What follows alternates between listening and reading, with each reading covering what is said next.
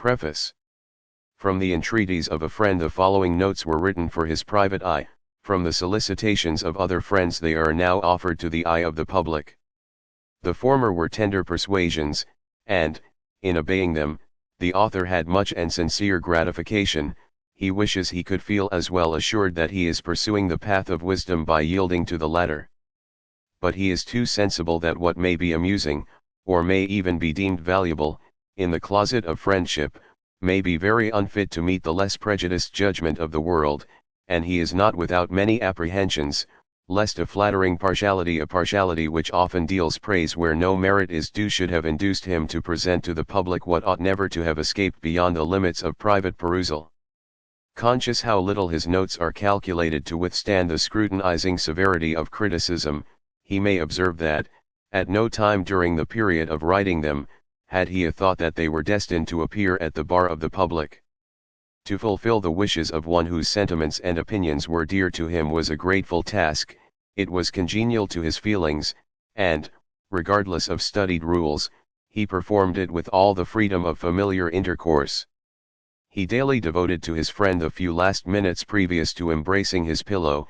It consequently happened that his remarks were frequently traced with a drowsy pen, or hurried over with a wearied and reluctant arm, but, from adopting this habit, the busy occupation of the day suffered no interruption.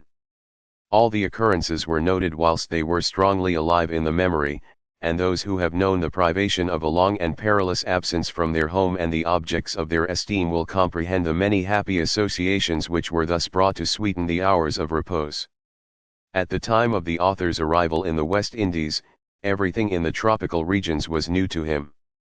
His desire to obtain information was ardent, and, without waiting to digest his remarks into a systematic train to stamp them with the importance of method or to improve them by more mature observation, he endeavored to convey to his friend a correct and faithful representation of the feelings impressed upon his mind by the novel scenes around him, whilst he was yet a stranger, and before habit and familiarity had weakened their effect. He fears that the frequent repetitions necessary to this mode of communication will be found to be more tedious, and, in some instances, even more multiplied than a thrice told tale, but he saw no way of avoiding them without altering the whole plan of the work, and depriving it of the only merit which he feels it has any title to claim, viz., that of giving the occurrences precisely as they passed before the eye. He was not engaged in a deliberate voyage of discovery, nor did the busy and anxious duties of his appointment allow him time to devote to pursuits of minute investigation.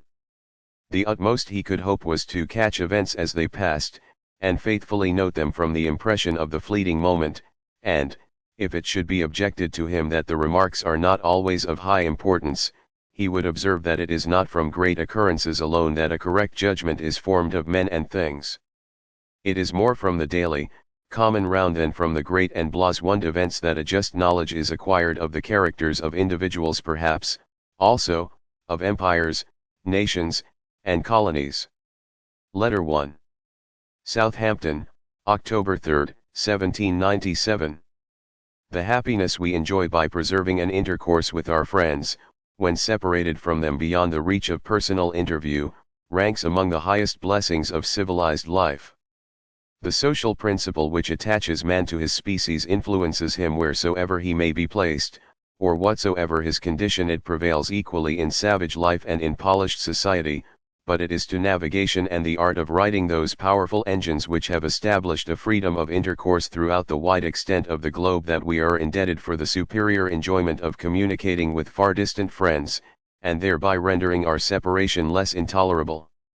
Yet will you, my friend, I fear, too soon discover how much you have sacrificed your judgment to your friendship in so strenuously requiring frequent communications from me during my absence from England. In the correspondence your kindness has exacted, you will have to encounter a task, while all the advantages of amusement and instruction will be mine, but you have brought it upon yourself, and must therefore be content to see me your debtor, assured of my regret that the benefit to be derived cannot be reciprocal. Did I even possess all the glowing and happy talents necessary to descriptive narration, The busy employment of my time and the unsettled state of my mind amid the perpetual hurry and uncertainty of military movements must prevent me from observing and still more from relating what may pass before me with the accuracy you might expect, or I could desire. Indeed, were genius mine, and all the acute and penetrating powers fitted for the task, still, from being unable to mature my remarks by the recurrent eye of a continued residence, all I could offer you would necessarily be superficial and undigested. You will perceive, therefore, that under all circumstances yours cannot fail to be a trial of patience, for you can only expect the perusal of hasty notes, hastily collected, by an observer whose time must be devoted to the duties of his appointment, and whose movements and pauses must be regulated by those exigencies of the army which more immediately and imperiously demand his attention. But it were needless to enter into a detail of the allowances you will have to make. You already know them, hence, as apologies are irksome to you, I forego all further comment, and, meeting you as you desire, proceed to my subject. You command me, and, as the soft dictates of friendship usually pulsate upon my heart with an influence too grateful to be disregarded, my pen obeys. The journey. The adventures of a stagecoach are sometimes amusing, but it happened that my journey hither was peculiarly devoid of incident, being merely a dark nocturnal ride, which passed on without anything to divert or to interest. According to my usual habit, I felt no disposition to sleep, but, wrapped in pensive stillness, I sat undisturbed and let my cogitative faculties have their way.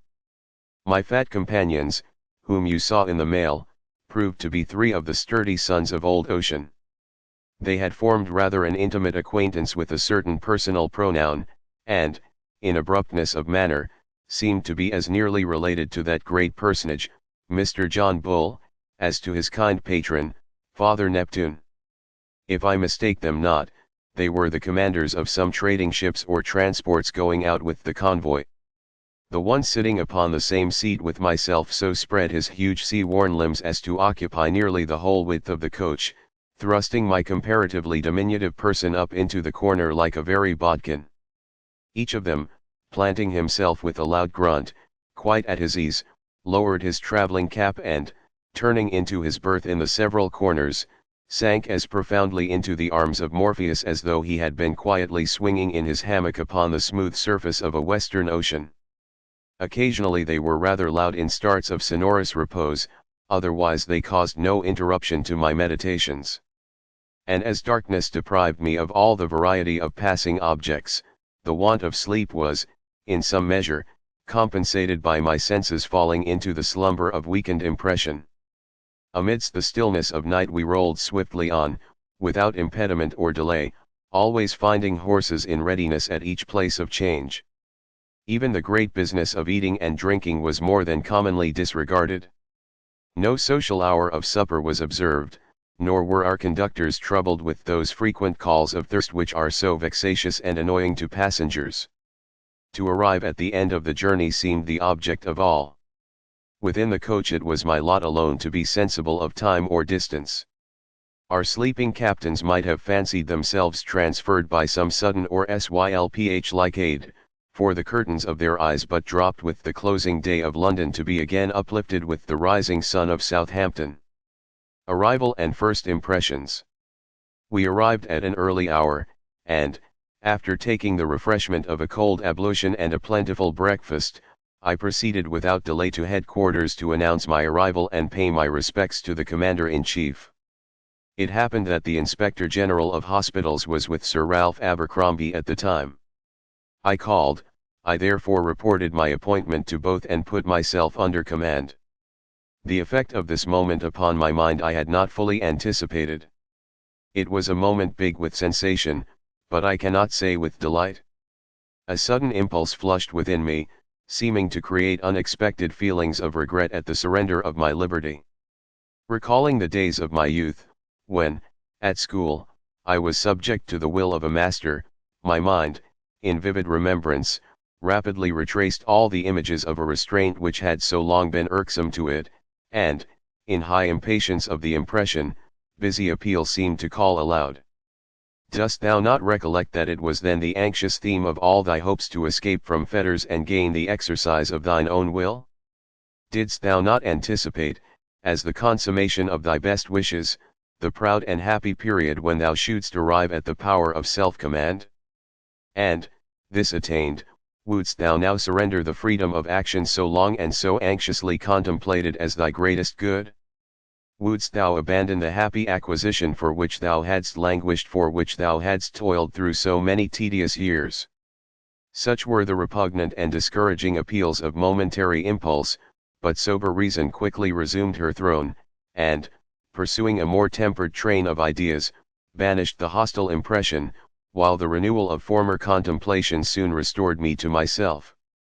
From the quarters of the Commander-in-Chief, I accompanied the Inspector General to visit the sick, and, in professional pursuit, forgot the wayward feelings of a discordant moment. The hospital. This walk afforded me the opportunity of taking an early view of the military hospital, and I have great pleasure in remarking to you that it does much credit to the doctor's judgment and industry. Placed in the direction of the medical department, his exertions have demonstrated how essential it is to commit that important appointment to an officer whose experience qualifies him for all the various duties it demands. By a well-devised arrangement, forwarded by a zealous and laudable industry, he has caused a large old building late a sugar house to be converted into a commodious and well-aired hospital, where the unfortunate sick are comfortably placed, duly attended, and conveniently as well as liberally accommodated with all that their afflicted situation demands. Social calls and evening. After my visit at the hospital, I spent the remainder of the morning in perambulating the town and its environs, and in making various calls upon my friends and acquaintances. At the hour of dinner I found myself en famille with Colonel M., whose lady is among the unhappy inconsolables whom this sad expedition is about to separate from their lords. In the afternoon I joined several of my professional comrades at the Inspector General's, and, to complete the round of a busy day, accompanied a party in the evening to the public rooms. The night I consign to you, for, as my pen traces the hour, the clock strikes 12. Letter 2. Southampton, October 5, 1795. Were you a stranger to Southampton, I might offer you many full pages upon its delightful situation, and the many charms of its environs, for it cannot be disputed that this town and neighborhood afford more of pleasing scenery, convenience, and accommodation, than most other spots in England. Within the town, the sick and the feeble have the benefit of sea bathing, the well and the dissipated the amusements of a playhouse, public rooms, card playing, and assemblies. Without it, all may find recreation the various promenades, either for walking, riding, rowing, or sailing, being such as to invite and to gratify even the most fastidious. Pleasant walks, delightful water excursions, and the finest forest rides abound on every quarter, offering all the variety of open country, enclosed fields, sea and river views, and woodland scenery. Nor are the more common and striking lions of the neighborhood less abundant, there being, within reach, a multitude of towns, places, and objects which usually attract the attention of strangers, such as Portsmouth and its dockyard, Gosport and its hospital, the Isle of Wight, the Fleet at Spithead, Winchester, Lymington, Lyndhurst, Netley Abbey, etc. etc. In short, Southampton would seem to be one of the few places equally calculated for the invalid, the idle, and the gay, for each may find the pursuit fitted for his habits and inclinations. Without the too common excess of dissipation, this place offers every recreation and amusement that a rational mind can desire, and, in the happy combination of its rural scenery, it presents all the first requisites of a summer retirement.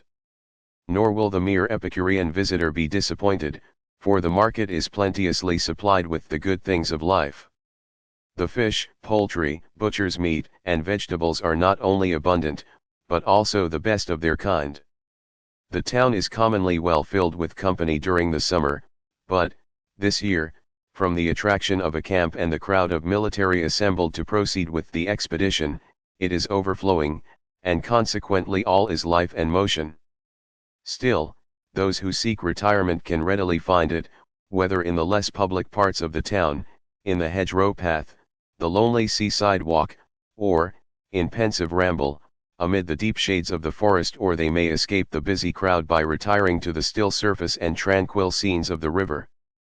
The town itself bears every appearance of neatness and comfort, and the many handsome villas near it not only improve the surrounding scenery, but also impose a general air of wealth and opulence. As you know my habit of visiting what are called the lions of a place as soon as possible after my arrival, you will conclude that I have not neglected the encampment near Southampton, and, in this, you will judge correctly, for, verily, I have not been unmindful of it.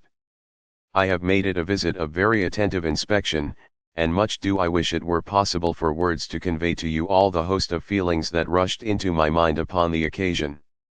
A whole volume of mixed sensations crowded my bosom, and I scarcely knew which was predominant.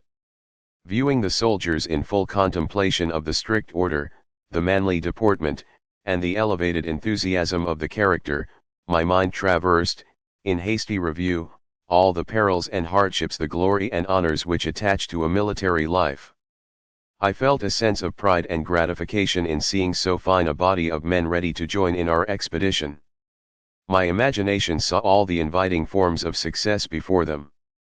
I observed them in battle on the opposite side of the Atlantic, felt honored in their bravery, hailed them victorious, and, crowned with the laurels they had won, reconduct them, in safety, to their home and their friends. Yet the bright picture was not without its shades. Restless fancy went on to busy herself in gloomy comparisons, in painful contrasts, and afflicting reverses. Viewing the brilliancy and comfort of a domestic camp in the peaceful fields of England, she called up ideas of a confused and tumultuous encampment upon the enemy's soil, threatened by a daring foe, routed by bloodthirsty cohorts, or stormed by a horde of merciless brigands. Next appeared the dire confusion of battle, the distress of defeat, and the dread effects of panic, with all the horrid scene of bleeding wounds, dying groans, and mangled bodies, and still worse than these were pictured the fatal ills of climate, yellow fever opening her all-devouring jaws, and exposing a contrast yet more afflictive than all the perils of battle or defeat. Although, in my mind, the more happy face of the picture maintained its impression, I am sorry to believe that the general sensation of the country is in sympathy with the opposite. A degree of horror seems to have overspread the nation from the late destructive effects of the yellow fever, or, what the multitude denominates, the West India plague. So much so, that a sense of terror attaches to the very name of the West Indies, many even considering it synonymous with the grave, and, perhaps, it were not too much to say that all who have friends in the expedition apprehend more from disease than from the sword. Such discouraging sentiments, I am sorry to find, have not been concealed from the troops. The fearful farewell of desponding friends is every day and hour heedlessly or artfully sounded in their ears. People walking about the camp, attending at a review or a parade, or merely seeing parties of soldiers in the streets, are heard to exclaim, "Ah, poor fellows, you are going to your last home. What pity such brave men should go to that West India grave, to that hateful climate, to be killed by the plague. Poor fellows, goodbye, farewell. We shall never see you again." With such accents are the ears of the soldiers incessantly saluted, and the hopeless predictions are loudly echoed, for the worst of purposes, by the designing, whose turbulent spirits would feast in exciting discontent among the troops. But strongly as I would condemn every attempt or insinuation calculated to create even the feeblest ray of terror in the breasts of the soldiers, yet I cannot but be sensible that it is a service of imminent danger, and, while I look at these men with high admiration of their intrepid character, the recollection of the prevailing sentiment steals upon me, and my bosom heaves a silent pang in the consciousness that a great majority of them will never return. Still, I would hope that every soldier is governed by the same individual feelings as myself, and that each is fully impressed with the belief that it will be his lot to escape. With the greatest truth I may aver that, notwithstanding all the depressing rumors of the moment, and the trembling alarms of friends and relatives, I do not feel the slightest personal apprehension, either with respect to climate or disease. What shall prove to be my fate, amid all the chances of service, it were idle to conjecture, but I shall embark with the confident assurance of returning to my friends and to old England. It is the duty of soldiers to serve wheresoever their country requires, and hence the attempts to inspire them with dread of climate are not less cruel than mischievous. Designed to injure the country, they operate by distressing the feelings of the individual whose noble mind knows no fear of death from other cause, but, if he falls without a murmur, glorying in having devoted himself to his country, and calmly resigning himself to the fate of war. It does not appear that the expedition is so immediately upon the eve of sailing as is generally imagined. The whole of the troops are not yet assembled, nor are all the transports in readiness. Finding this the case, I have obtained leave of absence for a week, and have the prospect of seeing you again before my departure. Repeating my visit at the Inspector General's, I have learned, with some surprise, that my name is not upon the return of the hospital staff of this armament, and I begin to fear that my being ordered to Southampton has been the offspring of error. 2 other staff physicians are in the same predicament, and it is even probable that, like many of the more idle visitors, we have only made a trip to see the camp and go back again. It is not unlikely that we may find our names upon the St. Domingo staff, instead of the staff of the Leeward Islands, in which case we may expect to make a journey to Cork, to join the expedition about to sail from Ireland. This would be a disappointment to me beyond the mere inconvenience of again moving my person and baggage, for, in the Leeward Island Division, I have acquaintances whom I had hoped to find my comrades on service, while, with the St. Domingo staff, there are very few persons to whom I am known. But I am prepared for all the uncertainties and disappointments I may have to encounter, considering the duties of my appointment as the great object of attention. I shall make it my study to remove whatever difficulties may occur by subduing them. Except in what regards individual connections, there is, perhaps, no question of choice between the 2 divisions of the armament, the service, so far as it respects our department, being essentially the same in one part of the West Indies as in another, and, if I should be ordered to Cork, I hope I have philosophy enough to soothe the disappointment by regarding the journey through Wales and Ireland, 2 countries I have long desired to visit, as, in some degree, a compensation. In my present pursuit I feel the necessity of establishing it as a principle to view occurrences in their best light, and, instead of repining that more cannot be obtained, to seek comfort from what falls in my path. Were we to adopt this as a leading maxim in all situations, it is more than possible that we might often have happy hours where we know only those of misery, for such a principle, applied with wisdom, would tend very much to blunt the sharp thorns of life. As if the evils of the world were not enough severe, we too commonly attach ourselves to the unhappy face of events, brood over fancied sorrows, and eagerly multiply our disappointments, wholly overlooking the more favorable features from which peace, harmony, and comfort might derive. Yet some there are, of men I think the worst. Poor imps! Unhappy if they can't be cursed. Forever brooding over misery's eggs. This gloomy tendency forms a remarkable characteristic between the people of England and those of France, for, while an Englishman, in afflictive contemplation, dwells on misfortune even to suicide, a Frenchman, let the affairs of the moment be never so adverse, always finds wherewithal to attach his better hopes, and surely, when any occurrence proves less happy than we had anticipated, it is wise policy rather to extract from it all the good we can, than to give ourselves wholly to the sadness of disappointment because it fulfills not our every wish. It has been said that the French know how to play the game of happiness better than the English. It may be so. But still, the principle may be carried to excess. Where it is the effect of a manly fortitude, and supports us against injury, misfortune, and disappointment, it is both amiable and virtuous, and may be dignified with the title of philosophy. But when it proceeds from frivolity or depravity, when it is connected with vice and dissipation, it becomes unworthy.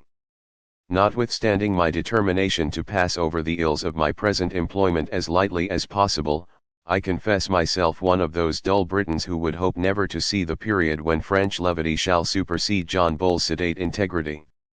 If a Frenchman dissipates the passing moment with greater mirth, still there is something in the more solid attachment and blunt honesty of an Englishman that more engages our esteem. As a stranger, or traveler, I look not for friendship or confidence, and have always hailed that urbanity and ease of manner which make the moment pleasant, or have been in good humor with that smooth and extended politeness which means nothing at all. But when residing among Englishmen, my countrymen, whom I regard as the relatives of one great family, I have always seemed to expect a degree of stability and sincerity which it were idle to look for in the mere traveller's hour. The plodding pursuits and sober attachments of the English possess not sufficient gout for the appetite of a Frenchman, whose life may be said to constitute one continued system of intrigue. In all his occupations he requires the high seasoning of variety. In whatever his pursuit, intrigue is always the condiment. From the conduct commonly pursued, it would seem a leading feature in the French character not to attach himself seriously or permanently to anything, but to avail himself of all passing circumstances. In this way he travels the great journey of life with less care and sorrow than the more sedate of other nations. I am aware you will plead very broad exceptions to this as a general character, and I readily admit them, for I have seen Frenchmen under misfortune whose patient submission has exhibited all the manly firmness of true dignity and philosophy. But I am wandering from my subject. Abruptly, therefore, good night. Letter 3. London, October 9, 1795. I had hoped that you would have received my last letter before you left town, and, in the flattering expectation of seeing you again before my departure from England, I hastened to your home immediately upon my arrival in London, when I was extremely disappointed to find that you were gone, and that I cannot have the gratification of personally telling you that my journey to Southampton proves to have been only a visit to the camp. Finding that we were not appointed to the Leeward Island Division, Dr. Master and myself returned to town, and, as we suspected, found our names upon the list of the St. Domingo staff. We are now directed to proceed in the Ulysses, armed transport, to Cork, to join the expedition under Major General White. But as this ship is now in the Thames, and is to touch at Spithead on her way, it will give us a few days to prepare our baggage, and instead of going round with her by sea, we can put our things on board, and meet the vessel at Portsmouth. I shall thus gain a few pleasant hours among my friends, which I had not anticipated, and shall have time to provide myself with such necessaries as I may require, both for the voyage and the climate. Most of the few things which I had been able to hurry together during the short moment allowed, previous to my journey to Southampton, are already rendered useless to me, in consequence of a subsequent arrangement requiring the officers of the hospital staff to appear in a certain prescribed uniform. How will you smile to fancy your friend who hath so long clothed himself in sable like a very lobster, changed all at once to a gay scarlet, fringed and embroidered with gold. Come and see him, and be assured that, whether he be gay or sad, his coat bright or black, he is always, faithfully yours. Letter 4. Southampton, October 19. Southampton again? Yes, be not surprised. You perceive that I am early initiated into all the sudden and uncertain movements of a military life. We came to this place en route to Portsmouth and Spithead, where we were to join the Ulysses on her way from the River Thames to Cove Harbour, and we now have the singular comfort of being told that the destination of this ship is changed, and that she is not to go round to Cork, but to proceed forthwith to the West Indies, in company with the Leeward Island Division. Should this information prove to be correct, or should the ship not very soon reach Spithead, Master and myself may be ordered to Cork in some other vessel before she arrives, and, in this case, we should have the mortification of being compelled to proceed to St. Domingo without our baggage, which was put on board in the Thames.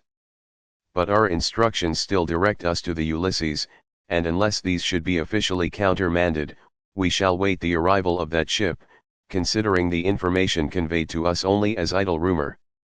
Everything here is pressing forward with all possible dispatch, but to get such an immense expedition to sea is a work of infinitely greater magnitude than those who do not think of the details can be aware of. Probably it may yet be some weeks before the fleet can sail, notwithstanding all the activity and exertions used to hasten it. Should we be long detained, I shall be mortified that we could not remain at Southampton, which, in addition to the many advantages of its situation, is now in high season, and as pleasant as Portsmouth is reputed to be disagreeable. You will admit that I avail myself of the present moment, and neglect not the passing occasion, when I tell you that since my return hither on the 16th instant, I have made visits to the environs of the town, ridden through the forest and to the camp, passed 2 evenings at the theatre, and 1 at the public rooms. I am sorry to remark, contrary to the good order of Southampton, that each of the 2 nights when I happened to visit the theatre, the tranquillity of the audience was disturbed, the performance interrupted, and the whole house brought into a scene of riotous confusion. The first time, it arose from some idle etiquette, which I could not exactly comprehend, respecting one of the actresses coming forward to announce her own benefit, and it did not subside until, with great reluctance, and after much delay, she submissively made her appearance.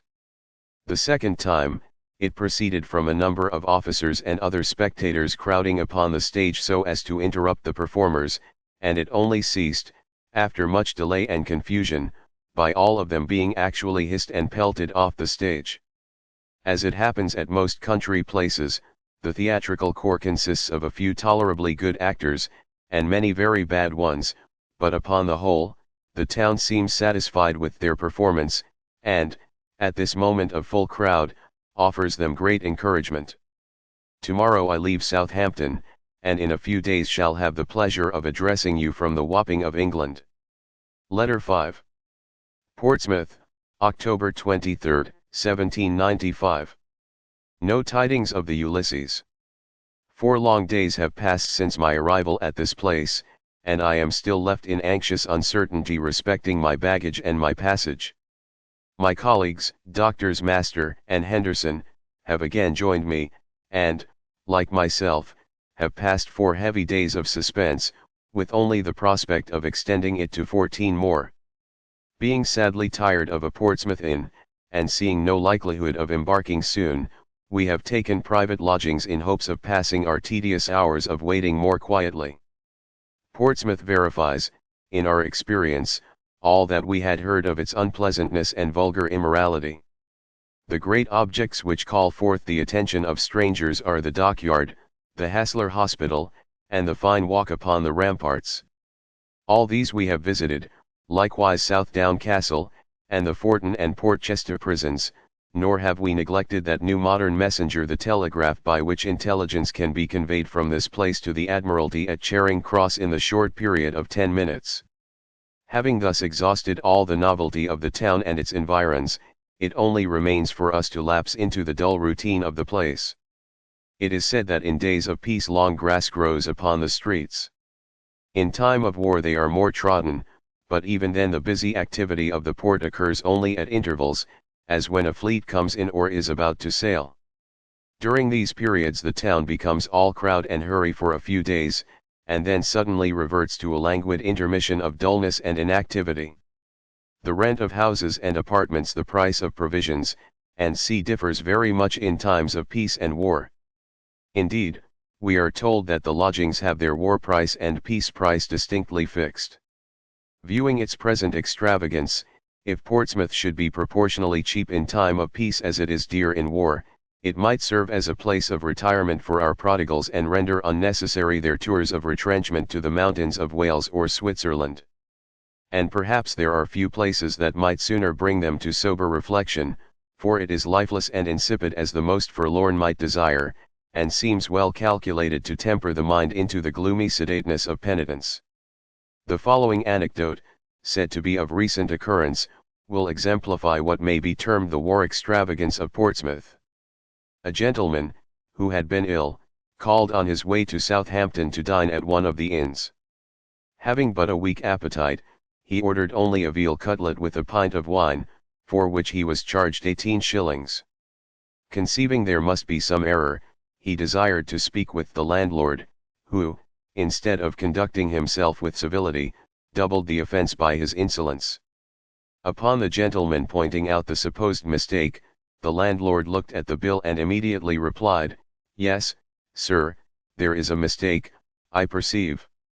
He then took the account into the bar, as the gentleman expected, to make the necessary deductions, but, to his surprise, the waiter quickly returned with it increased from 18 to 19 shillings. The gentleman, enraged both at the imposition and the manner of it, again called for the landlord and informed him that, if he still insisted on his enormous charge, he would publish it in the newspapers and set such a mark on his house as should make it notorious throughout London and the country. The impertinent host, persisting in his demand, drily replied, "And when you have made it so well known, sir, will you be so good as to add, and be the house to let?" There was no contending with such insolence. The man had made his fortune, and it was in vain to attempt teaching him civility or common honesty. The gentleman therefore paid the bill and left the house, lamenting that his only remedy was to avoid it in future.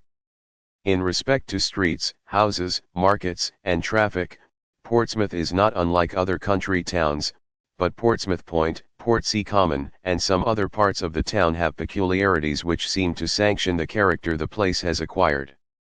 In some quarters it is not only filthy and crowded, but crowded with a class of low and abandoned beings who seem to have declared open war against every habit of common decency and decorum.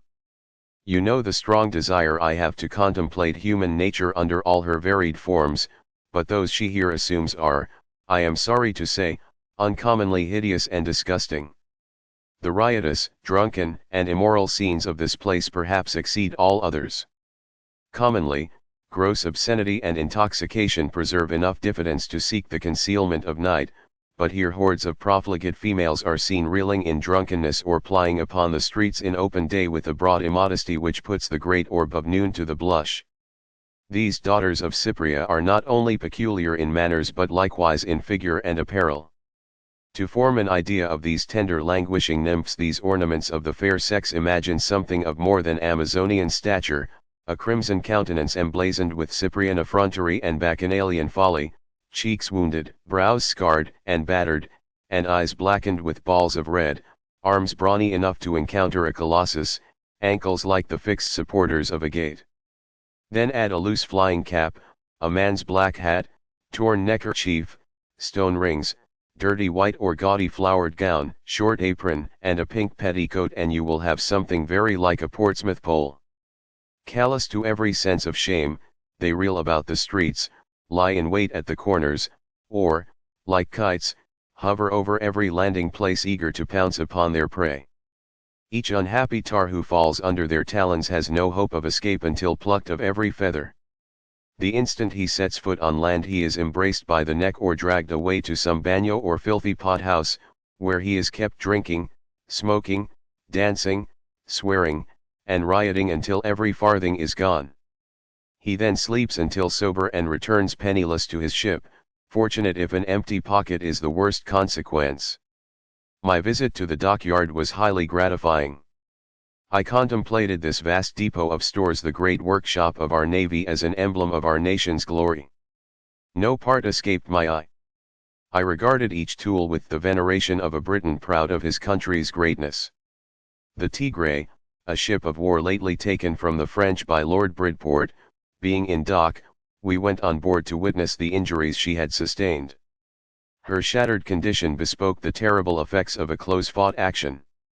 Yet we were told that what she suffered was trivial compared to what is seen in many vessels after battle. While examining the wounds of the Tigre, my mind recalled the noble retreat made by our gallant Admiral Cornwallis, which I have always thought did him high credit. Conducted as it was, it had all the merit of a great victory. To defend an inferior fleet against such unequal force and to bring every ship safe into port argues intrepid deliberation and steady valor, such as belong only to a great commander.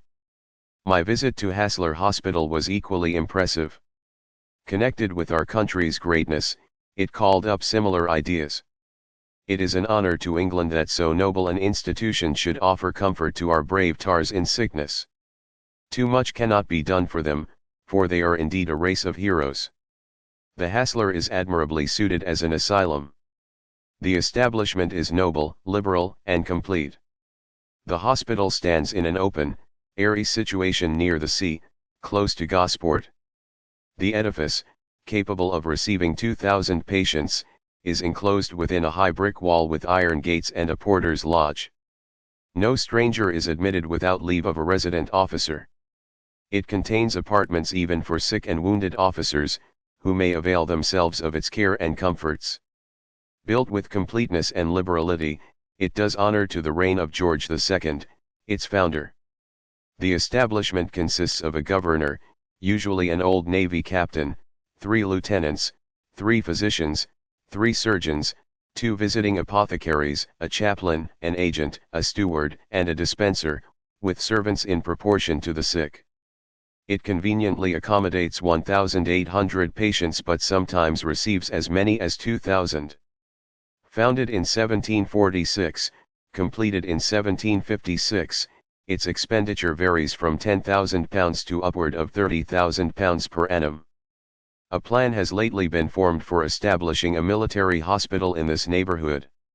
May it prove equally useful to our army as the Hassler to our navy. Dr. Lind, senior physician at the Hassler, kindly offered his services as our guide. Few men could be found so well suited to his situation. He communicated much useful information respecting the internal economy of hospitals, from which we collected many hints for future service. Letter 6. Portsmouth, October 28, 1795. Still at Portsmouth, and the Ulysses not yet come round from the Thames. Henderson and myself have received orders not to wait longer, but to repair immediately on board the Bridgewater transport, and proceed to Cork. Of this vessel we do not hear the most happy report. She is very old, and we cannot fancy her so safe as the Ulysses. We likewise hear that she is already much crowded with passengers, and that we have no prospect of obtaining even a tolerable berth on board.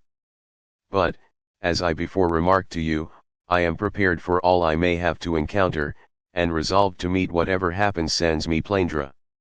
Master has not received instructions to accompany us, and we lament the prospect of being so soon deprived of his society.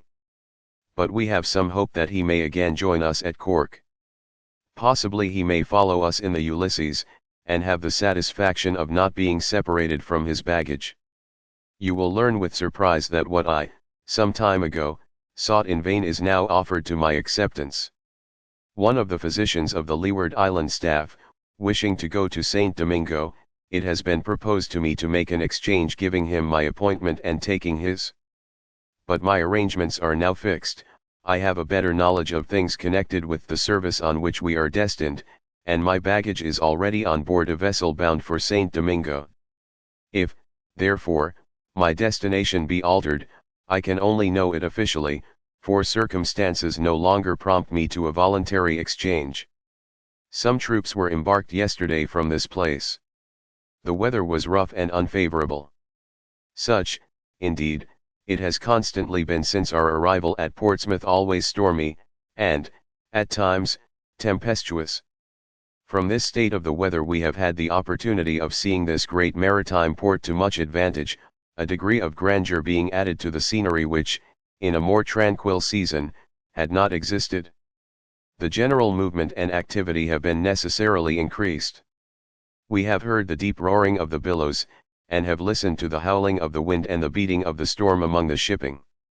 The troubled waves have dashed, in heavy seas, upon the land, or broken with violence against the rampart walls. Boats and ships have been set adrift, others driven from their anchors and cast ashore, and that degree of the terrific, necessary to the sublime, has prevailed. But sublime and grand as it may have appeared, you will believe that, as we are so soon to be placed at the mercy of the restless and turbulent waters, the ideas excited by the scenery have not been of the most happy nature. A sort of relief to the dull round of Portsmouth has lately presented itself in a company of equestrians, who have opened a circus, or theatre for horsemanship, in the hope of amusing the public at more of profit than the bare support of the riders and their horses. But, in this expectation, it seems probable they may be disappointed, especially if their visit should be at all protracted. To have disregarded this only amusement of the place would have been a great neglect, but a single visit has exhausted all our curiosity. Of the spectators, no small proportion consisted of sailors, drunk or sober, and the lovely Cyprians I have before described to you. The low buffoonery of the clown, you may believe, was suited to his audience, and certainly it was as coarse and vulgar as even Portsmouth might desire. Perhaps I might say that the best part of the entertainment proceeded from a jolly tar who, in a fit of mirth, let himself down from the gallery to snatch off the fool's cap which he put upon his own head, and, usurping the place and character of the clown, desired him to budge, for he was too great a fool to keep the deck. This introduced a very ludicrous scene between Jack and the clown. The clown met the adventure as mere sailor's fun, bore it patiently, and, in his own way, endeavored to turn it to the amusement of the audience, while Jack made many hits of humor and drollery and seemed not altogether unworthy of the cap. For some time they maintained a very ridiculous and grotesque contest who should wear it, Jack repelling the rough wit and sarcasm of the clown with considerable effect. But at length the latter, observing that two fools were too much for so genteel an audience, abruptly seized the cap from the head of the merry tar, and poor Jack, thus deprived of necromantic influence, reeled off the stage a mere drunken sailor, stammering, by way of apology, "D.D. dammy, ladies and gentlemen, beg your pardon. D.B. obliged to strike, for others the B.B. bigger fool." Since leaving the Fountain Inn I have lodged at the house of a widow, who proves to be a very strict disciple of the zealous and bigoted Whitfield. This poor woman has several children, who are brought up in all the scrupulous tenets of their sect, and, it being part of the system to seek proselytes, I am, sometimes, in my occasional conferences, betrayed into theological discussions with my puritanical hostess. Most commonly they turn upon the hallowed doctrine of predestination, when the scriptures are turned and twisted and tortured, and construed and misconstrued in a variety of ways, and in all the trite language and ready quotation of the sect, to exemplify the certitude of this great and universal principle, which, to minds less biased, would only seem to plead an excuse for all the bad passions of man, while it impeached the justice of a benevolent, all-wise, and all-merciful ruler. But as I always hold religion sacred, and venerate true devotion under all the various forms assumed by every class of its votaries, however misled with regard to particular tenets, I so far subscribe to the merit of the widow's arguments as to quit the topic in perfect harmony, although less impressed with the great truths she so fervently urges than her zeal for the good cause would lead her to wish. I feel, however, the satisfaction of having obtained this poor woman's esteem and gratitude, although by a circumstance less spiritual than religious, indeed wholly temporal, for it regards simply the body's support. Finding that she was often at a loss to contrive a convenient and economical dinner for her little brood, I hinted to her the great utility of rice. In reply she remarked that she often made them rice puddings, but that they were very expensive, and required much time and trouble in preparing. She did not seem to have any idea that rice, simply boiled, could be eaten, or that it could be regarded as food without the admixture of eggs, sugar, milk, and spices, and when I assured her that plain rice, merely put into a bag and boiled, made a very wholesome and nourishing diet, she smiled and expressed strong doubts of the fact. Therefore, in order to convince her, I desired that she would procure some rice that day for the children's dinner and let me instruct her how to prepare it. She did so with a sort of reluctance, believing it could not be good, not eatable. I repeated my assurances that she would find it an important article of diet, adding that it was predestined for her children to use it as a principal part of their food. This was a close specimen of her own logic and a little staggered her, but she could not tell by anticipation what was predestined. Whatever was would come to pass. This, she believed, never could. She knew not what was to be, but, like the most zealous of the sect, reserved herself to judge the case of preordination by the event. At dinner time the rice appeared, and fortunately it was well boiled. I desired them to mix with it some moist sugar and a small piece of butter, and, giving some of it to the children, begged of the mother to leave it to them to decide whether the predestination I had foretold was not about to be fulfilled. They ate up eagerly what was given them and asked for more. The poor woman likewise partook of it herself, and, to her great surprise, found it not only a good and wholesome food, but very palatable. A scene of joy and happiness succeeded, which I witnessed with the most heartfelt satisfaction, and I could not but take to myself the merit of having done a good action, although it was but the humble one of prescribing a pudding to a poor widow and her tender babes. The dear little ones clapped their hands and in lisping accents told their joy, while the thankful parent relieved a heart loaded with gratitude by expressing a multitude of acknowledgments and praying heaven forever to bless me. "Now," said she, "I can never be at a loss for a pleasant or a plentiful meal for my poor children." And on my putting to her the question regarding my prediction, she replied that she was not only fully convinced of the truth of it, but that she further believed it had been predestined by the Almighty that I should be sent to lodge in her house to instruct her how to provide for her infants a fit and palatable food which at all times she might be able to procure. She devoutly offered thanks to heaven for this happy event, which, she declared, brought to herself and children a degree of comfort and plenty she had not dared to expect. If I at all know your heart, my friend, however trivial it shall seem to some, this will not be regarded by you as merely an idle anecdote. You will envy me the blessing of the widow Butler and the smiles of her innocent babes. Letter 7. Portsmouth, October 31st, 1795. You, no doubt, expected that my next letter would be addressed to you from Cork, and will be surprised to find that I am still at Portsmouth, but this is among the numberless uncertainties of my present calling. Upon receiving our instructions to repair on board the Bridgewater, Dr. Henderson and myself took a boat and went off to Spithead, intending to join her, but, after sailing and rowing amidst the fleets there, and at St. Helens, through nearly the whole of the day, we, at last, returned without being able to find our ship. We hailed a great number of vessels with inquiries, but could obtain no accurate tidings of the Bridgewater. One had no knowledge of her whatever, another knew her, but could not tell where she lay, a third had never heard her name. Some had seen her but said she had shifted her berth, some thought she had dropped down to St. Helens, some believed she lay at the Mother Bank, and others understood that she had sailed. Amidst all these contradictory reports we could neither find the ship nor learn any certain intelligence respecting her.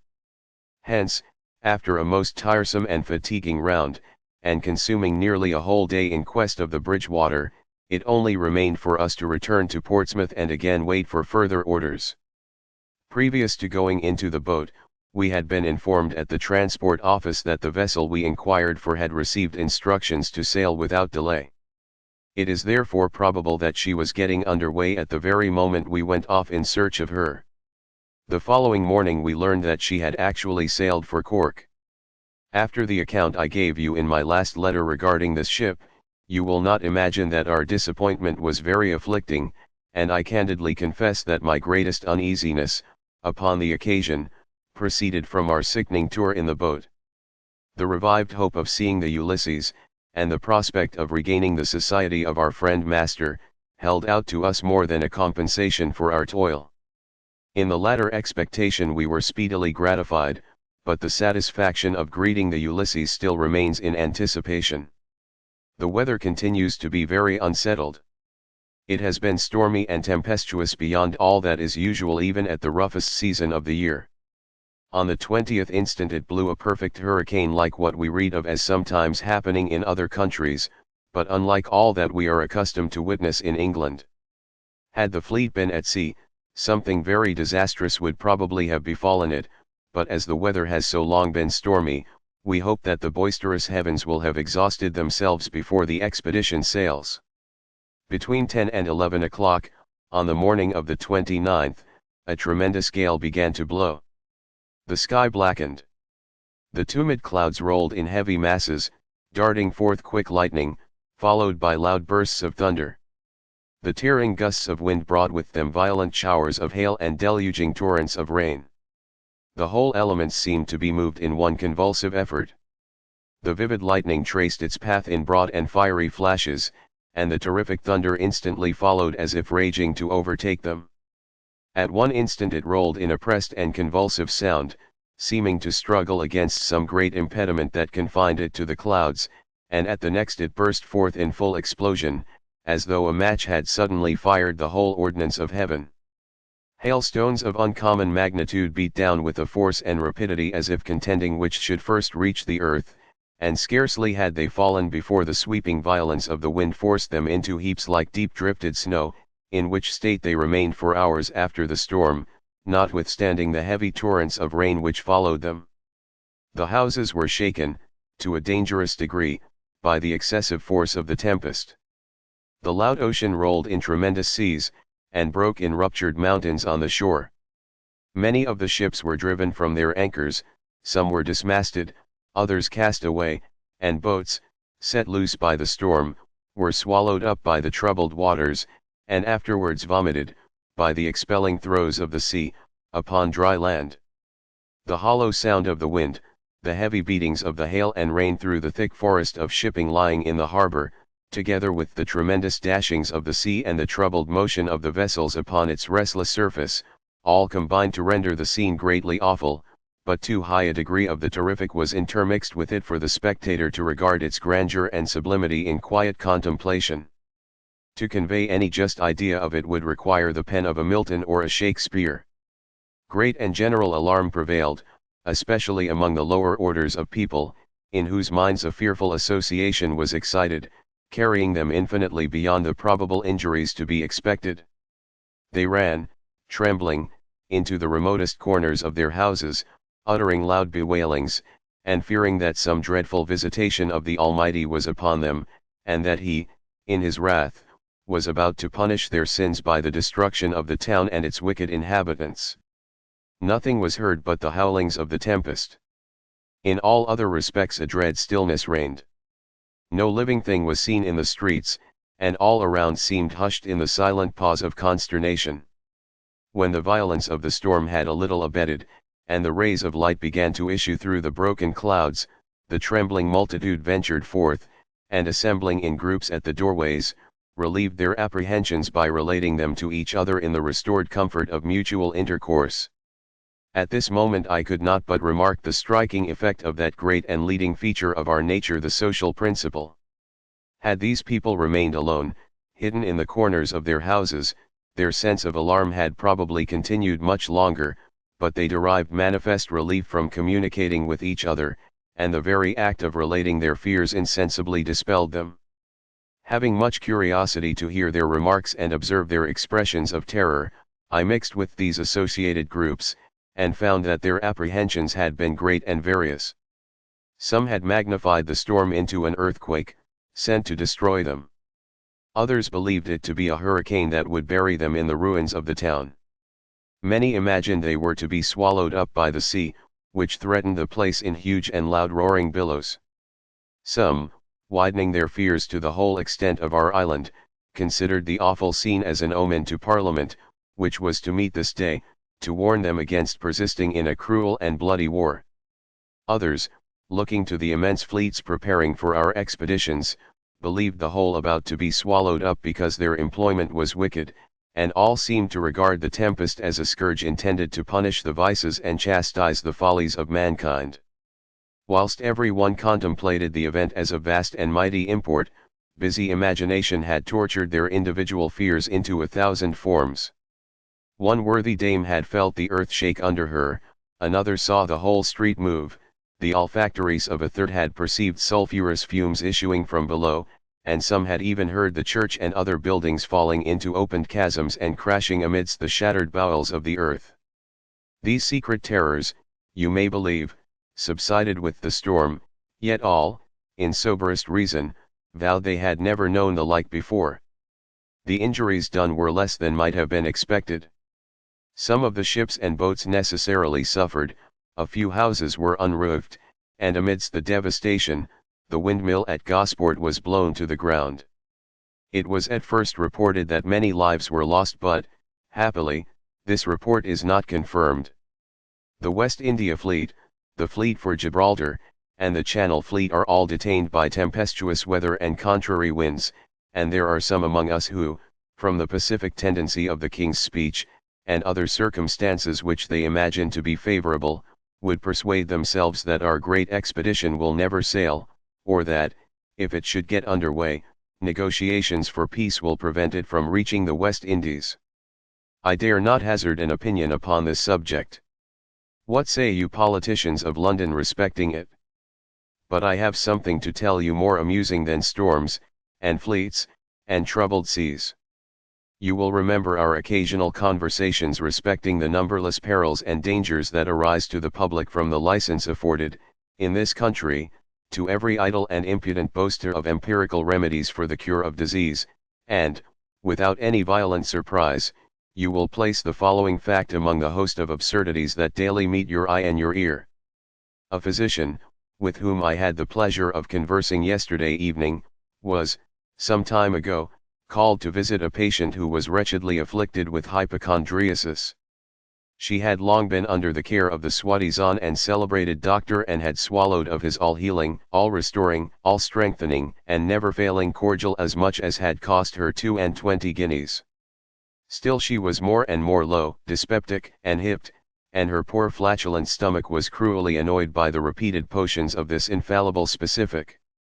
At length, after enduring the doctor and his remedy through a most tedious trial, and finding no relief, she grew impatient to know decidedly the nature of her malady, and, at one of her visits to the doctor, she pointedly importuned him to tell her the real and true name of her disease.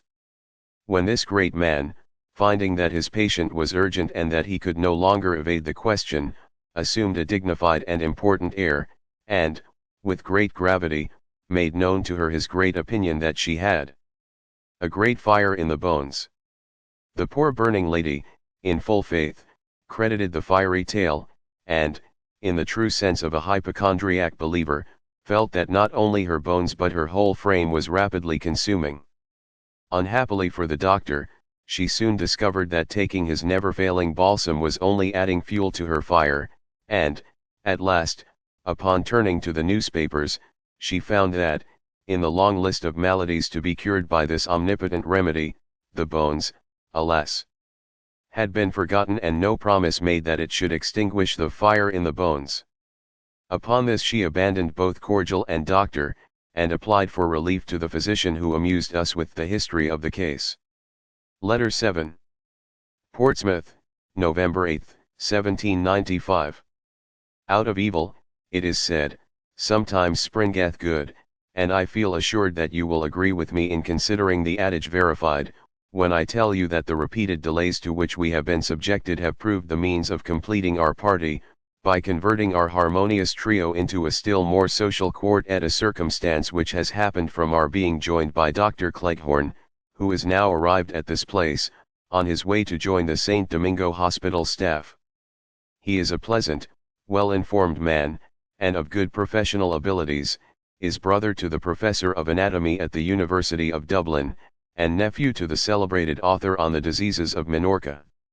His society is a great acquisition to us, and we are much gratified in having so agreeable an addition to our party. We now look, more anxiously than ever, to the arrival of the Ulysses, in the hope of being allowed to establish a pleasant mess for the voyage.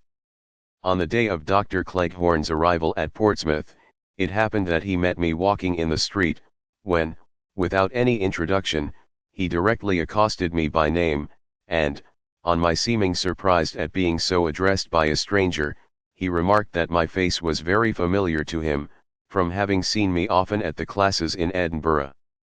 Upon a further éclaircissement, it proved that Meyer, Cleghorn, and myself were contemporaries though not acquainted at Edinburgh, and that we were all pupils at Guy's and St. Thomas's in London. We are now met again under circumstances calculated to create a durable intimacy, and we hope to remain associated until the calls of service shall require our unwilling separation. I have also the pleasure of finding myself further relieved from the dullness of Portsmouth by the society of my friend Mr. Nicol, who is just arrived here in order to proceed to the West Indies with the expedition, but on a much pleasanter service than ourselves, viz. that of taking possession of some estates lately left him as a legacy, in the island of St. Vincent, and from which he has the prospect of obtaining an income of several thousands per annum. With our newly arrived friends, we have repeated our visits to the dockyard, the Hassler Hospital, and the Fortin prison. The wounded and shattered Tigray again arrested our attention. We also went on board the Bellerophon, and an immense ship now building, which is intended to carry upwards of 100 guns. At the prison we met with a striking example of the numerous and sudden vicissitudes to which persons are liable who are exposed to the hazardous chances of war. Observing among the prisoners an officer who had lost his right arm, we were led to ask some questions respecting him, when we learned that he was the very lieutenant who took possession of our ship of war, the Alexander, at the time she fell into the hands of the French, and that he had afterwards been taken in one of the ships captured by Lord Bridport's fleet, and had lost his arm in the action. Thus the man who, but a short time ago, rejoiced in victory, is now humbled by defeat, and has the sad mortification of being confined a prisoner, with the loss of a most important limb, and the melancholy prospect of being a cripple throughout the remainder of his life. Letter 9. Spithead, November 12, 1795. Greetings from the Ulysses. Our suspense is, at length, relieved. The day after I last wrote to you, our long-looked-for Ulysses arrived with a fleet from the Downs, and yesterday Henderson, Master, Cleghorn, and myself took our berths on board, finding Masters and my baggage stowed in great safety. We left Portsmouth in a grand scene of hurry and confusion, in consequence of its being reported, on the arrival of the fleet from the Downs, that every ship belonging to the expedition was to sail without further delay, those of the Leeward Island Division for Barbados, and those of the St. Domingo Division for Cork. The transports with troops from Southampton, happening to drop down the river at the same time to rendezvous at the Mother Bank and Spithead, seemed to confirm the report, and suddenly all was converted into extreme hurry and activity.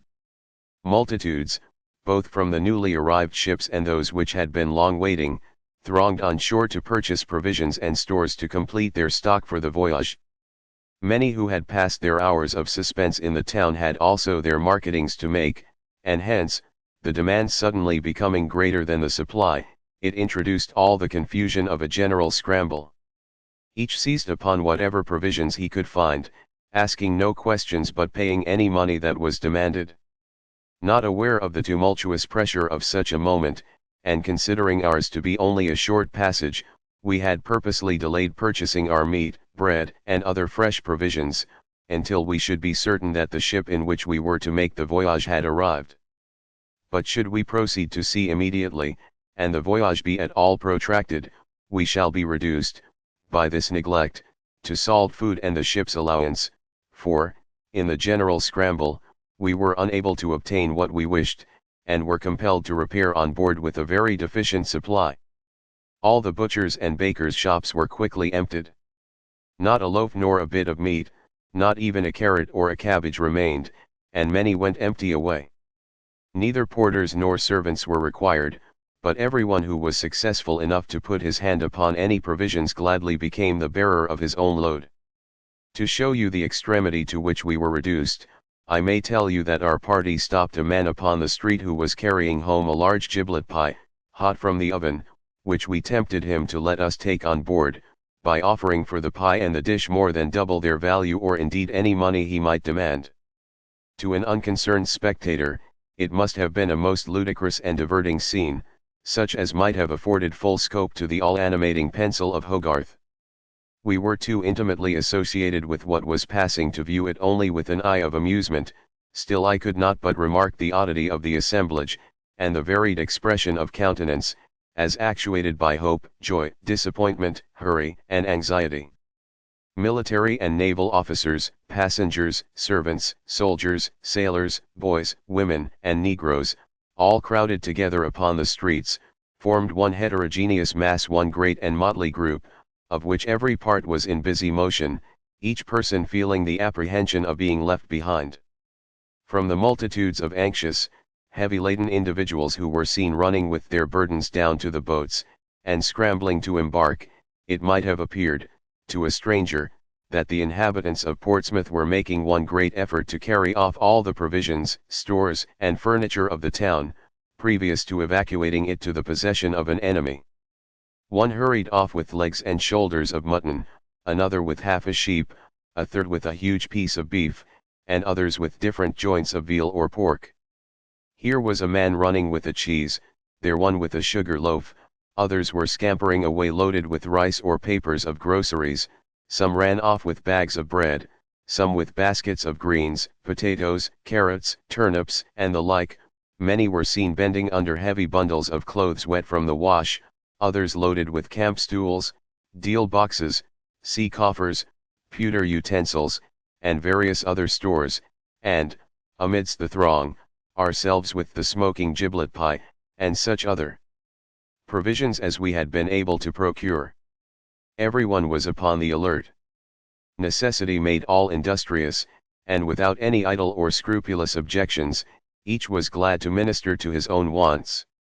Intermixed with the business of this anxious scene were many other circumstances which increased the general crowd and confusion of the picture: multitudes pressing into and overflowing the shops, people running against or tumbling over each other upon the streets, loud disputes and quarreling, the sadness of parting, greetings of friends unexpectedly met and as suddenly about to separate, sailors quitting their trolls, drunkards reeling, boatmen wrangling, boats overloaded or upset, the tide beating in heavy sprays upon the shore, persons running and hurrying in every direction for something new, or something forgotten, some cursing the boatmen for not pushing off with more speed, and others beseeching and imploring them to stop a minute longer.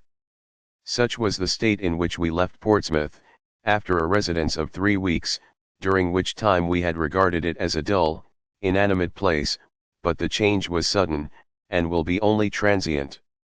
The hurry and tumult will vanish with the sailing of the fleet, and the town will relapse into its tranquil sameness until the recurrence of a similar occasion. Letter 10. HMS Ulysses, November 15, 1795. The long-expected day is at length arrived, when our proud fleet swells its lofty sails to seek the enemy. The loud signal of departure being given, all the ships of the Leeward Island Division weighed anchor this morning, and put to sea under a most favorable breeze. The Ulysses being left to wait the sailing of the convoy for Cork, we remained tranquil spectators, and had every opportunity of enjoying the scene, which was grand and splendid, and led me strongly to wish that you had been here to witness it with us. The day being fine, and the wind from a friendly quarter, the picture was beautiful, as it was grand and animated. On passing round, or, to use the sailor's term, on doubling the point of the Isle of Wight, all the ships seemed to fall into regular succession, forming a line of numberless extent, each elevating her sails into view, over the territory of the island, as though they were contending which should be longest seen, or, as if striving to rival the clouds in their travels through the skies, conscious that they, too, bore within them their thunder and their lightning. It was a pleasing spectacle to every beholder, and those who felt as Englishmen ought, derived from it sensations peculiarly grateful. To witness such a fleet full swelling from our little island into the broad ocean, to fight our battles in a far distant country, conveyed ideas of greatness and power, which were calculated to raise a just ambition in every British bosom. The ships of war and transports exceeded 200 sail. The immense ship, the Commerce de Marseilles, captured at Toulon, is at the head of the convoy, with the admiral, the commander-in-chief of the army, and nearly 1,000 troops on board. It is currently reported here that the whole of these, together with the Cork division, are to rendezvous at Barbados, and, making that the Grand Depot, proceed from thence to the attack of various colonies. For a long time past has this vast armament been expected in the West Indies, and during many tedious weeks has England almost daily looked for its departure, but to prepare and set afloat such a fleet and such an army is an undertaking of no trifling magnitude, and far more difficult in the execution than those superficial observers, who are ignorant of the service, are willing to imagine. If it meets with fair winds, and proceeds without disaster or unforeseen delay, it may yet arrive at a good season, and in time, perhaps, to effect all its intended operations. We were yesterday regaled with the loud treat of hearing the ship's cannon fired, while we were on board. Everything was cleared away, as if preparing for action, all the doors and windows were set open, and every precaution used to prevent injury or accident. We remained in the wardroom during the time of firing the guns in that part of the ship, and endeavored to be strictly attentive to the effect. It was not unlike a violent stroke of electricity, and for a moment, we felt stunned with the shock.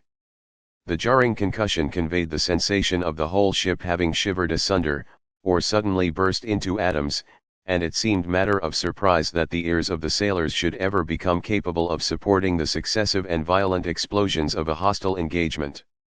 Notwithstanding the precaution of letting down the windows, those of the quarter gallery were shattered to pieces. You know what a sick and suffering sailor I am, and will not be surprised to learn that the slight motion of the ship, at anchor, gives me a degree of headache, with a sense of nausea, and uneasiness of stomach. It does not quite amount to sickness, but is sufficient to make me know that I am not upon terra firma. Possibly the gradual introduction effected by our present delay may enable me better to support the more severe motion of sailing, and, from growing accustomed to the ship while in harbor, I may be less a sufferer when we put to sea. We are daily becoming more settled, and better reconciled to our floating dwelling, but we are sometimes annoyed by the merry crowd on the other side the canvas. Some late additions have been made to their party, and this seems now to be the general mess, and common receptacle of passengers, but, grouped as they are, friends and strangers together, we sometimes find that they are sufficiently acquainted to become more loudly joyous than is quite agreeable in such near neighbors. As we are to wait for other ships, we may now find an opportunity of adding to the scanty stock of provisions, which we procured amidst the general scramble of embarkation, and we hope, also, that our vessel will have time to take in a fresh supply of water, for we have hitherto suffered very severely from not having any but what has been putrid and offensive on board. Coming directly to this from the shore has rendered it far worse than if we had been gradually compelled to submit to it, after being a long time at sea. To myself, in particular, this is a weighty misfortune, as I have not the common resource of flying to wine and beer as a relief. We have taken to our aid both purifiers and filtering stones, and very soon, we hope to have good water from the shore. We are further assured of having our present sufferings compensated upon the passage, for the Thames water, now so offensive, will soon restore itself, and, becoming settled and depurated, will be clear and sweet as we could desire. With regard to our eating, likewise, 'tis well we are not of the Epicurean school. The many disagreeable smells and the heaving motion of the ship have much impaired our appetites, and, were we squeamish or overdainty, we must literally starve, for our ship cuisinier happens to be fit only to cook for the seasoned stomachs of old Neptune's hardiest sons. In strength and stature this governor of the galley might be deemed a fit opponent for Hercules, although his appearance sometimes calls up the idea of a sable spirit who had been long broiling in the dark regions of Pluto. His professional ignorance is only exceeded by his general stupidity. He makes us a daily visit at breakfast time to receive instructions regarding dinner, and he usually stumbles upon some outrageous mistake, or totally spoils whatever is put into his hands. A few days ago he was desired, together with other dishes, to let us have some beefsteaks, and having received his instructions, he bent his neck in respectful civility, and hastened away. But, within a single hour after, lo, and behold! Came our cook running and puffing into the wardroom, with a great dish of beefsteaks, all hot and smoking. He had used uncommon expedition in getting them ready, and, added to the blunder of giving us dinner an hour after breakfast, he had burnt the steaks as black as his own skin, and as dry as the outside of a tea kettle. As soon as the other vessels are ready, the Ulysses, we are told, is to proceed with them to Cowes Harbor, to join the St. Domingo division. It is probable, therefore, that my next letter may be addressed to you from Ireland. Letter 11. Spithead, November 19, 1795. When, in my last, I mentioned to you the grand and splendid sight we had witnessed in the sailing of an important division of our great expedition, I did not anticipate the painful reverse of thus soon communicating the unhappy tidings of its return. But, alas! How uncertain are all human expectations. Pleased as we were at the proud sailing of this fleet only a few days since, now, we should rejoice still more could we see every ship again safe in harbor. We yesterday experienced a most tremendous gale, which, from its disastrous effects among the shipping at Spithead, led to very painful apprehensions concerning the fleet which had so lately gone to sea.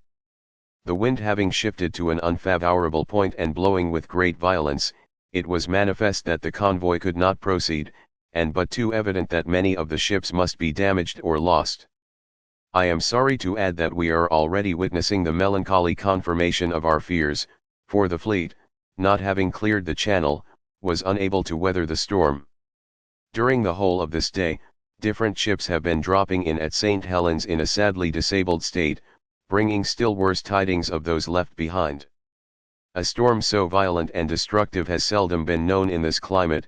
Indeed, many who had been in the West Indies remarked that it was scarcely inferior to a tropical hurricane. Even the admiral's ship was in extreme peril, and, with great difficulty, weathered the gale. She is now brought back in a much injured condition, being very leaky, and having a considerable depth of water in her hold. So alarming was her situation during the storm that if the boisterous elements had raged on but a little longer, she had probably gone to the bottom, with the general, the admiral, and nearly 2,000 souls on board. We are told that she is so damaged as to be unfit for further service, and that, notwithstanding the large sum lately expended in repairing her, she can never again be fit to go to sea. Damage and losses. The confusion of a crowded convoy increased the danger of the gale. Some vessels became ungovernable and ran on board each other. Some had their sails split. Others were dismasted, some lost their bowsprits, and scarcely any escaped without more or less injury. Many were lost upon our own shores, others were wrecked upon the coast of France. Some sprang a leak and several, alas, foundered and sunk. Those, even, of the crews who are made prisoners, from their ships having been blown upon the enemy's shore, have much cause to be happy, for others, less fortunate, sharing the fate of their vessels, perished in the fathomless deep. Great multitudes are known to be lost, but the full extent of this sad disaster cannot yet be ascertained, for crippled ships still continue to drop in. It is therefore hoped that some may appear, which report leads us not to expect. Among the more hopeless is the Stanley, with some hundreds of troops on board. Of this ship, not the slightest intelligence can be learned from any one yet returned. She is supposed to have gone to the bottom, and all hands to have perished. What a sad and melancholy change! By how slender a thread are the hopes of man suspended! This great fleet, which had cost so much time and toil in its equipment, and which, under the fairest prospects, so lately swelled her sails to seek the broad ocean, is already defeated, disabled, and brought to ruin. What an example!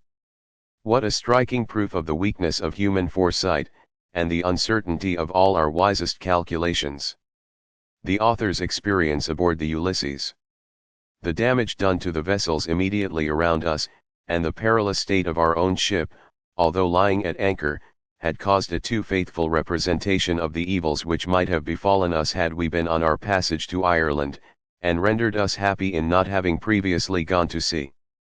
Signals of distress were heard on all quarters. Pieces of masts, cordage, and planks floated by the sides of the Ulysses. All was hurry and alarm around us.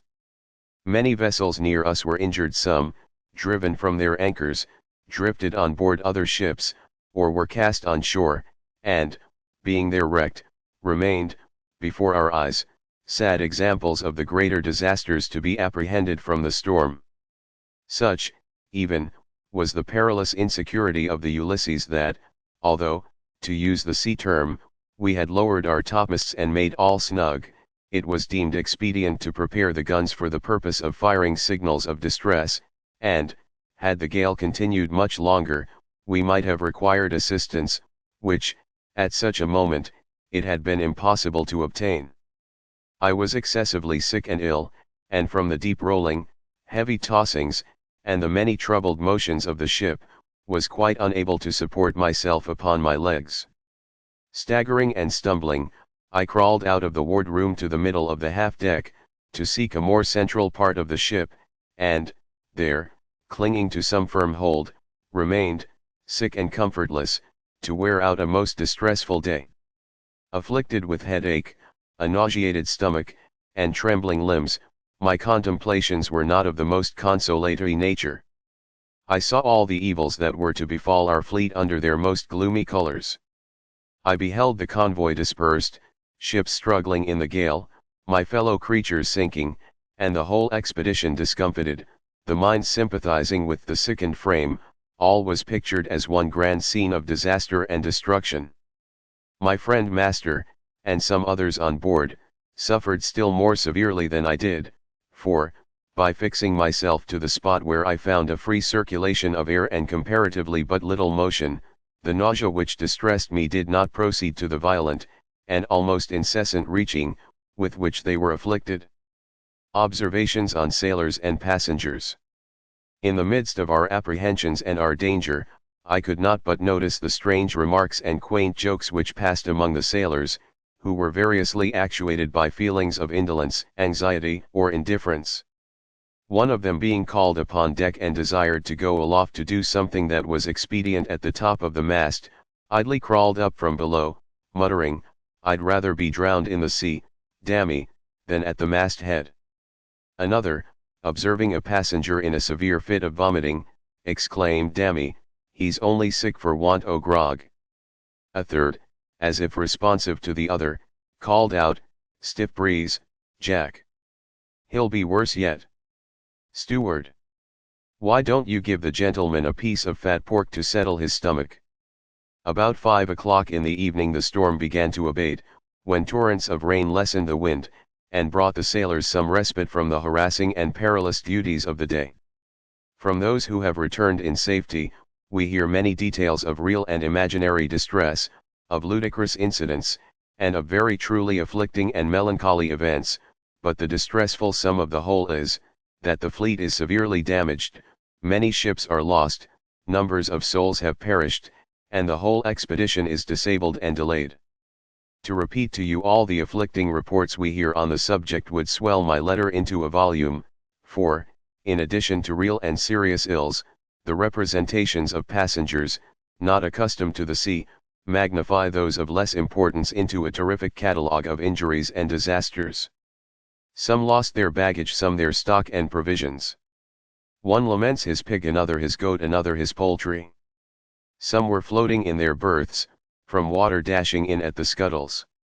Others, finding the sea break in at the stern and quarter gallery windows, fancied themselves to be drowning in their beds. Pigs and sheep, chickens and ducks were washed away by dozens. Hen coops, filled with poultry, boats, binnacles, and quarter-boards were all swept off by the violence of the wind, or by the heavy seas that broke over the deck. Hogs and sheep put to sea in open boats, ducks and geese swam off in their coops, naked goats sought the waves, even chickens and turkeys took to the water, and all were seen swimming upon the ocean together. Shore visits and future plans. We were on shore this morning at Portsmouth, and, from the ramparts, saw the ships of the returning fleet assembled in a crowded forest at St. Helens. From thence, also, we had a more ample demonstration of the effects which the storm had produced immediately around us, and I am sorry to tell you that we find the injury more extensive than we had imagined. 5 or 6 vessels lie cast on shore close to the town, and several are driven aground in Stokes Bay.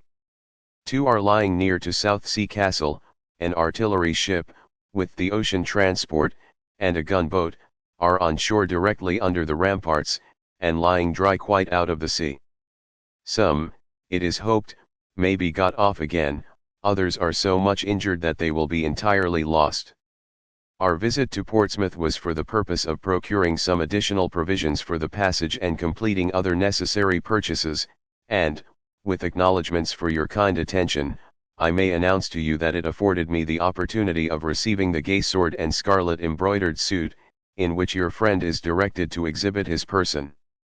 We have also had a pleasant ramble, since I last wrote to you, to the Isle of Wight, in search of eggs, poultry, and pigs to add to our sea store. The report is again revived that we are to avail ourselves of the first hour of a fair wind to proceed to Cork, Cove, without waiting for any other vessel, and we are all of accord in wishing this may prove correct, for our present state of suspense and uncertainty is growing most sadly tedious and disagreeable. Letter 12. HMS Ulysses, November 23, 1795. The uncertainty of the law has established itself into an adage, but I begin to suspect that, proverbial as it is, it must yield to the superior incertitude of military service. Even the fickle elements, with which this so intimately connects, are outrivaled by it, for uncertainty is equally its principle and its pursuit. In my last letter, I mentioned to you that we were to proceed to Cove the moment the wind was fair, and, based on this idea, we had written to our friends desiring them not to address us again at Spithead, but to send their letters to Ireland, that they might meet us at Cork.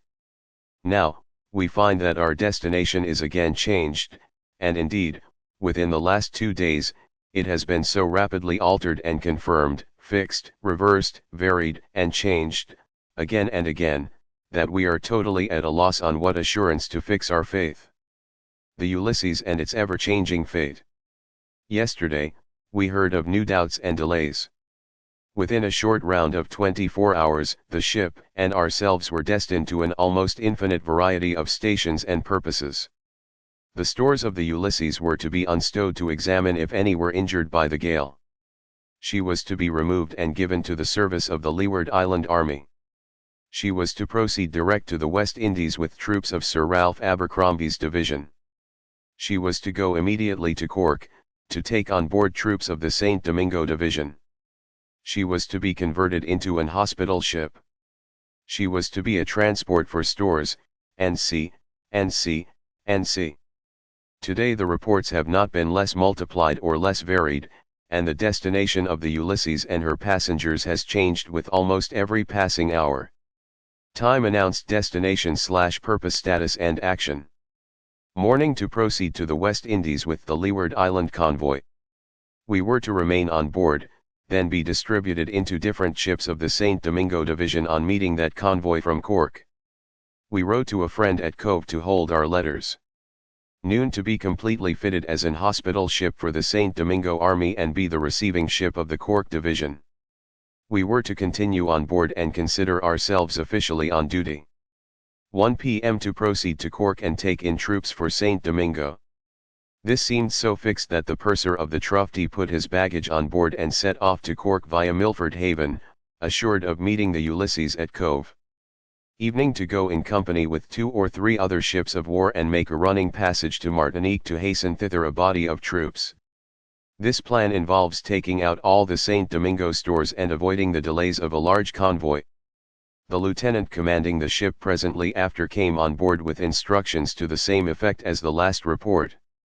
This, therefore, stands as the final arrangement, but we have already known so many final arrangements that we begin to regard a last decision, with respect to the Ulysses, in the light of a diplomatic ultimatum 50 times renewed. What the morrow may bring forth is yet in embryo, and exceedingly doubtful, but the commanding officer having received his official instructions, probability would seem to render the present decision conclusive. How we are to be disposed of is not yet determined, but in case of this plan being adopted, we shall, no doubt, be driven to seek our berths elsewhere. A sailor's punishment. I had almost forgot to notice to you that, a few mornings since, we had an opportunity of witnessing the distressful ceremony of flogging a sailor round the fleet, in consequence of a sentence passed upon him for desertion. That the sufferer might be exhibited with all the parade of a public punishment, and that all due solemnity might be given to it, a number of boats from the different ships of war were ordered to attend in procession. The man, who belonged to the Trufty, was placed in the longboat of that ship and made to stand up, with his back uncovered. When the other boats had assembled around him, to the number of 15, they all proceeded in slow and solemn movement to the several ships whence these boats had been dispatched. Upon arriving at the side of each ship, the boats rested on their oars, and the ship's company being piped upon deck to witness the spectacle, 10 stripes were inflicted upon the bare back of the delinquent. This divided the sentence of 150 lashes into 15 separate punishments, according to the number of ships whose boats attended. In this way, the disgrace resulting from the crime was made public, and the punishment not only rendered more severe but so conducted as to be an example to the whole fleet. Letter 13. Portsmouth, November 30, 1795. Portsmouth. Methinks, I hear you exclaim. What, again on shore? Yes, again on shore. And, in England, too. Be not surprised. I have already told you that it is not less difficult to know our ultimatum than that of a political negotiation. Since I wrote to you last, we have remained in a most unsettled state, wandering from Spithead to Portsmouth, and from Portsmouth to Spithead, even as men without a home sends lodging on shore sends berth on board. Some nights we have passed in the Ulysses, others we have slept at Portsmouth, but, in either, we have felt ourselves mere intruders. The ship has been one grand scene of hurry and confusion, the town a great and overflowing throng. In consequence of the fleet returning, every inn and every house is so crowded that beds cannot be procured, hence some sleep upon tables, some in chairs, and some in hammocks, hung in the sitting rooms, while others find other expedients for the night. The stratagem for a bed. Last night I was indebted to my profession for my pillow. I had gone the whole round of the town, and had sought throughout every street, and almost every house, in vain, when I was compelled to have recourse to a ruse de guerre, and by a stratagem, which I trust you will allow to have been both warrantable and innocent, succeeded in procuring an excellent bed, whilst many others were obliged to sit up the whole night. The hour was late. I was ready to drop with fatigue, and had quite despaired of finding a resting place by other means. Hence, necessity seeming to sanction the expedient, having chanced to hear that the landlord of one of the inns was ill and confined to his room, and having once seen him and heard his name, I walked straight into the bar, and, addressing myself to his lady, without asking for a bed or entering upon other subjects, inquired civilly after Mr. Landlord's name. The good lady, taking it for granted that I was well acquainted with her husband, thanked me, entered into a long detail of the symptoms of his complaint, and with an appeal which implied that she had not mistaken my profession, asked what might be most likely to give him relief, expressing herself grateful for the hints I suggested. After conversing a short time upon indifferent subjects, and drinking a glass of brandy and water, I had the good fortune to be accommodated with one of the best beds in the house, which had probably been reserved in case any particular friend or any officer of high rank or interest should apply in distress. You, my friend, will give me credit for having contributed all in my power to the relief of Mr. Landlord's name, before I left his house in the morning. New plans and separation.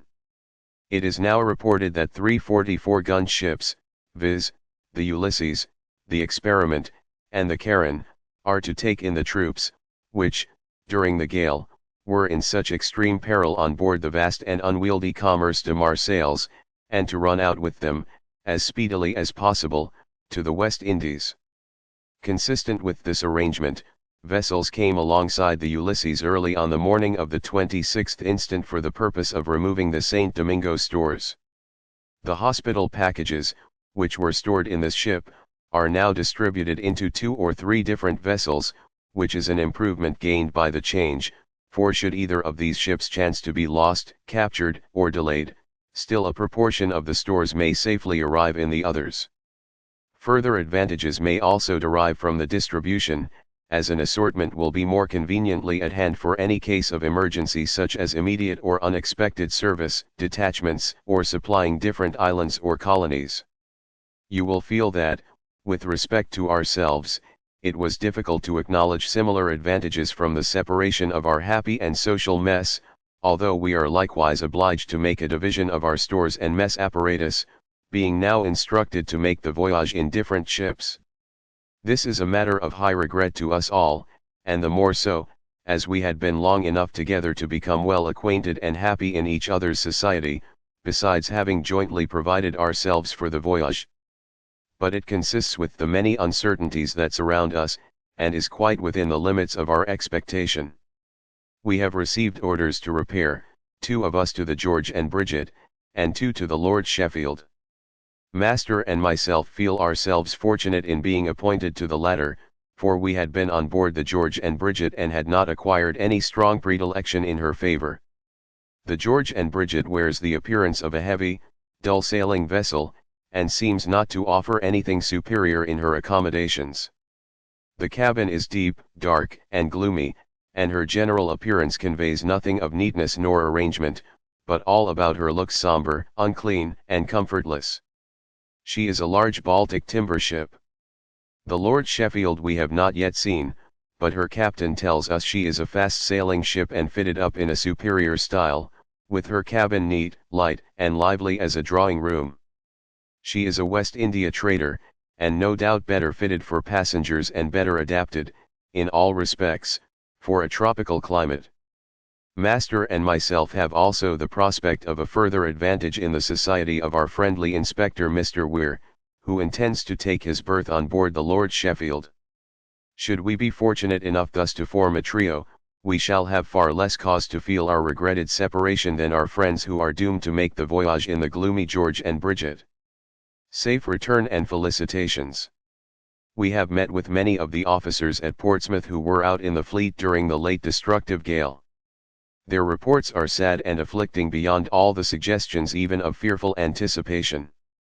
Deducting a due allowance for the augmented terrors of young and fresh water sailors, still the whole scene and its result have been most painfully disastrous, for, melancholy to repeat, multitudes of souls have perished, and no less than 6 or 7 vessels have not been heard of since the storm. By our letters, we find that many of our friends had imagined us to be at sea, and, consequently, they had read our destiny in fate's darkest page. We are happy in the power of relieving them from their fears, and rejoice that those with whom we were in the habit of more immediate correspondence have not been exposed to similar apprehensions. From a like error having obtained here, we are hailed, by almost all we meet, with cordial greetings on our safe return. In our walk through the streets of Gosport, we chanced to see an old lady, with whom Dr. Cleghorn had been an inmate during his attendance at the Hassler Hospital, and the very instant the good old dame espied us, she ran to us, with outstretched arms, and welcoming the doctor with warm embraces, spoke the anxious fears with which her bosom had beat towards him, while she expressed herself enraptured to meet him again, safe on shore. Never were friendship and regard more naturally or more powerfully evinced.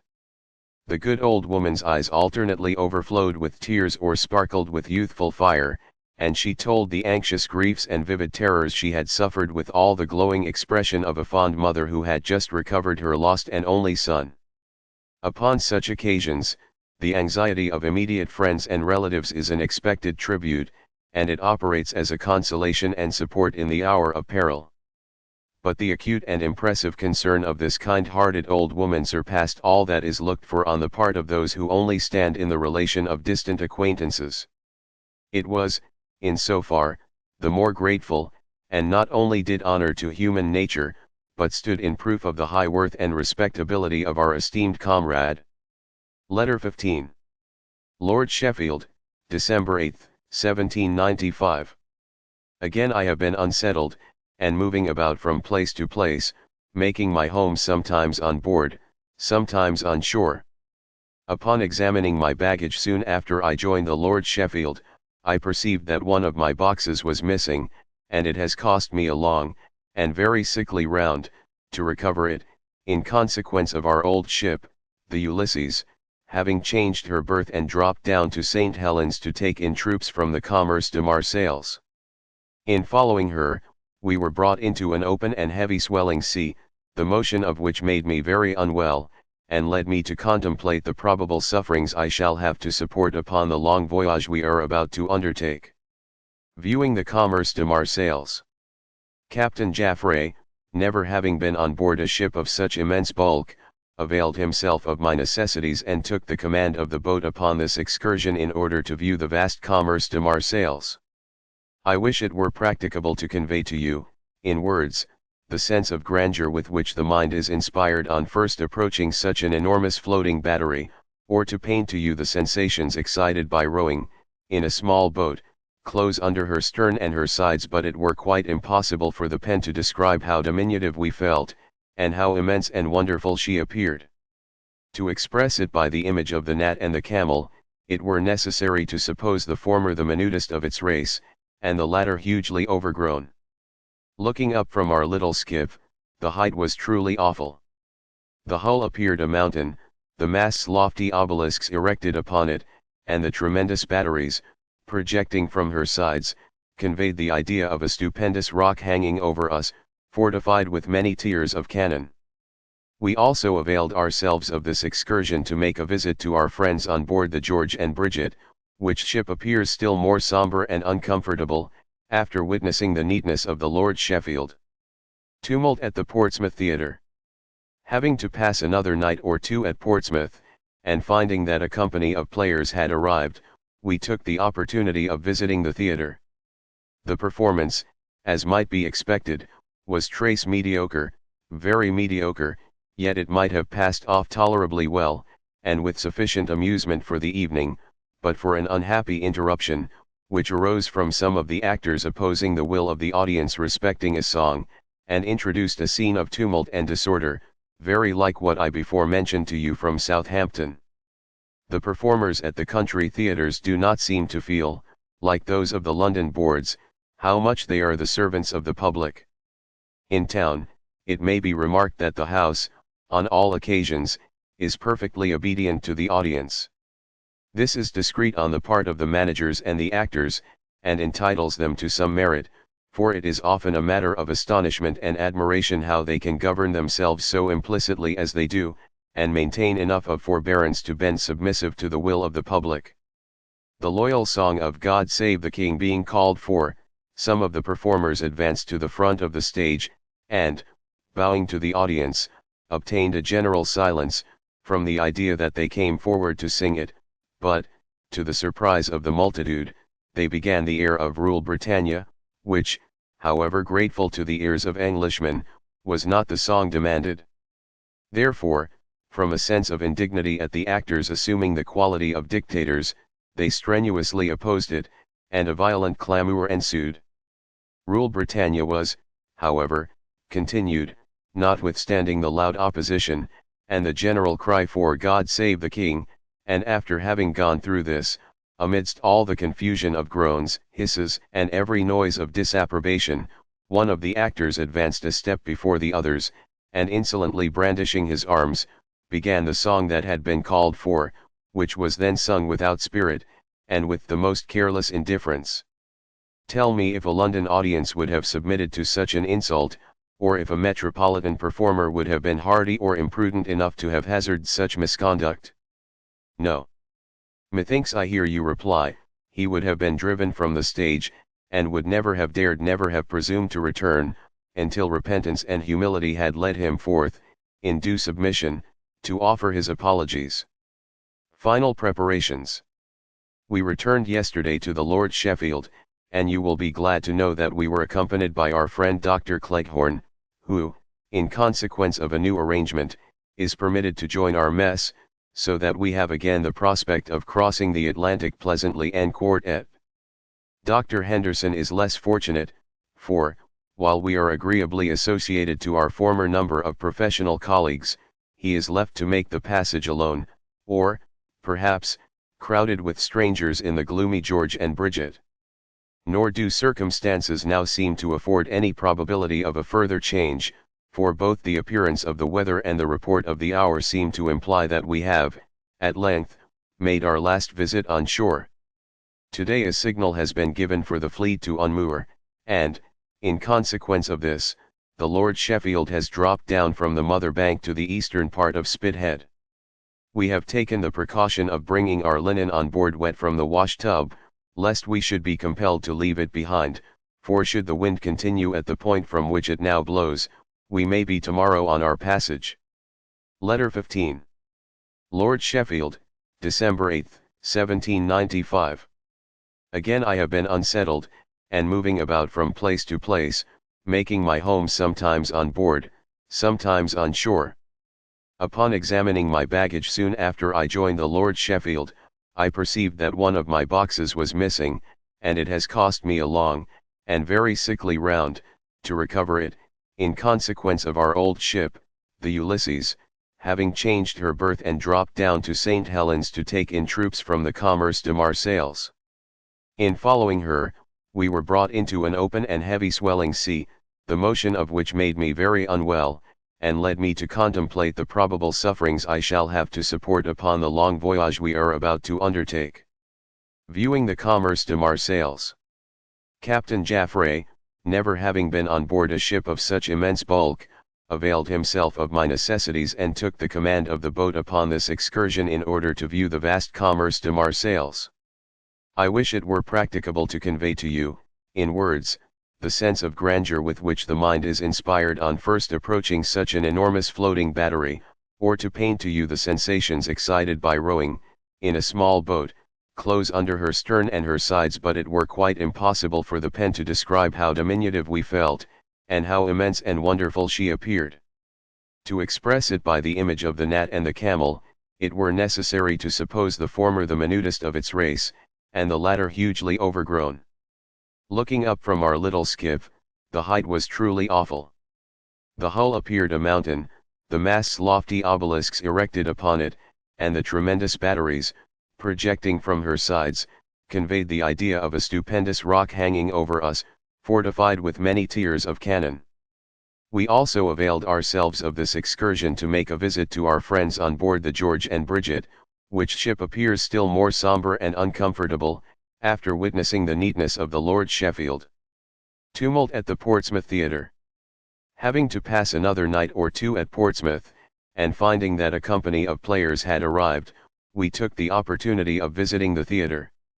The performance, as might be expected, was trace mediocre, very mediocre, yet it might have passed off tolerably well, and with sufficient amusement for the evening, but for an unhappy interruption, which arose from some of the actors opposing the will of the audience respecting a song, and introduced a scene of tumult and disorder, very like what I before mentioned to you from Southampton.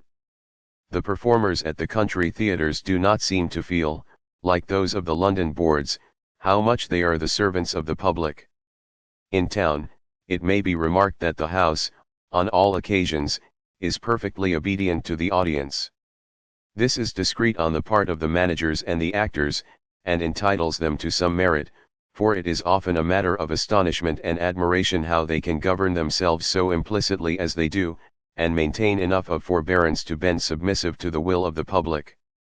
The loyal song of God Save the King being called for, some of the performers advanced to the front of the stage, and, bowing to the audience, obtained a general silence, from the idea that they came forward to sing it, but, to the surprise of the multitude, they began the air of Rule Britannia, which, however grateful to the ears of Englishmen, was not the song demanded. Therefore, from a sense of indignity at the actors assuming the quality of dictators, they strenuously opposed it, and a violent clamour ensued. Rule Britannia was, however, continued, notwithstanding the loud opposition, and the general cry for God Save the King, and after having gone through this, amidst all the confusion of groans, hisses, and every noise of disapprobation, one of the actors advanced a step before the others, and insolently brandishing his arms, began the song that had been called for, which was then sung without spirit, and with the most careless indifference. Tell me if a London audience would have submitted to such an insult, or if a metropolitan performer would have been hardy or imprudent enough to have hazarded such misconduct? No. Methinks I hear you reply, he would have been driven from the stage, and would never have dared, never have presumed to return, until repentance and humility had led him forth, in due submission, to offer his apologies. Final preparations. We returned yesterday to the Lord Sheffield, and you will be glad to know that we were accompanied by our friend Dr. Cleghorn, who, in consequence of a new arrangement, is permitted to join our mess, so that we have again the prospect of crossing the Atlantic pleasantly en quartet. Dr. Henderson is less fortunate, for, while we are agreeably associated to our former number of professional colleagues, he is left to make the passage alone, or, perhaps, crowded with strangers in the gloomy George and Bridget. Nor do circumstances now seem to afford any probability of a further change, for both the appearance of the weather and the report of the hour seem to imply that we have, at length, made our last visit on shore. Today a signal has been given for the fleet to unmoor, and, in consequence of this, the Lord Sheffield has dropped down from the mother bank to the eastern part of Spithead. We have taken the precaution of bringing our linen on board wet from the wash tub, lest we should be compelled to leave it behind, for should the wind continue at the point from which it now blows, we may be tomorrow on our passage. Letter 16. Lord Sheffield, at sea, December 31st. At length we are at sea. The convoy sailed from Spithead and St. Helens the day after I sent you my last letter, and I now lift my pen to you upon the bosom of the wide Atlantic. From the time of the ever memorable attempt of the fleet to proceed upon the voyage, in the month of November, the adverse winds which had driven it back in so shattered and disastrous a condition, detained it in harbour until the 9th instant, when it again put to sea under a serene sky and propitious breezes. But, notwithstanding these favourable appearances, we have since had a most harassing and perilous succession of storms, one having scarcely subsided before it has been followed by another. I have now so entirely lost my confidence in the weather that although I am sitting in tolerable quietness to write to you at this moment, I scarcely dare hope to finish my letter before I am again tossed from my seat by a renewal of the gale, feeling that the present may be only one of those short respites which, like the delusive intervals of convulsion, only prepare the body for a more violent struggle. It is now the last day of the old year, and, whichever way I look, my eye surveys only an unbounded ocean. When we may again see land, it were difficult to conjecture, but my pen shall prepare for you some notes of our proceedings, occasionally, when the sea will permit me to guide it, and I will send them by any vessel we may chance to meet on the passage, or by the earliest packet after we reach the West Indies. The grandeur and the disaster.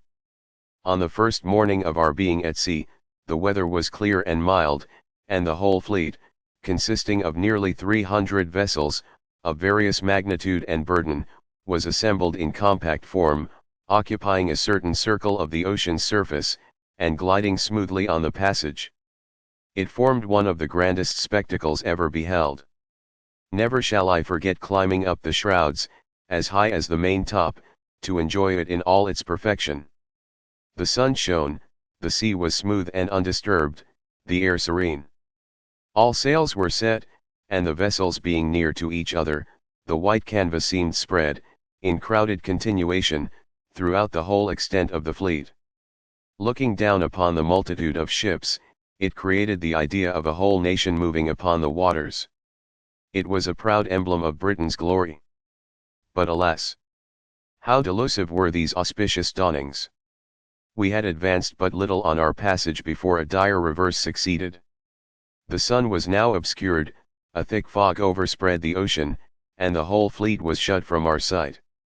Dark clouds gathered around, the heavens scowled in terrific blackness, the shadowed sea swelled with pregnant throes, and the ships heaved in sickening motion. At length the heavy clouds burst into a roaring storm, the waters broke into huge and tremendous mountains, and the ships rolled and pitched, in dreadful agitation, upon the ruptured surface. All seemed a mighty conflict.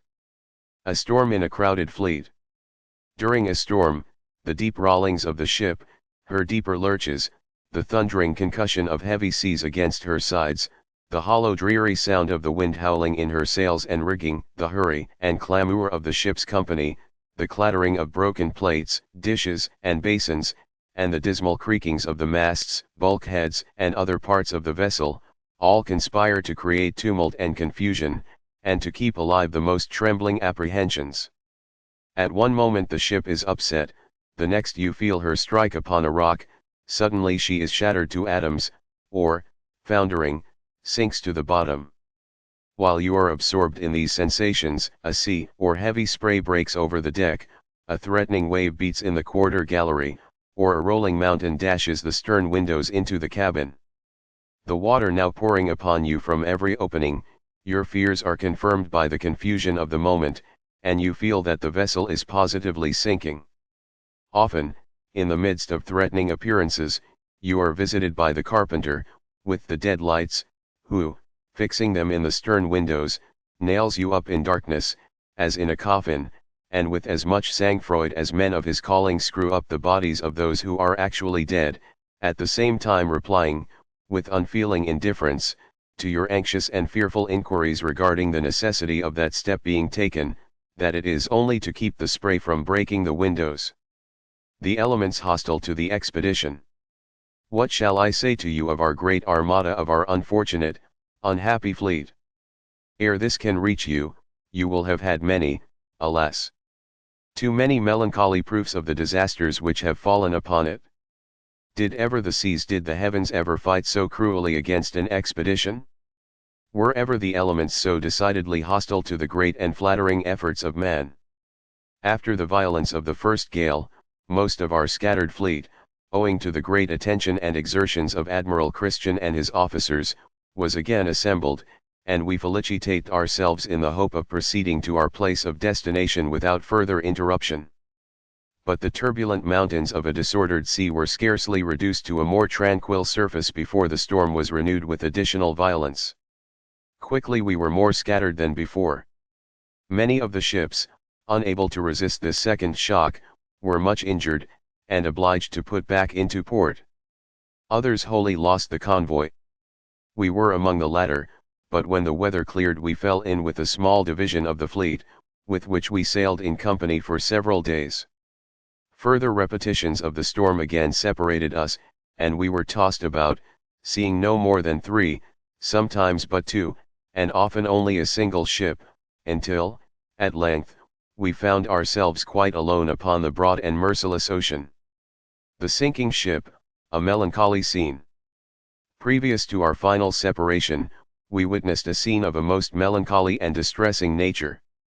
Knowing the exquisite sensibility of your feelings on such occasions, I ought to spare them the sad relation, but that it may exhibit to you one of the dangers of the sea, in a point of view under which you may not, perhaps, have contemplated it. At the most furious and terrific moment of the storm, we suffered the cruel affliction of seeing a neighboring ship in the utmost danger of being lost, without having the power of affording her any relief. She hoisted a flag and fired guns of distress, but the gale was so dreadful, and the sea running so frightfully high, that it was totally impossible to give her assistance.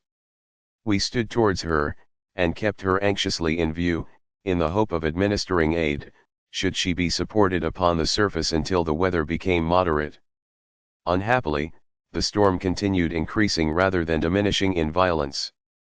We looked fearfully on the ship, expecting every instant to see her go to the bottom.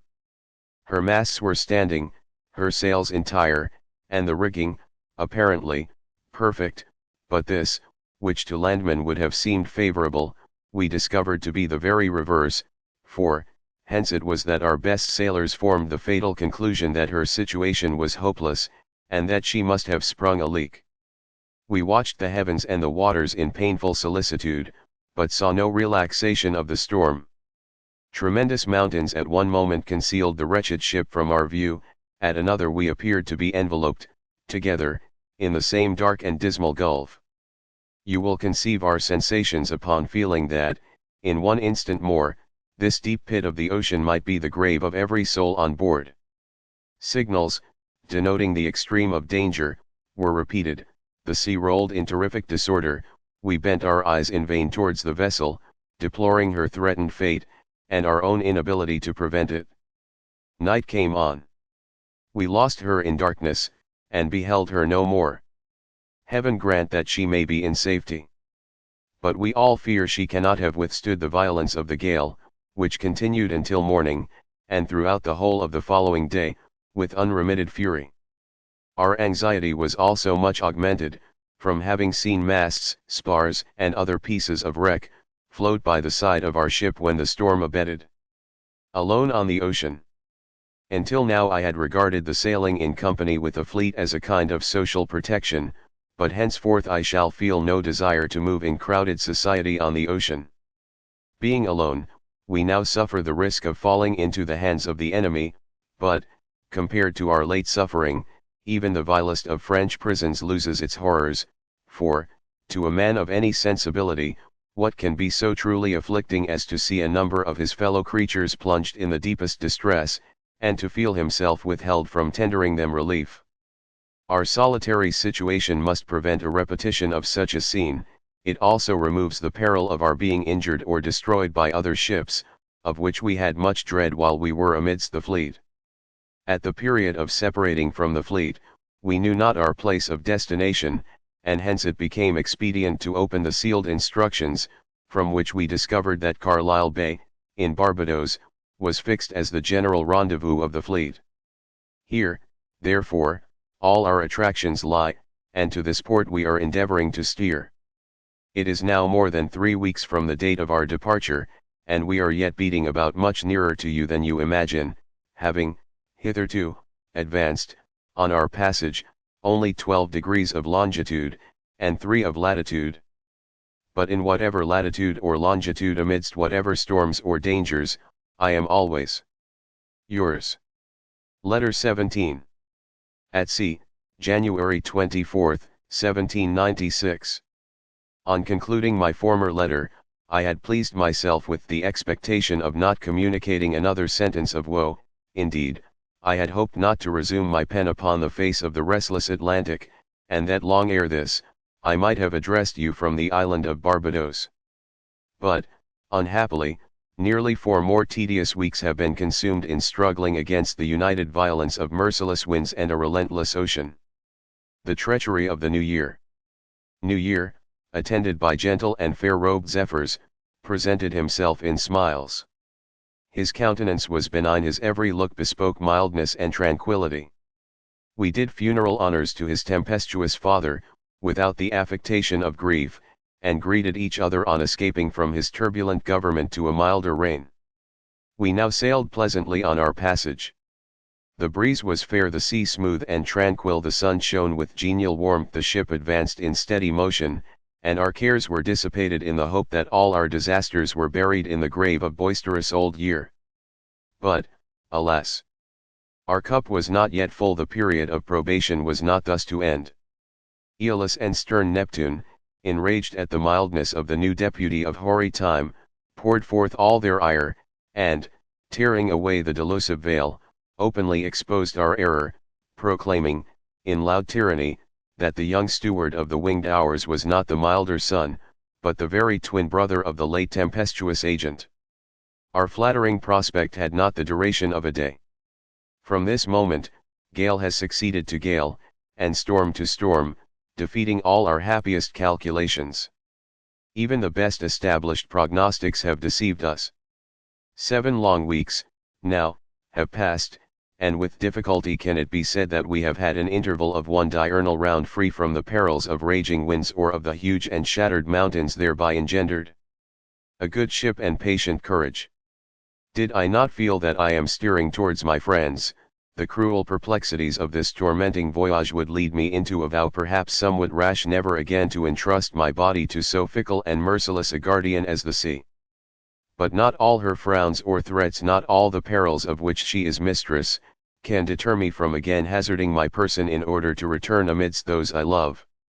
Already, indeed, am I become so courageous a sailor as to regard the recurring gales with patient firmness, and to look with tranquil eye at the immense mountains which strike the ship, or the dashing waves which outtop her masts.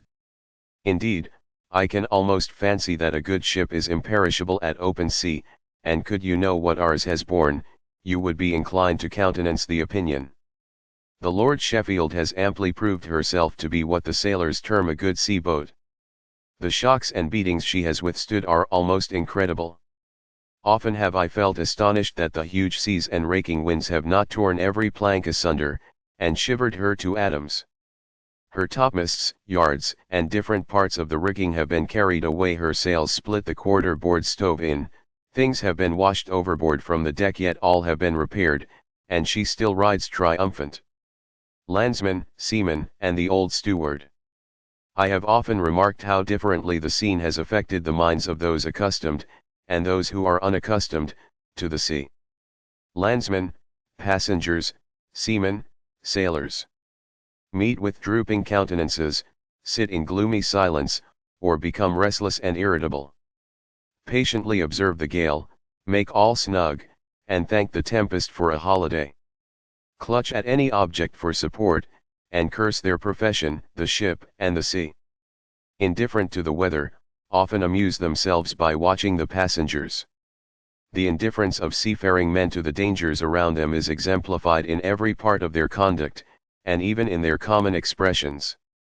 Often when we have felt the most vivid apprehensions, and have, tremblingly, sought relief by an appeal to the captain or mate, we have met only a look of unconcern, or, at most, the laconic reply, "It blows fresh."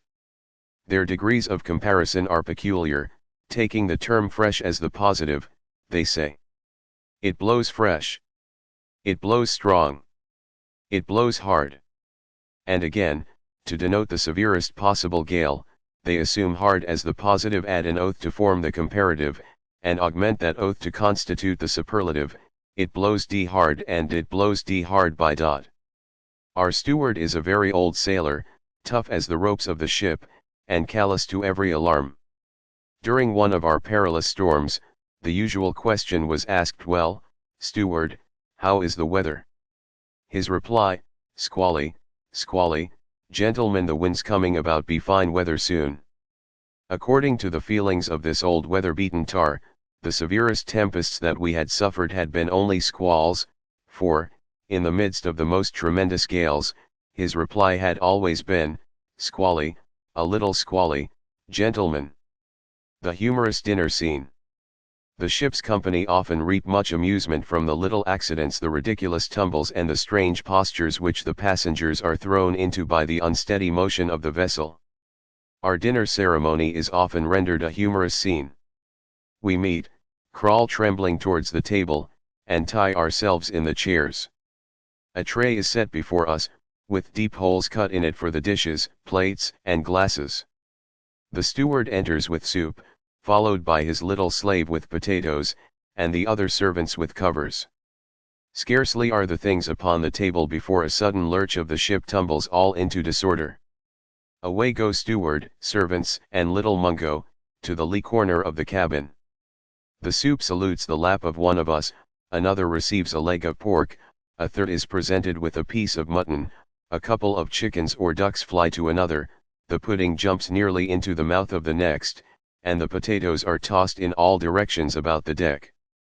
At the next roll of the ship, the servants, staring with amazement, again fetch way, and are tossed to the opposite side of the cabin, where they cling fast, fixed as statues, afraid again to move. The steward and his boy, crawling upon their hands and knees after the dancing potatoes, the flying fowls, or walking joints, are rolled over and over at our feet. Those who have escaped sickness again attempt to eat, while others lament only their dinner, loudly bewailing the soup, the meat, and the pudding. Some abuse the helmsman, others the ship, and others the sea, while all join in a chorus of imprecations upon the wind. Sailor superstitions. It has been commonly observed that sailors have many prejudices and superstitions. Whistling. The prejudice against whistling on board ship appears to be universal. Passengers are even called upon to pay a forfeit should they, however inadvertently, be heard to whistle. The only exception is the common wee-ewe when they are blowing for a wind. Mother Carey's chicken. This is a black small bird with long wings, which flies swiftly and very near the water. It only appears, they say, in stormy weather, and however temperate when the chicken is seen, they always predict an approaching gale. Position update. With pleasure I feel myself able to inform you that we have some indications of having passed the Azores. The temperature of the atmosphere is become very genial to our feelings, and, amidst all our tossings and buffetings, we seem to have brought all inspiring May close upon the heels of frigid Christmas. A considerable quantity of seaweed appears floating upon the water, and this, the sailors say, is never seen to the north of the Western Isles.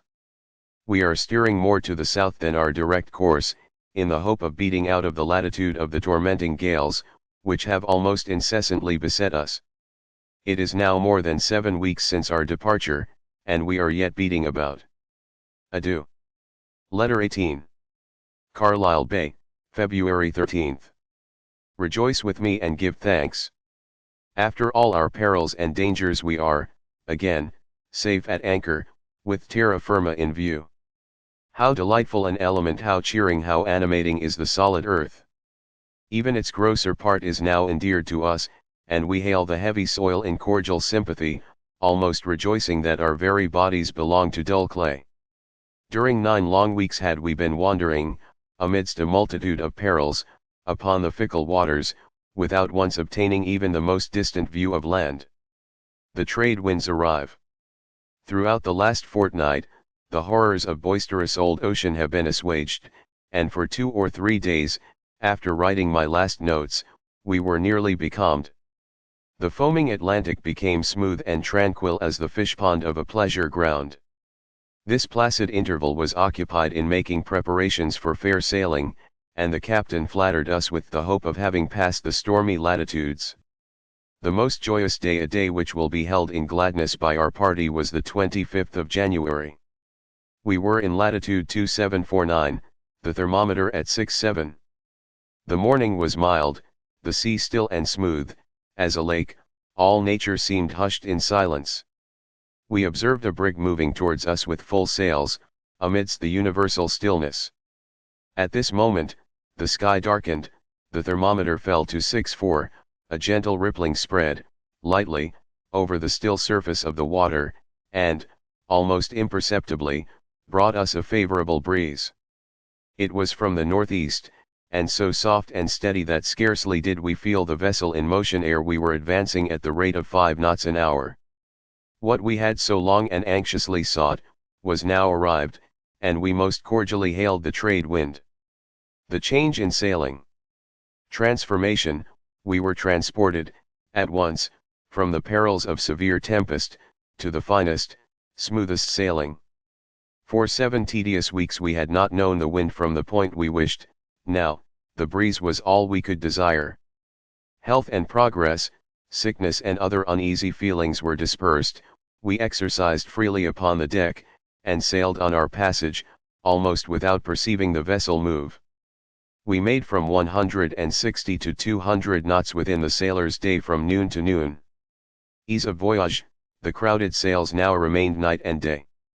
No change, no new arrangement, occasional bracing, only, was required. The delay, the difficulties and dangers we had met with, served but to augment the value of the ever-constant trades. So truly delightful did we find it, and so pleasant were the wide ocean and the weather, that, had not former sickness, with the torment of repeated gales, already confirmed my abhorrence of the sea, I know not but I might have been led into the belief that discomfort and a sailor's life were not strictly synonymous. Encounters at sea. A few days before we reached Carlisle Bay, we were joined by No. 4 transport, with troops and a band of music on board. This was a happy rencontre. The notes of the various instruments, coming to us across the water, were so sweetly soft and melodious as to convey the idea of celestial harmony. When any strange vessel appeared in sight, it commonly excited some apprehension from our being alone and badly armed. In latitude 37 we descried a foreign sail, she replied by a white flag with a red stripe, implying that she belonged to Spain. We discovered that she was from the Havana, bound to Malaga. On the morning of the day before we made the land, we spoke the Britannia transport, and learned that she had been boarded by a sloop of war, one of the Barbados cruisers, and had received information that she was within 60 leagues of the island. This intelligence was peculiarly opportune, as we were in no certainty regarding our longitude. Preparations for the tropics. It was a great advantage to us being on board a West India trader, for the ships built for this service have all the conveniences of ports, scuttle holes, window blinds, awnings, and sea ventilation. As soon as we had entered the trades, our ports and scuttles were beat open, and we had a free circulation of air, through the cabin, night and day. Shade and comfort.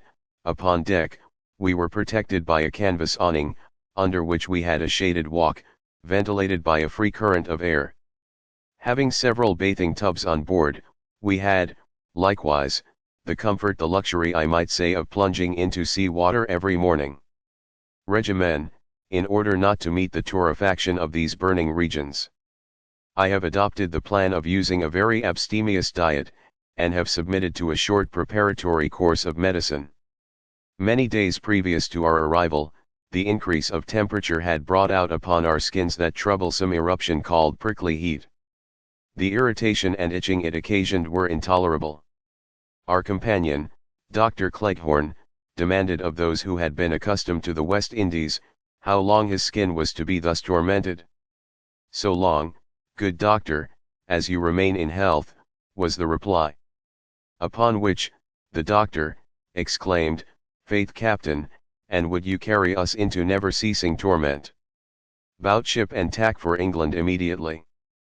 First sight of Barbados. On the morning of the 10th instant, the boatswain descried the highest points of Barbados. "Land! Land!" was instantly echoed throughout the ship, to the great joy of all on board. The boatswain became entitled to the customary fee of a bottle of rum, or brandy. Sailor's eye. It required the eye of a sailor to distinguish the all-delighting terra firma amidst the clouds. A nearer approach of yet some leagues was necessary to render it visible to the eye of a landsman. Initial view.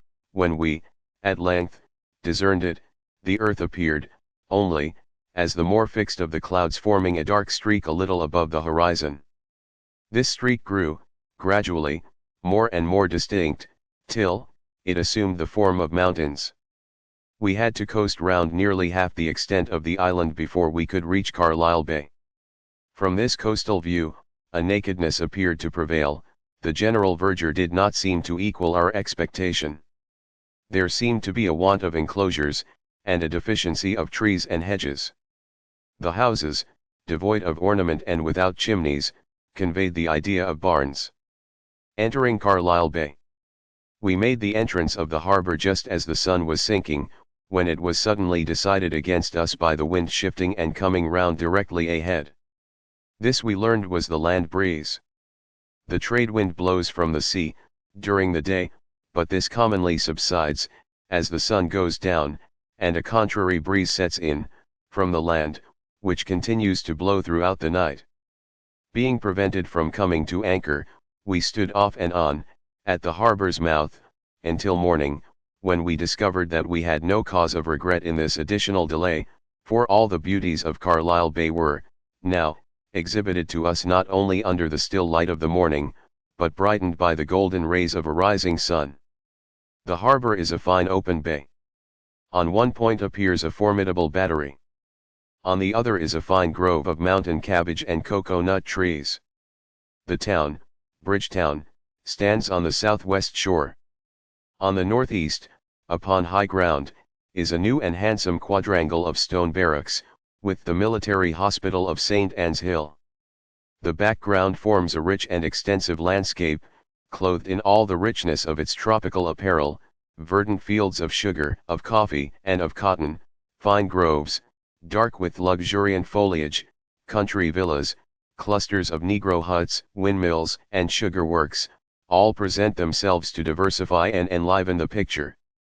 You, whose idol is nature, in all her forms, will feel a friendship for the evening land breeze which so happily lengthened a voyage, before too long. Adieu. Letter 19.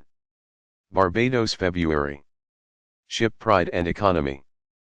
Previous to our coming into harbor, the ship's company was, for several days, busily occupied in cleaning, painting, and adorning the vessel. We learned that it is a general custom to dress the West India ships in a new jacket, during the steady sailing of running down the trades, so that they may appear clean and in the best condition while in the harbors. The sailors have a degree of pride in this, creating a general spirit of emulation, making West India harbors quite a drawing room of fine-dressed merchantmen. The painting mania seemed to seize the whole crew. The cannon, the capstan bars, the buckets, all were painted, all put into one uniform of black and yellow. The fact that the outer part of the ship is painted at sea, by men hanging in ropes at her sides, while she is proceeding with full sails, conveys a strong idea of the fine steady sailing in a trade wind. Sailors also have a fierce pride regarding the sailing of their vessel. Like every man's horse, every sailor's ship is the best in the world, and an excuse is never wanting if she appears dull. If our ship did not advance in proportion to the breeze, the failure was never the ship's fault. She was in bad trim, too deep, or the breeze was not from her point. Sailors' cordial and dirty economy. The tars have universally a fondness for tobacco. To deprive them of food, nay, even of their loved grog, is not so distressing to them as to debar them of their cud, as it acts as a strong cordial. From the unusual length of the passage, our sailor's stock of tobacco was exhausted.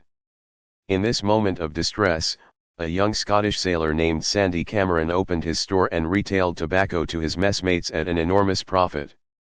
Some pawned their shoes, shirts, or jackets, others gave their food or grog. 4 ounces of tobacco were given for a jacket valued at 7 or 8 shillings. It was discovered that young Cameron's store was mostly the produce of a very filthy piece of economy. Sandy had collected it by picking up the old cuds of his messmates during the passage, which he had dried and preserved for future sale. The captain mentioned a similar instance of filthy economy sometimes practiced among the Negroes in the West Indies. When they can only procure a single dram of rum, the wife sometimes warms her mouth with it, and then, beak to beak, as pigeons feed their young, conveys the rum to her husband. Thus, the single dram is made to serve both man and wife, and sometimes is even said to go through the mouths of the whole family. The tropical baptism. A day or two after we had entered the latitude of the trade wind, we had to cross the tropic, an occasion of great mirth and festivity. The usual ceremonies were performed, honors paid to old Neptune, accompanied by his queen Rib, to welcome us and witness the baptism of those who had not crossed before. The ceremony for new sailors is severe. The sailor is blindfolded and seated upon a narrow plank laid across a large tub of salt water. They administer a long, ridiculous oath and offer him a glass of gin, which he finds is only salt water. They smear his face with a nasty compound of grease, tar, and stinking oil, forcing some into his mouth. They use a piece of old iron hoop full of notches as a razor to scrape the filth off. The plank is suddenly withdrawn, plunging the initiated head and ears into the tub of water, where he is left kicking and sprawling for a considerable time. As passengers, we compromised the discipline of dipping and shaving by offering the tribute of a few gallons of rum, and were taught that it would be prudent to remain quietly in the cabin during the ceremony. One of the servants, a coxcomb in his dress, ran to arm himself with a sword and swore he would run through the first man who threw water upon him. He was immediately soaked with buckets of water dashed from the main top, and after railing at their impunity, retreated in a rage. Accident and marine life. To divert the sad indolence of our inactive life, we occasionally assisted at the capstan or in working the pump. One of these moments nearly cost Dr. Cleghorn his life. A large block broke from its rope as we were heaving at the capstan bars and, flying to a great height, struck the doctor on the head in its fall. The blow rendered him insensible for some time and cut a wound through the integuments quite to the bone. He was struck with surprise at his escape and now wears an honorable and warlike scar. During our fine tropical sailing, we frequently observed shoals of porpoises, dolphins, and flying fish, along with the shark and grampus. Fishing, harpoons and gigs, or grains, were prepared to take the fish. If the weapon penetrates beyond the barb, the animal is turned upon its back by the weight of the lead in the handle and cannot escape. Porpoises, we saw a porpoise wounded, and instantly every individual of the shoal abandoned the ship to pursue him as their prey, according to the unfriendly habit of these rapacious animals. Shark, the shark is a most stupid animal, he disregards people and objects falling near him. By throwing out a piece of fat pork, he can be induced to stay at the ship's side until a rope is passed over his head to take him alive. Dolphins, shoals of dolphins are often so immense as to convert the sea into a kind of rich and dazzling mine, in which the lively interchanges of color outrival all the splendor of brilliance and gold. The flying fish. The sight of fish darting from the sea and taking wing in the air attracted great attention. We watched them sceptically, as their flight might have been just a single muscular effort supported by long membranous fins. We concluded that fishes fly because we observed their wings employed in a fluttering motion like those of birds. We saw them change their course from a direct line and rise and fall to surmount the waves. They often continued their progress to a distance of 200 or 300 yards without touching the water. 2 or 3 flew on board, allowing for dissection and minute examination. The wings are very long, arising from behind the gills, formed of fine cartilages and a thin transparent membrane, not unlike the wing of a bat. The fish is about the size of a herring. The day before we made land, we met with shoals of flying fish of a much smaller size, like sprats. The sound of them rising out of the water led the captain to exclaim, "Ha, bravo, land, land, here are the little splashers, we can't be far from the land." This small race of flying fish is assumed as a sure prognostic of a speedy approach to the shore. Tropical observations. Water temperature, in latitude 14, at 10 o'clock at night, the air thermometer stood at 72.5 F, but when put into a bucket of fresh drawn sea water, it rose to 73 F, indicating that the water was slightly warmer than the ambient air after the heat of the day. Sea lights, the ship beating her way through the water produced vivid lights, causing the ship to appear to be sailing through liquid flames. The phenomenon is caused by the agitation of the water, bioluminescence from marine organisms, which ceases after short disturbance. Small rainbows, iris. We frequently notice the beautiful appearance of the iris resting in a number of small circles upon the surface of the ocean near the ship. These arose from the minute particles of water, beaten off by the vessel, dividing the rays of light. Sun and moon, viewed from a West India sea, the convexity and globular form of the sun and moon are seen very distinctly, appearing as detached spheres protruding from or dropping into the deep. The moon is brighter than in England. Evening clouds. At evening, dark mountainous clouds accumulate and gather into deep heavy masses, impending in awful majesty over the horizon. Letter 20. Carlisle Bay, February. News and anxiety in the harbor. I still direct my pen towards you, notwithstanding the uncertainty of when I may be able to send away my letters. We are extremely anxious to make known to our friends that we are in safety, but no opportunity offers of conveying intelligence to Europe. A packet is established to sail every fortnight, but none has reached Barbados for many weeks past. The moment our anchor was dropped, a variety of people came out in boats to meet us, scrambling on board and asking news in such hurried solicitude as scarcely to wait a reply. What news? What news of the fleet? What news of England? The only reply we could make was, none. We have been 9 weeks at sea, and have every intelligence to seek, none to give. Military and political update. The information we acquired was not very gratifying. Grenada was almost wholly in possession of the brigands. St. Vincent was in imminent danger from the Caribs. Guadeloupe, if not St. Lucie, was strengthened by reinforcements from France. As a specimen of French gasconade, boasting, it is reported that the insolent democratic tyrant, Victor Hugues, said, "Let them come. Let the general lead hither his troops. We will invite them ashore, nay. We will lay planks to their vessels that they may not wet their feet in visiting us, and when we have them here we will teach them who is victor, we will give the officers their favorite feast, and accommodate them with speedy promotion." 2 French frigates and hordes of privateers had been cruising successfully against our scattered transports. Naval disasters and relief. The Leda frigate, convoying a fleet of victuallers from Cork, had been upset in a gale and sunk to the bottom with all hands on board, 7 only excepted. The Brunswick, ordered with troops to the relief of St. Vincent, had arrived most opportunely to save the island. The Stanley, which had sailed with the first fleet in November and was supposed lost, had arrived safe in Carlisle Bay on Christmas Day, being the only ship of the November convoy that made good her passage. 9 or 10 vessels of the December convoy had reached Barbados safely, with upwards of 2,000 troops on board. First impressions on shore. The delight we felt on setting our feet, again, upon terra firma was more exquisite than I can express, and was highly augmented by the novelty that surrounded us. The houses, the streets, the people, the fruit, fish, and vegetables, the trees, the fields, every object before us was new. We contemplated, in a sort of pleasing reverie, this seeming change of worlds. We took our umbrellas in our hands, by way of parasols, but found less occasion for them than expected. Although the heat was greater, a pleasant breeze countered the ardent rays of the sun.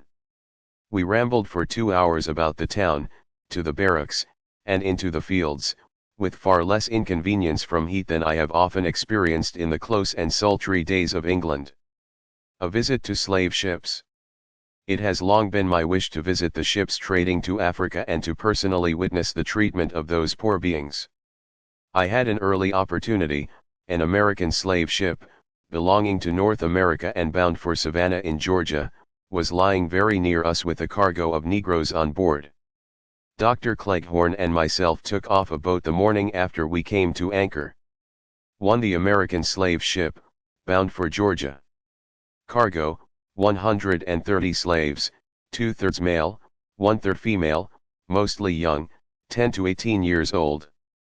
Separation, the two sexes were kept separate by a partition across the ship, the waist allotted to the men, the quarterdeck to the women.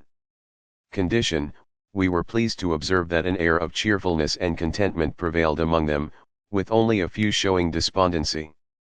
They looked well fed and healthy, though some had an eruption called the CRA. Appearance, they were without apparel, having only a narrow band of blue cloth. Many had marks upon the skin, distinctive of their nation, and some had their teeth cut or filed to sharp points, giving them a very hideous and canine appearance. Exercise and entertainment, in the daytime they were kept mostly upon the open deck, where they were made to exercise and encouraged to dancing and cheerfulness by the music of their loved banjar. Their dancing involved scarcely moving their feet but throwing about their arms and writhing their bodies into indecent attitudes. Their song was a wild and savage yell. Food, chiefly rice, prepared by plain boiling. They squatted around the bowl like monkeys, each clawing out the rice with his fingers. Sleeping quarters, the holds they slept upon the naked boards, crowded together like sheep in a fold. When they lay down, the boards were so closely spread that it was scarcely possible to set a foot between their naked bodies. The men could not stand between decks without stooping almost double. The place was highly offensive to European olfactories, plainly indicating that were it not for the great attention paid to cleanliness, disease must inevitably be generated. Treatment, I am most happy to report that we discovered no marks of those horrors and cruelties said to be practiced. Chains, stripes, and severities did not seem to be employed. Their comfort and health were promoted with every care, they were plentifully fed, and mirth and gaiety were promoted among them to divert their minds from their change of state. Insurrection, despite the current humane treatment, we were shocked to hear of a violent insurrection that had taken place before they sailed from the coast of Africa. The men, lying within sight of their native shore, rose up, murdered the master and mate, and were only overcome after a severe and bloody contest. 2. The Liverpool Guineaman, expressly built. The next day we visited a Liverpool Guineaman, a larger ship fitted out expressly for the trade, calculated for a cargo of 500 slaves. We were taught to believe we would find the Negroes much better accommodated, but we could not observe that the superiority was great or striking. The Liverpool ship was larger, but the number of slaves was more than proportionally greater. The American ship was more commodious between decks, being higher and less confined during the night. The slaves in both ships slept naked on the hard planks, crowded together. The most striking difference was that the Liverpool slaves had blacker and smoother skin and were free from the CRA eruption. This was instantly explained by the observation that the Liverpool vessel had already reached her destined port, and her cargo had been made up for market by having their skins dressed over 3 or 4 times with a compound of gunpowder, lime juice, and oil, a preparation which not only destroys the CRA and gives the skin a smooth, black, and polished appearance, but likewise renders it sleek and fine. The American cargo would be made to look as well before they were exposed for sale. Letter 21. Carlisle Bay, February. Life aboard ship. We still continue to live on board ship, which offers several advantages. It is much cooler in the harbor than in Bridgetown, and we are less annoyed with mosquitoes. Belonging to the St. Domingo staff, we are in daily expectation of orders, making us ready to move without the risk of leaving our baggage behind. By living on board, we continue our sea habits and may avoid the tormenting sickness of a second voyage. We have a regular mess established and occasionally dine and spend the day in Bridgetown, but we always return to the ship to sleep. West India Tavern experience. The accommodations of a West India tavern are by no means despicable, though different from what one would expect in England. Our first dinner ashore was at a tavern in Bridgetown, kept by a mulatto woman, Mary Bella Green. Fork and knife with plate the dinner. Plenty prevailed, the crowded table offered fish, boiled beef, pepper pot, turkey, roast veal, mutton, and an assortment of 8 or 9 European and tropical vegetables. Liquors, excellent bottled porter, greatly improved by the climate and cooling method, good Madeira, tolerable claret, and fine noyeau. Desert disappointment. We were disappointed by the dessert, which consisted of unripe and inferior fruits, guavas, bananas, sour sops, and tough shaddocks, to which the commonest apples of Europe would have been preferable. Service custom. Instead of giving us a private dinner, as ordered for 9, they put us in a large public room with covers for 15, serving a table d'hôte. Billing. Bills are not itemized, but presented under the 3 general items of dinner, wine, and fruit. Ice cube cooling drinks. They cool the wine and porter very pleasantly by putting the bottles in wet cloth bags and placing them in the open windows for some time, sprinkling them occasionally with water. This method produces a very rapid evaporation, making the porter superior to any that is drunk in England. Woman tipping hand tavern attendants and customs. The attendants are numerous, black and yellow, male and female, but badly regulated, leading to poor service. The female attendants move in the languor of the climate, appearing without shoes and stockings, wearing a short white jacket, thin petticoat, and a white turban. They often join freely in table conversation.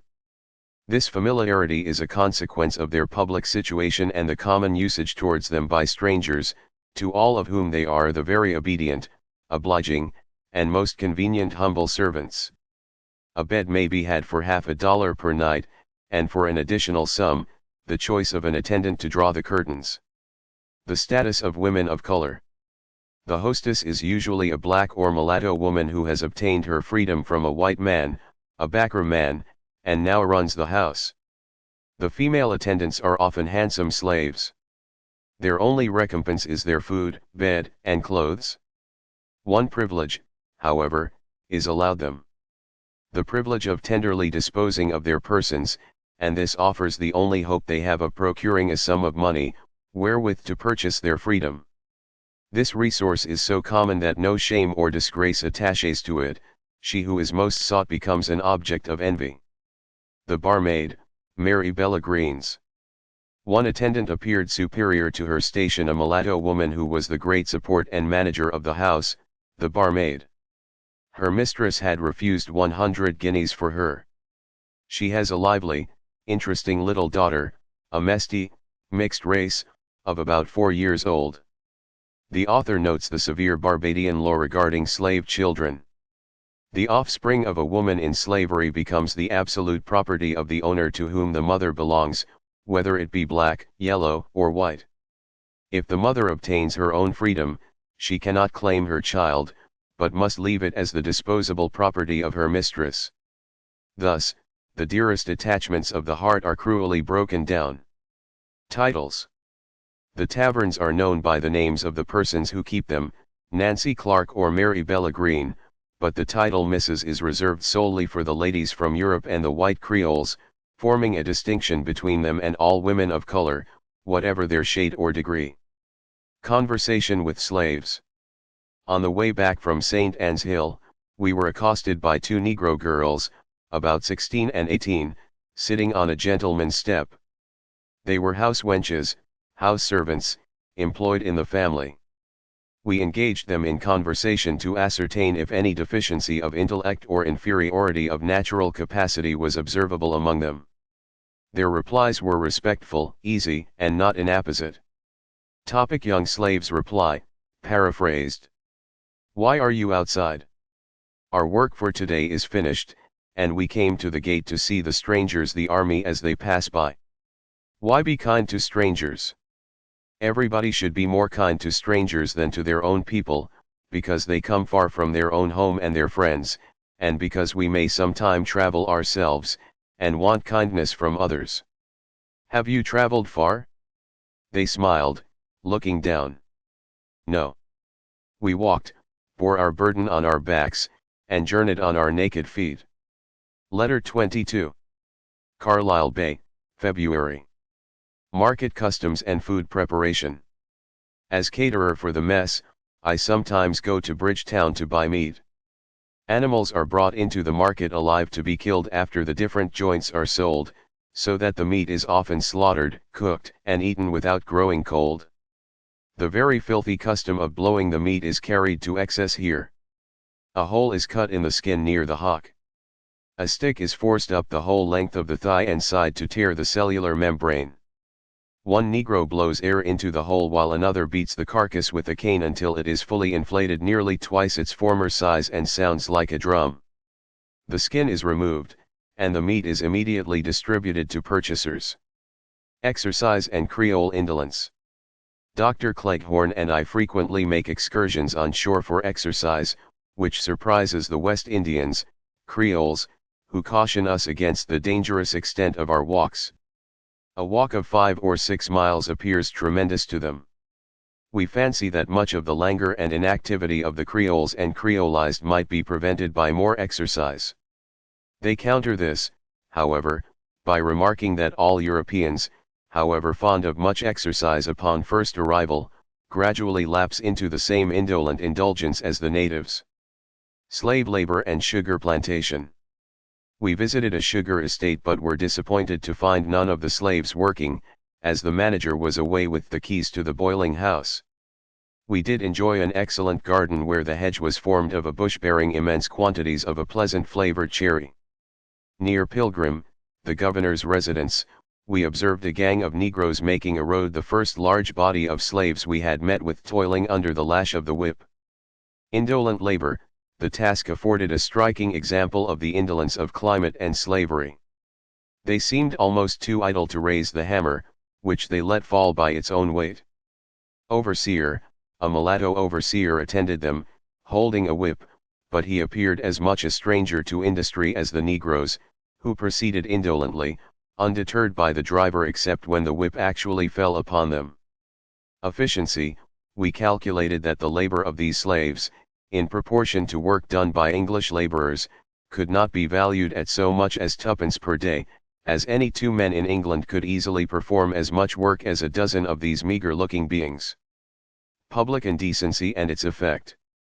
We witnessed sights of extreme indecency among Negro women, which the author feels obligated to report as strong features of the local character. Soap the washing party.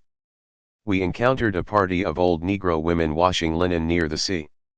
Appearance, their bodies were naked except for a small bit of blue cloth around the loins. Indecency, as they stooped, many exposed the callous scars of repeated punishment. When they moved, their long, flaccid breasts hung in loose masses, flapping upon their bodies, creating a most disgusting and abhorrent appearance. Public acts, other women are sometimes seen drawing their naked, pendulous breasts as they walk along, spilling milk upon the public streets. Broken heart effect on white females. The author expresses regret that such offensive scenes must destroy the modest delicacy of sentiment in European wives and spinsters.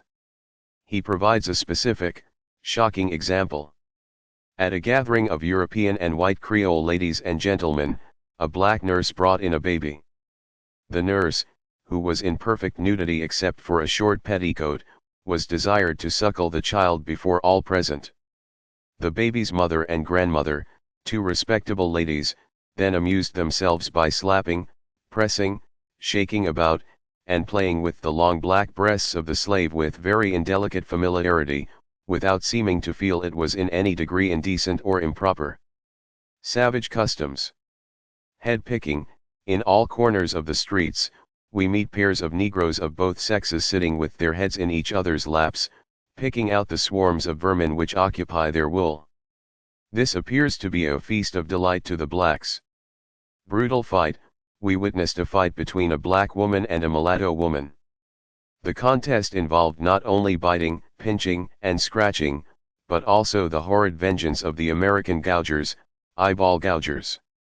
Each woman thrust her thumb or fingers into the nose, mouth, and eyes of the other, striving to tear to pieces, to blind, or to maim her opponent in a cruel, savage manner. Letter 23. Barbados, February.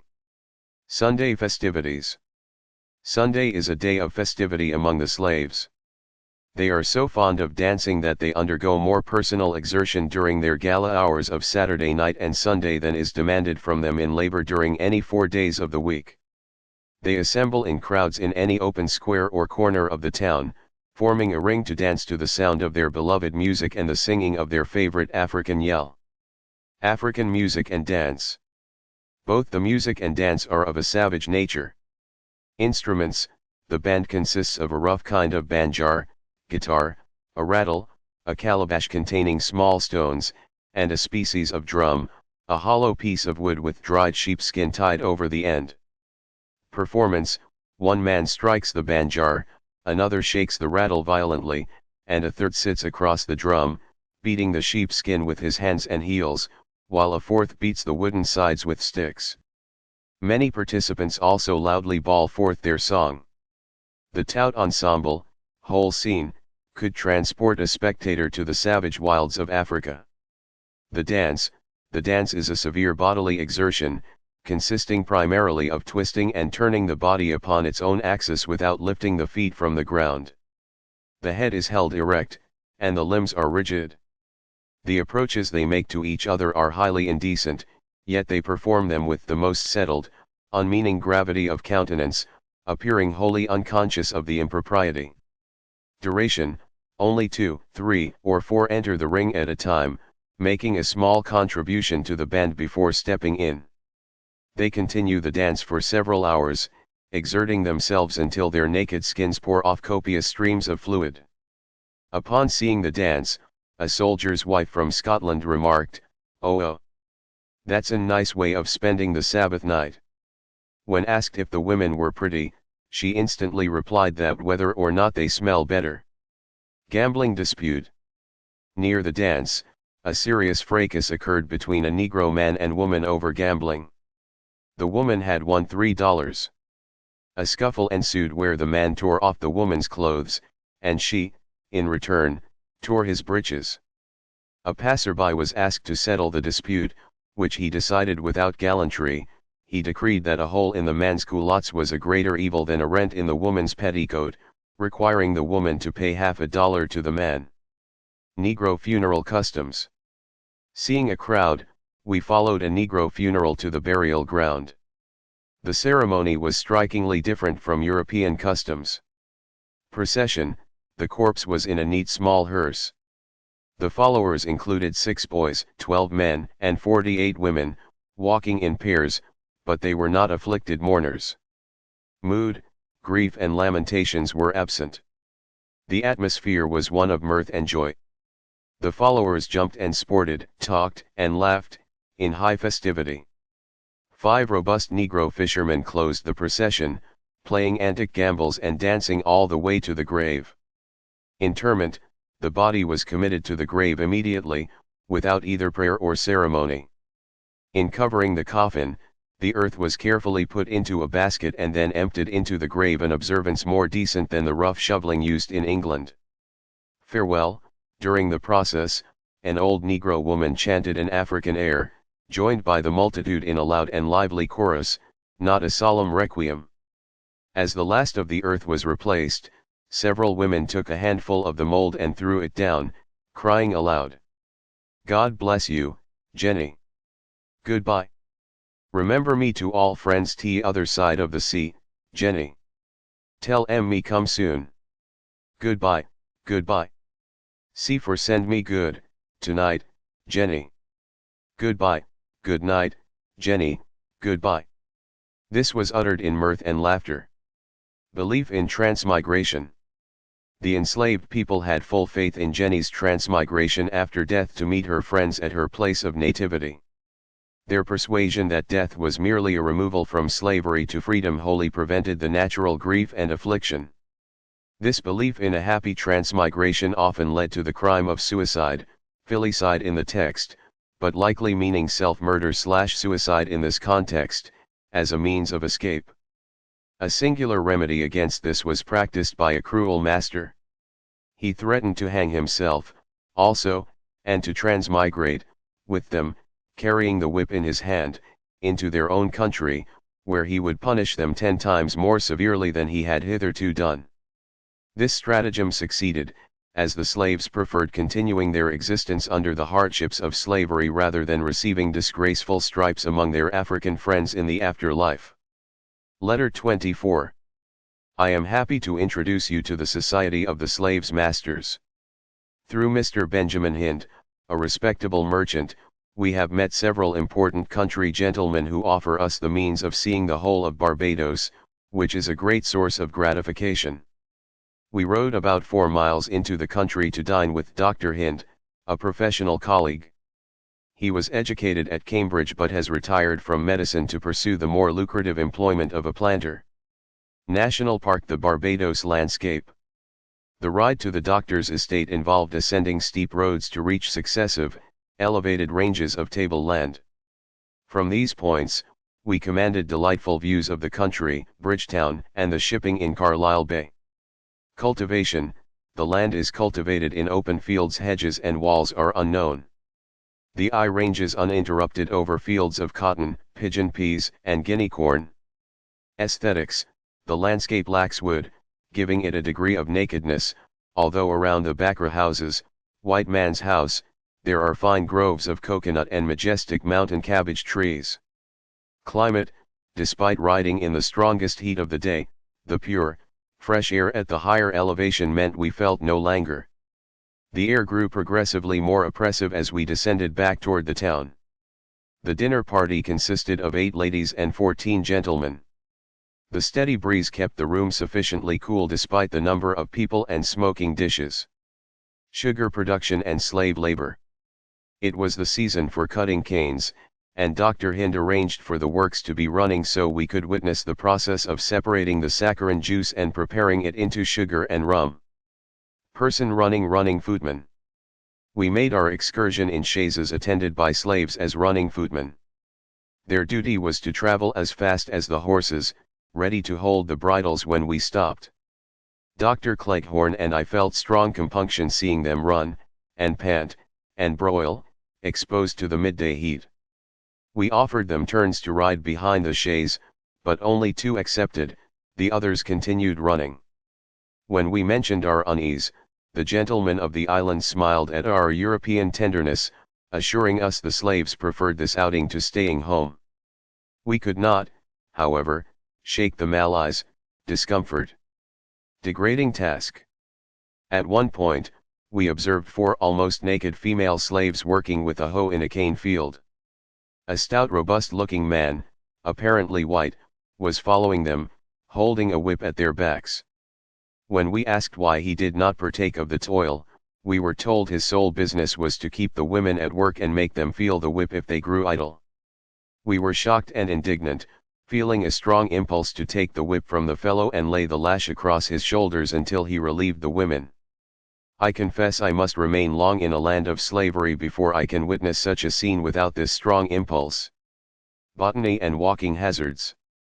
We continue our early morning walks. Near the sea, we encountered Manchineel tree. We gathered a small branch of this tree, which resembled a common pear tree but bore an apple-like fruit. A Negro, alarmed, instantly exclaimed, "Ah, massa, dat poison dat no good for enham dat damn Manchineely massa." I threw away the branch, but my lips and face burnt for hours afterwards from touching the offensive particles, experiencing the stinging effects of its acrimony. Sea grape. We also saw trees bearing fruit like grapes. We cautiously tasted them, and they were of a pleasant flavor. Coconut grove. We walked through a fine avenue of coconut trees, bordered with aloe and plantain, which led us to a planter's house where we were received with great hospitality, offered a fresh shaddock, and given a tour of the estate. The happy Negro yard. The planter conducted us to the Negro yard, a piece of ground allotted for the slaves' use.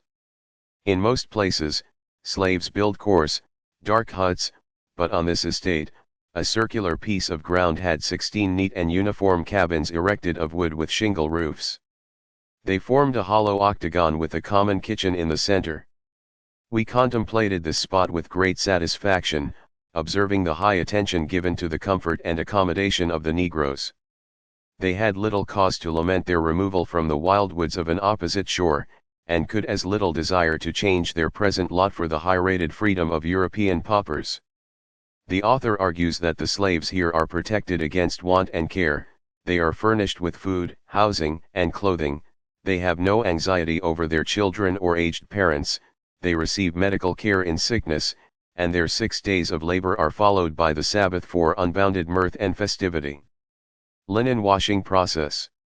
Finally, I must tell you about the local method of washing linen, as you desire to know all customs.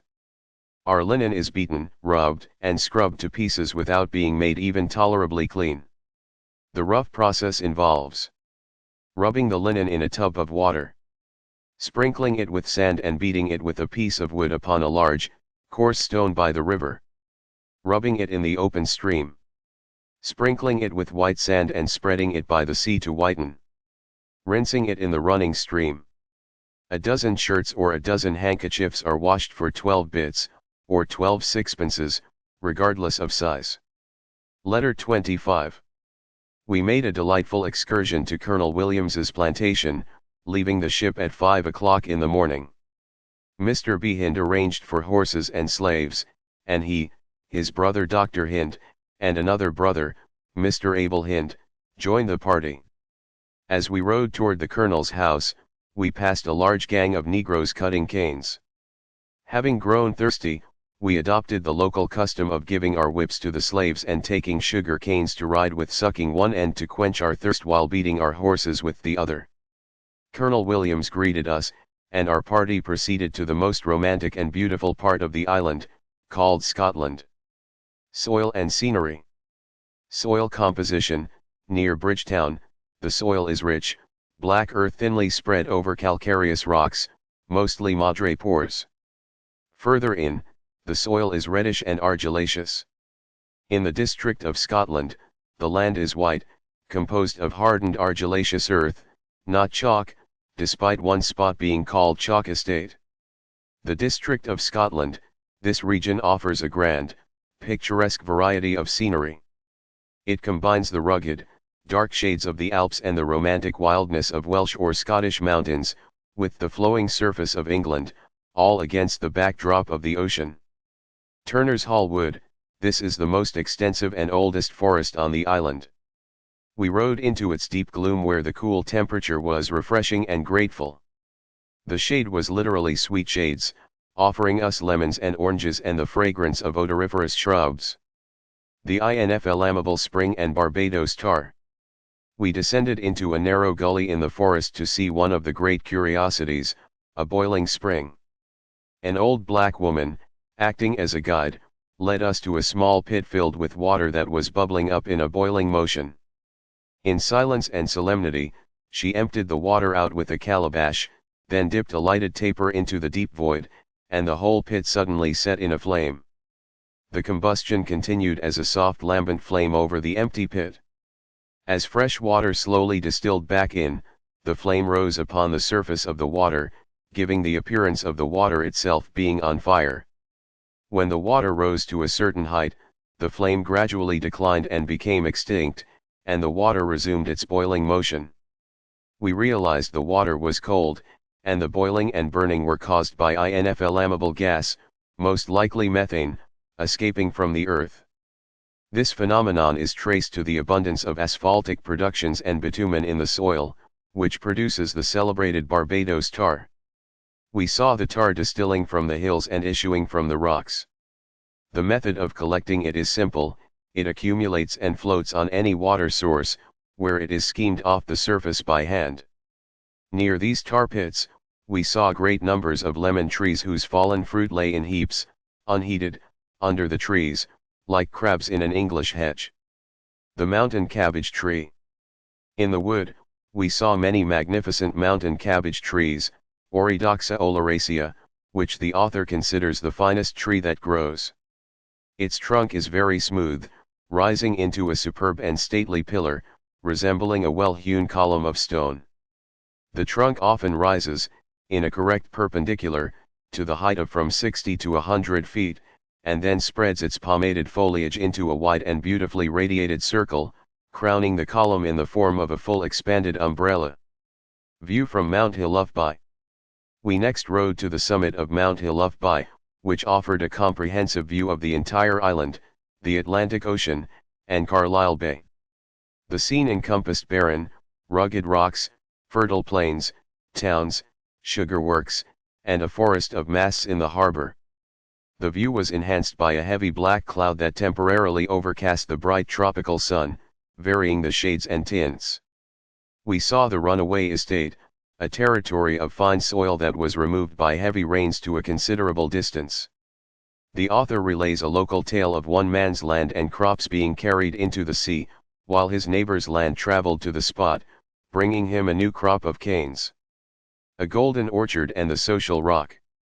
Before arriving at Colonel Williams's house, he led us to a golden orchard in a narrow gully, where we consumed dozens of the most delicious oranges, satisfying our parching thirst.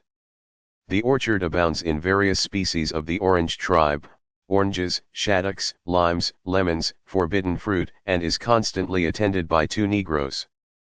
The best oranges, highly esteemed in the colony, came from a venerable centurion branch, a tree nearly 100 years old. The author praises the flavor as incomparable to any orange found in Britain. After refreshment, we dined at the Social Rock. This is a natural rock excavation in the gully with a series of romantic apartments, including a dining room spacious enough to accommodate 100 people. We were shaded by a hanging rock of madrepores, with a soft breeze coming through a plantation of bamboos and fragrant limes. We particularly enjoyed the crayfish soup, which the author considers the richest and most exquisite dish he has ever tasted. Return and conclusion. The evening ride back to Bridgetown was pleasant and moonlit.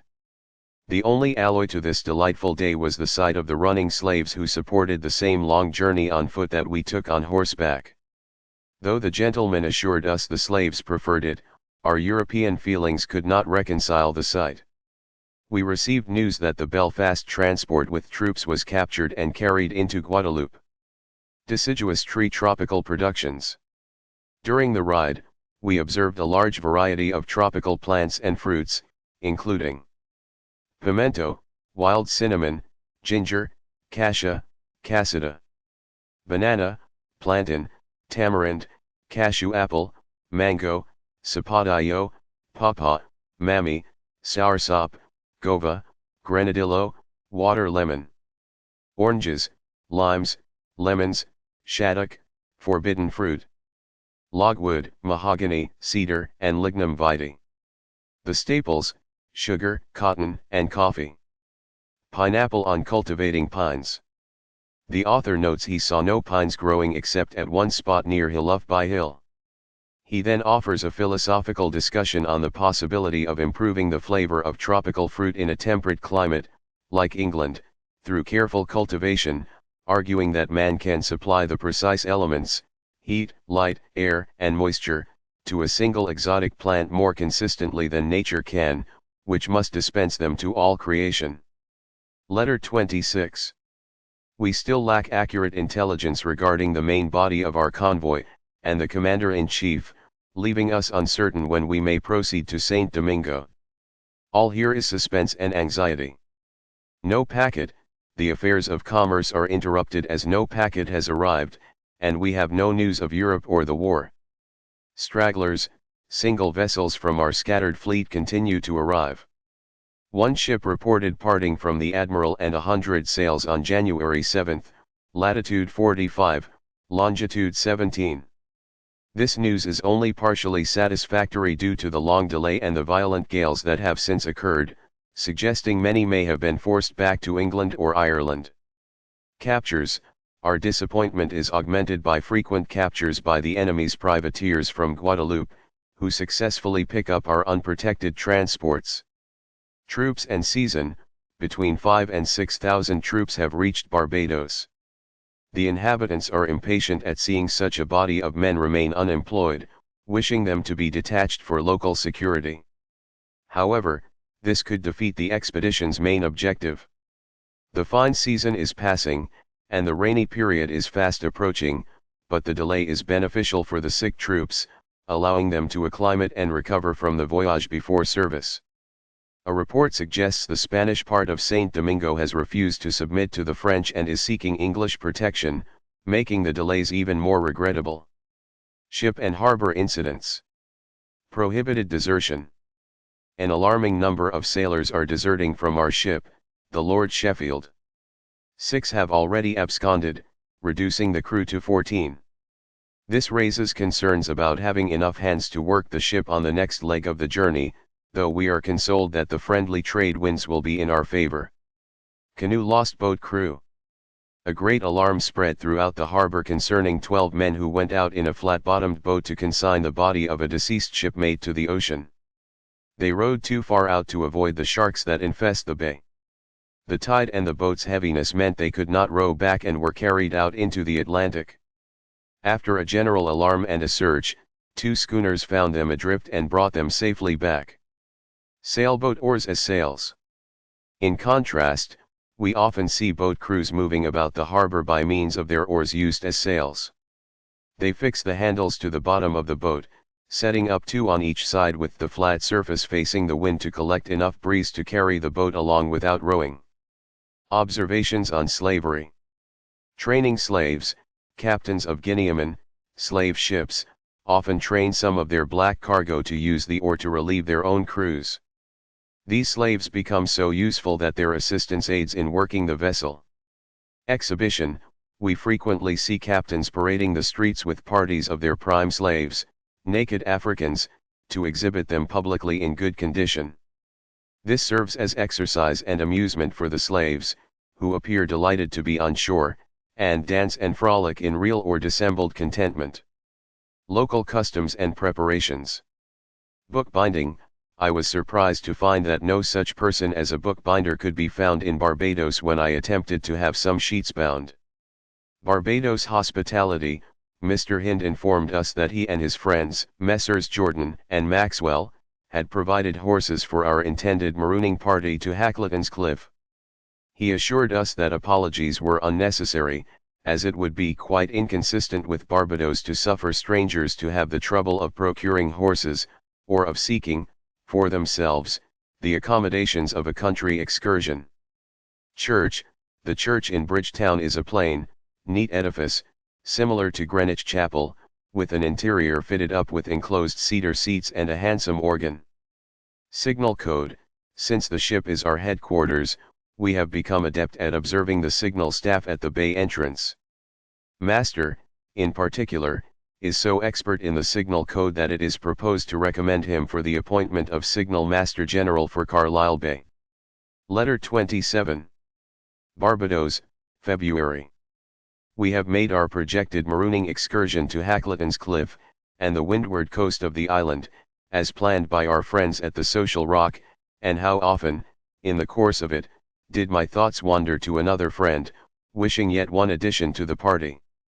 On the 23dist we went off before 6 in the morning to Bridgetown, where we found slaves, horses, and every necessary for the journey, provided by the friendly Mr. Hint, and in readiness for our departure. It was arranged that we should avail ourselves of the early part of the day, by proceeding to Colonel Williams's before breakfast. The morning was dull, the sky lowered, and it threatened rain, but none fell, and from the sun being obscured, the air was pleasantly cool. We rode slowly as far as Dr. Hind's, where we were joined by the doctor, and Mr. Abel Hind, and Mr. Jordan. Upon our arrival at Colonel Williams's, we found the breakfast board most bounteously spread, and the colonel prepared to take an active part in the expedition. After breakfasting with good appetite, and being well rested and refreshed, we left the social rock, to pursue our route, in the true marooning spirit of making a home whenever we might require it, or wheresoever we might find it, availing ourselves of whatever dwelling might present itself in our path. The first object which met our attention was within about half a mile of the Colonel's house, where we stopped to explore one of the greatest natural curiosities of the island, a very extensive subterranean cavern, called Harrison's Cave. Its hidden mouth opens among the rocks of a deep narrow gully, between two lofty hills. There we forsook the world of light, and descended into the dark regions of the earth, in order to advance to the bottom of the somber depths before us. Our way was intricate and obscure. Taking with us 3 negroes, with lights, we descended by narrow windings, or spacious openings, by broad walks, or narrow crooked paths, over loose stones, or rocky steeps. At one moment we found ourselves under a fine arch or dome, hung with clusters of petrifactions, at another we were in a narrow aisle, whose walls and impending vault, faintly glittered with multiform incrustations. By the senses of feeling and hearing, more than by sight, we judged of the varying uncertainty of our situation, and advanced in perilous step, now confined, now in more open space, until we reached a spot where we came to a gentle rivulet, softly stealing along its subterranean bed in a pure and crystal stream. A few soft rays, gleaming from above, silvered over the surface, and exhibited all the purity of this limpid current. But here the sky did appear above, for it was seen at a circular opening, cut through the soil and the solid rock, to the depth of 30 or 40 fathoms, and resembled the pale moon, or the brighter orb of day, divested of his fiery redness, and his golden beams. The wave, too, was anything but turbid, indeed, it was so invitingly clear and pure, that we were tempted to drink of its limpid stream. Together with our artificial lights, the mild rays from the opening above, penetrating to the very bottom of the cave, displayed the hanging tubes of stalactites, and the various surrounding petrifactions, in a peculiarly interesting and romantic manner. Here incrustations strike the eyes, their spangled domes, with lustre bright, beam down an artificial light, whence pensile hang, in Gothic show, descending to the sands below, fantastic forms. After contemplating the fine pellucid stream, and the pendant vaults, the arches, and recesses around, we proceeded onwards to a considerable distance beyond the rivulet, until the intricate path became more and more difficult, and the gloomy cavern seemed to close upon us in dark, and endless deep. The feeble taper now scarcely illumined the spot whereon we stood, while all before us was buried in the profoundest darkness. The path grew still more uncertain and irregular. At length we reached the farthest extent that had been explored, but unlimited windings seemed yet to lead on, in dark and terrific gloom, to the very center of the earth. Having no other lights than 2 or 3 open tapers, we did not feel it prudent to venture farther into passages unexplored. Hence we declined proceeding any deeper into this silent tomb of the earth, and turned about to retrace our steps to a brighter scene. The air, in most parts of the cave, was confined and warm, but, occasionally, we felt it damp and chilly. On our way back, at a narrow pass, where we had been obliged to bend low the knee in order to creep under the arch of a rock, we perceived it rush in strong current, and here the whole of our lights were suddenly extinguished, and we were shut in the dark and hollow bowels of the earth, unable to explore our way to the mouth of the cavern. Unhappily, too, we were confined in a damp current of air, where we were compelled to stand shivering with cold, while Colonel Williams and the negroes, who had been often in the cave, felt their way, at great hazard, to the opening, to procure new lights. We remained buried in the silent seclusion of this subterranean abode for nearly an hour, and when the distant sound of our conductor's feet returned upon our ears, and the soft glimmerings of light again stole into the solemn depths of the cave, the effect was uncommonly striking and beautiful. Watching carefully as the negroes approached, we at one moment saw the rays of light gleam upon their dark skins, gilding them as it were with fire, and giving them the appearance of the sons of Satan. Presently we lost them in profound obscurity, then again, the imperfect rays stretched towards us, and at one moment we saw indistinctly the blacks descend from a rock, and at another perceived them suddenly rise as from the deep. In such a situation, buried in darkness and sepulchral silence, you will agree that it required but little aid of fancy to create pictures of horror, or to figure to the imagination the mighty abode of terrors and of punishments. Call to your recollection the effects sometimes produced at the theatre, when the lights are withdrawn, and a few imperfect rays are thrown upon the dark skins of negroes, and you will readily allow that when our eyes first caught these Africans, at a distant part of the cavern, it scarcely required the powers of fancy to convert them, into demons of darkness, approaching us with the tormenting flames of their dread parent. By the time these sable beings had reached us, we had so powerfully traced the images of the black spirits below, that it was difficult to persuade ourselves they were only black bodies, bringing us lights from above. But the voice of the good colonel, who had accompanied them, soon roused us from our reverie, and reminded us that, however dismal our abode, it was not that bourne from whence no travellers return. We now hastened to change our bed of darkness for brighter regions, but were obliged to tread our way in cautious steps towards the exit of the cave, for the path was intricate and perilous. As we approached the opening we extinguished the artificial lights, in order to enjoy the appearance of the soft rays which stole in at the entrance of the cave. At our first escaping from the cave, the strong light of a tropical sun, falling through the widely dilated pupils of our eyes, produced a considerable degree of pain. We therefore remained a short time in the gully before we again mounted our horses, and then proceeded to a point called Sugar Hill, from whence we obtained an extensive and very beautiful view of the parishes of Scotland, and the romantic parts of the island which we had before visited. Near to Sugar Hill we called at a cottage to give directions for some oranges to be sent down to the Bay House, a place we were to visit en route. After enjoying the sweet views of Sugar Hill, and witnessing the sweeter smiles of the neighboring young cottagers, we were conducted to the home of a Mr. Haynes, where we were received with a warm Barbados greeting, and welcomed with frankness and a cordial hospitality. We rested only a few minutes, when Mr. Haynes and his son joined our party, and accompanied us to a neighboring estate called Joe's River, a most beautiful spot, and quite the Elysium of the island. Until lately it has been in the possession of the Reverend Mr. H., a man of much genius and learning, whose loss is deeply regretted by all, but more particularly by the literati of the island. He was a scientific botanist, and as much respected for his literary talents, and extensive information, as revered for his benevolent and social disposition. The house is finely situated on elevated ground near the sea, surrounded with extensive plantations of the choicest trees and tropical fruits.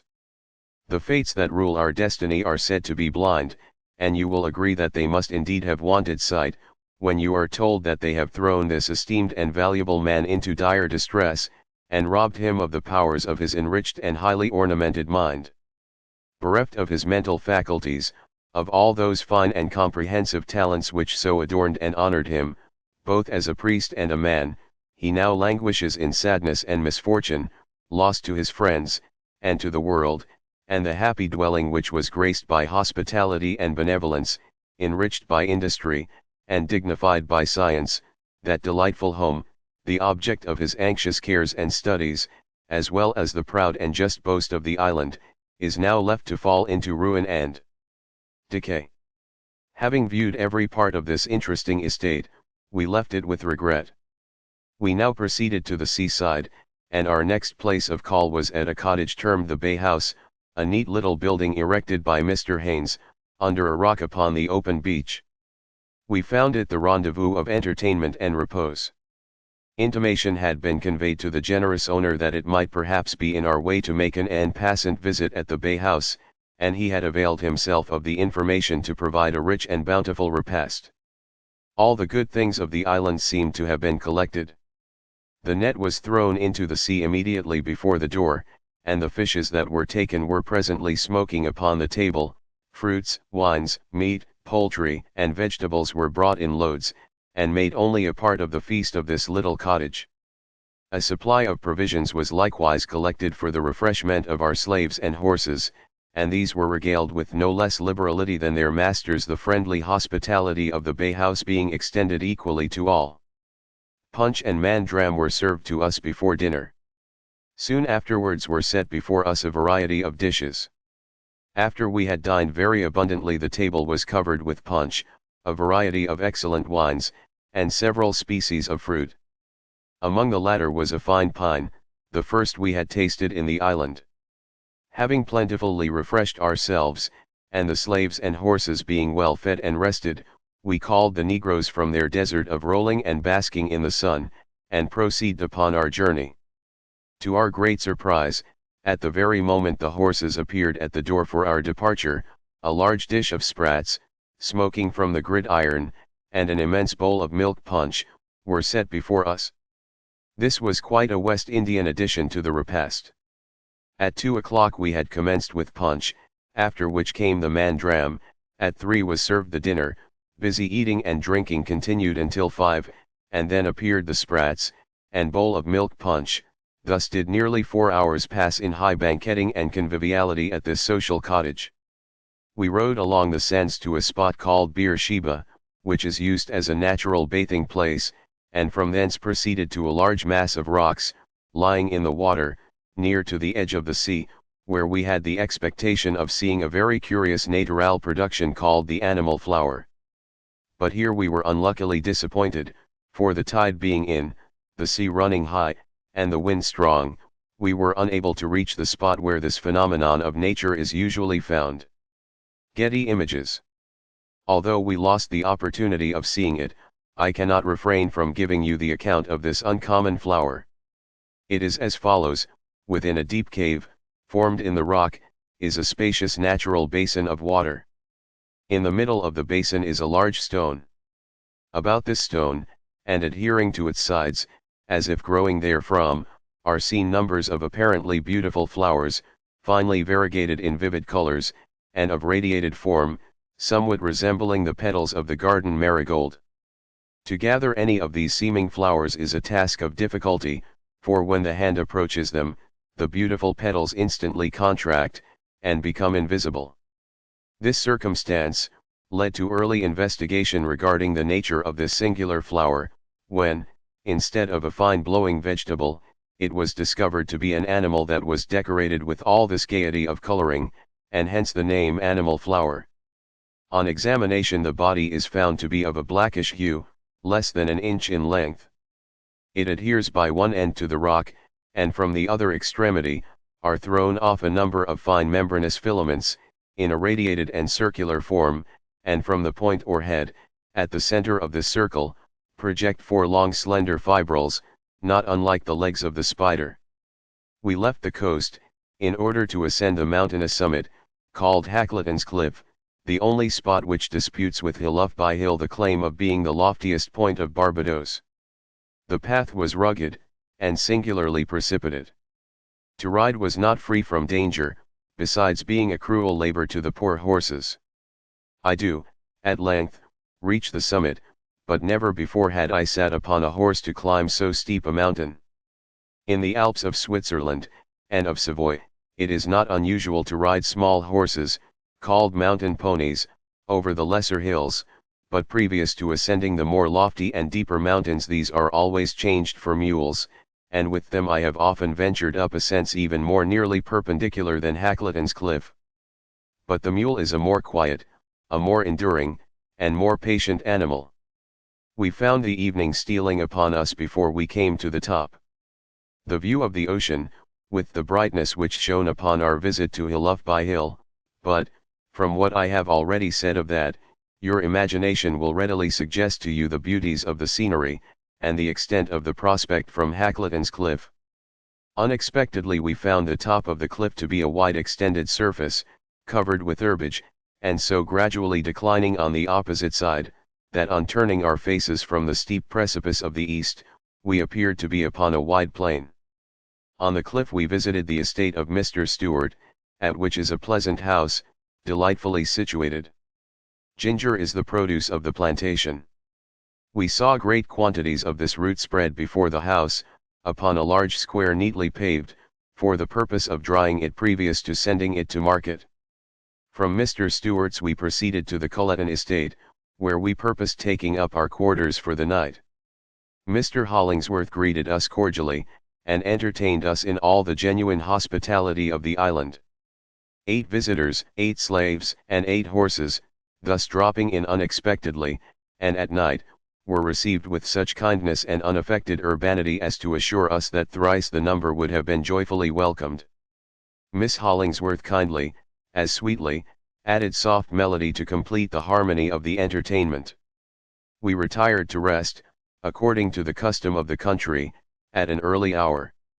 Doctor's master, Cleghorn, and myself were accommodated in one spacious room, in this cool part of the most windward island, and in the month of February, we set open the windows of the room, and threw aside all the bedding and clothes, preserving to each person only a hard mattress, and a single sheet.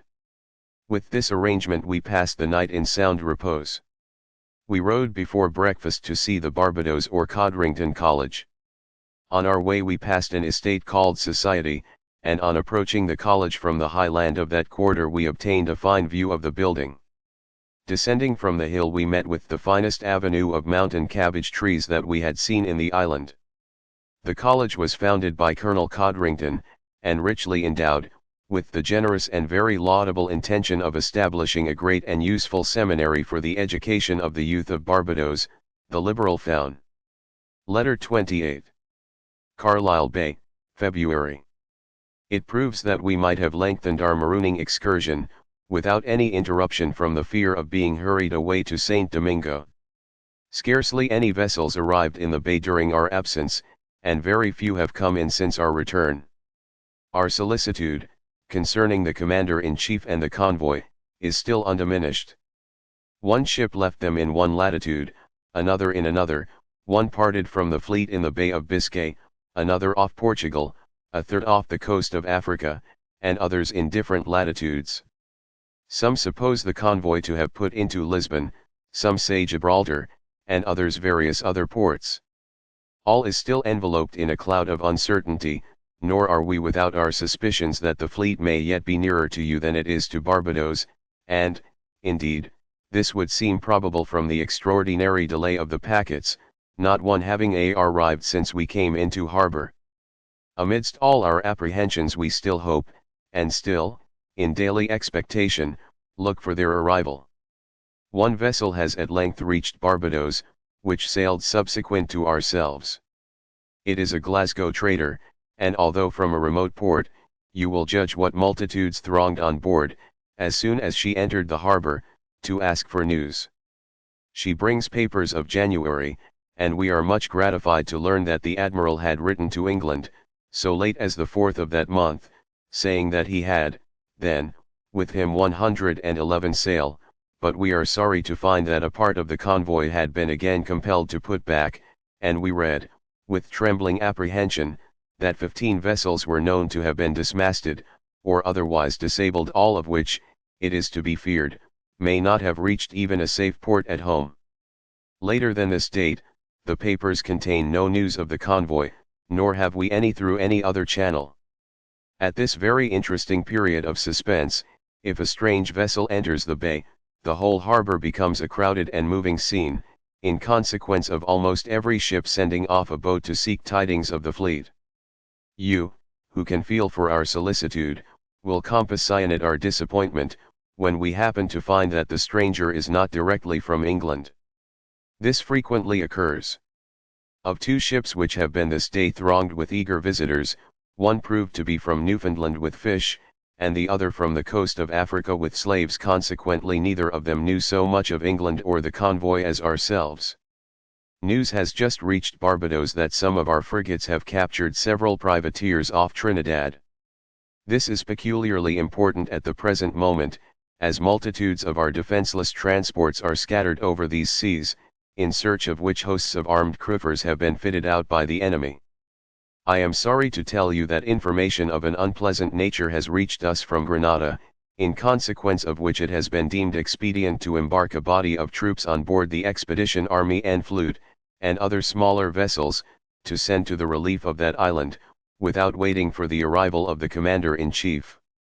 Could it have been foreseen, that the remainder of the convoy would have been detained so many weeks behind us, the troops which have been accumulated at Barbados might have been beneficially employed in restoring tranquility to our disordered islands, and, perhaps, have been still in time to have joined in the great, and more combined object of the expedition.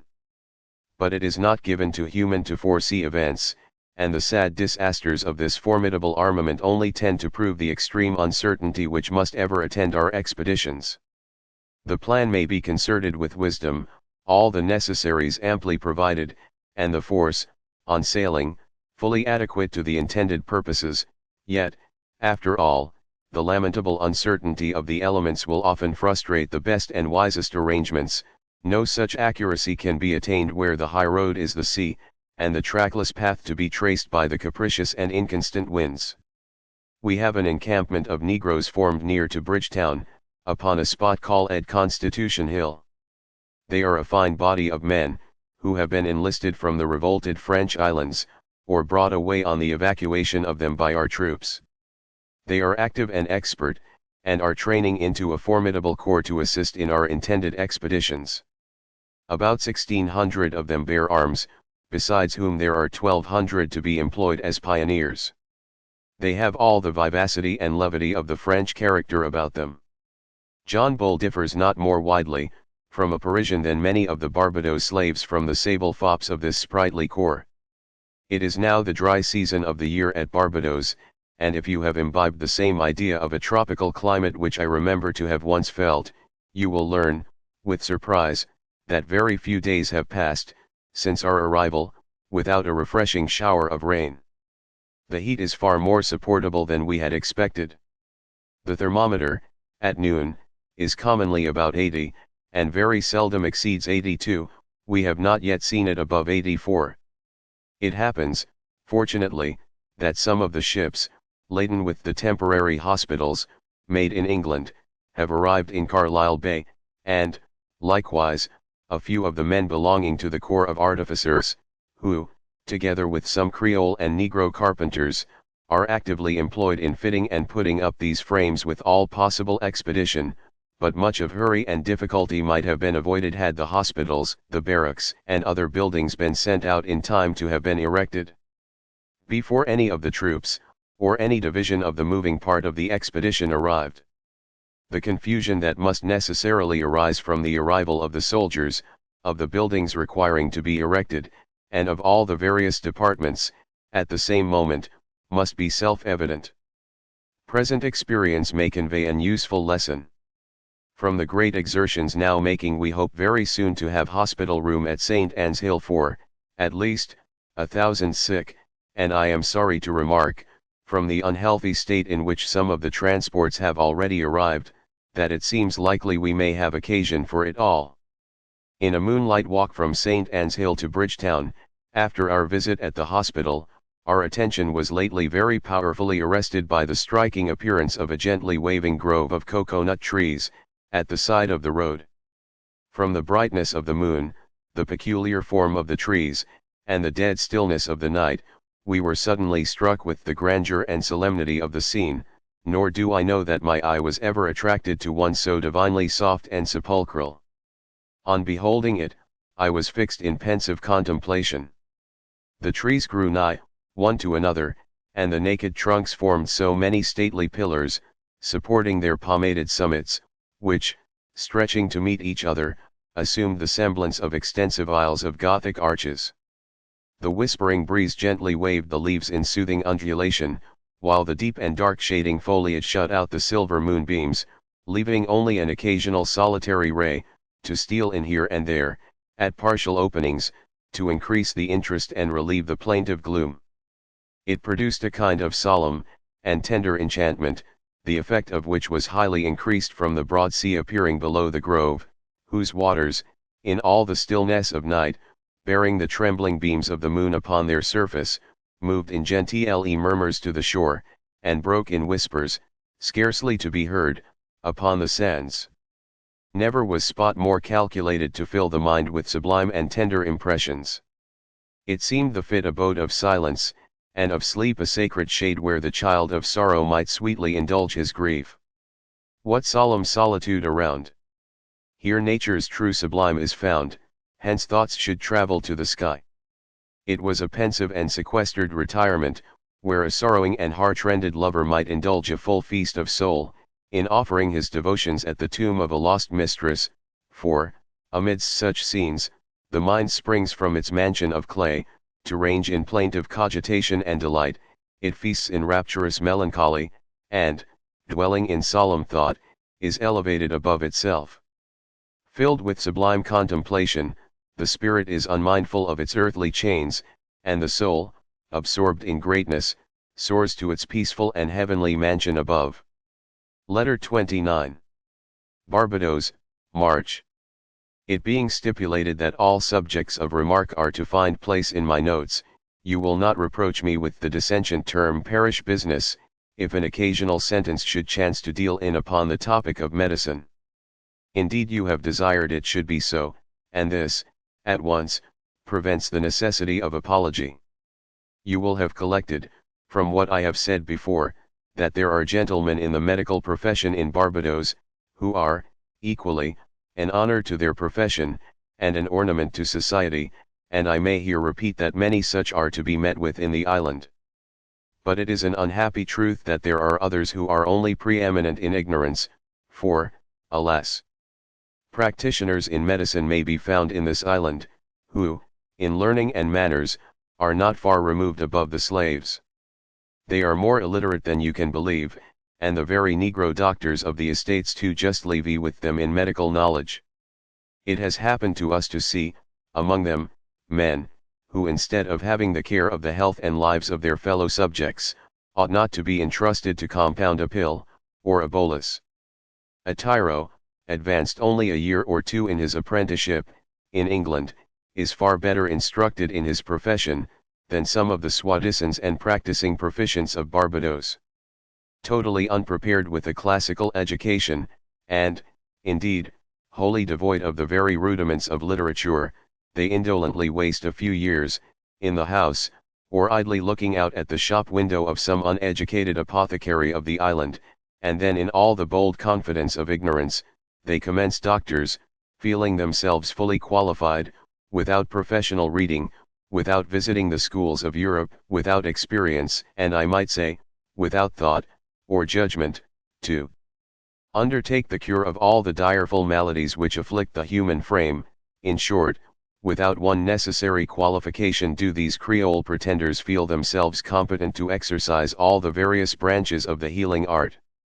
Cleghorn, master, and myself called, lately, at the shop of one of the practitioners of this class, to purchase some Peruvian bark, when we found our brother doctor disposed to be facetious and communicative, and prone to talk with equal confidence and loquacity. His bark, he assured us, was of the best, for he had plenty of the court Peruv optimum, and had advertised it for sale, although he never used it for his patients, adding to this very liberal and laudable avowal, I have also the court Peruv common, but I never write now for the court Peruv second. Formerly I did, and the druggists cheated me, but I have found them out, and now make the court Peruv second myself. I mix a little of the court Peruv optimum, with the court Peruv common, and so make court Peruv second, and in this way gain the money myself which, before, I foolishly paid to the druggists in England. This man who, independent of a total want of professional knowledge, avowedly, and from the most sordid motives, never administered to his patients a single grain of that bark, which, even in proper cases for its exhibition, was most likely to prove beneficial, this man is a busy practitioner in Bridgetown, and is esteemed the great Hippocrates, the family doctor, and the confidential, and prime guardian of health to many of the inhabitants of Barbados. In all climates, a sound judgment, and an acuteness of discrimination, together with a correct knowledge of the human frame, are necessary to the successful treatment of diseases, but in the West Indies, where the attack is frequently sudden, and the progress destructively rapid, if the malady be neglected or badly treated, in its incipient stage, medicine becomes inefficient, and, too often, the disease cannot be subdued by all the art of the wisest physician. How lamentable, then, is it that such ignorant medicasters as are corpora of optimum should be entrusted, and particularly in a tropical region, with the health and lives of multitudes of their fellow beings. When we reflect that the riches and prosperity of a country connect, most intimately, with its population, and that the lives of men are of the highest importance to the state, it becomes matter of surprise and astonishment, that, even in the remote colony, such pretenders should be permitted to disgrace the healing art. If that wise principle salus populi supremo lex, be correct, and I suspect it cannot be disputed, the health of the people must be a subject of prime consideration in the eye of every government.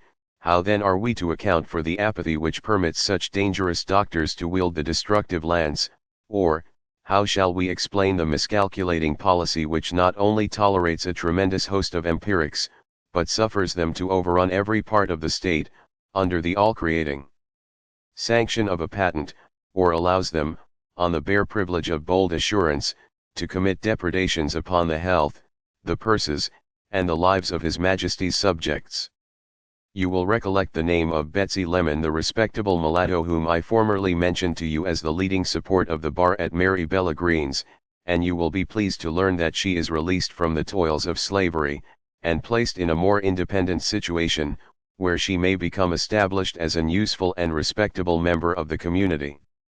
She has opened a new tavern at Bridgetown, where we have made a party of encouragement, to take a dinner, and drink to the success of the hostess, and, from the accommodations we met with, I may add, that, should any more of your friends follow us to Barbados, you may assure them of attention and good treatment at the house of Betsy Lemon.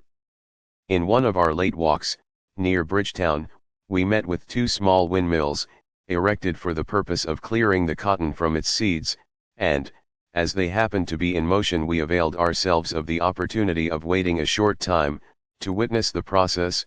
The cotton, when pulled from the pod, envelops the seeds, forming the matrix in which they grow and are embedded, and it is separated from them by being caused to pass through the bite of two small metallic rollers, placed horizontally, one over the other, and turned by the action of the mill.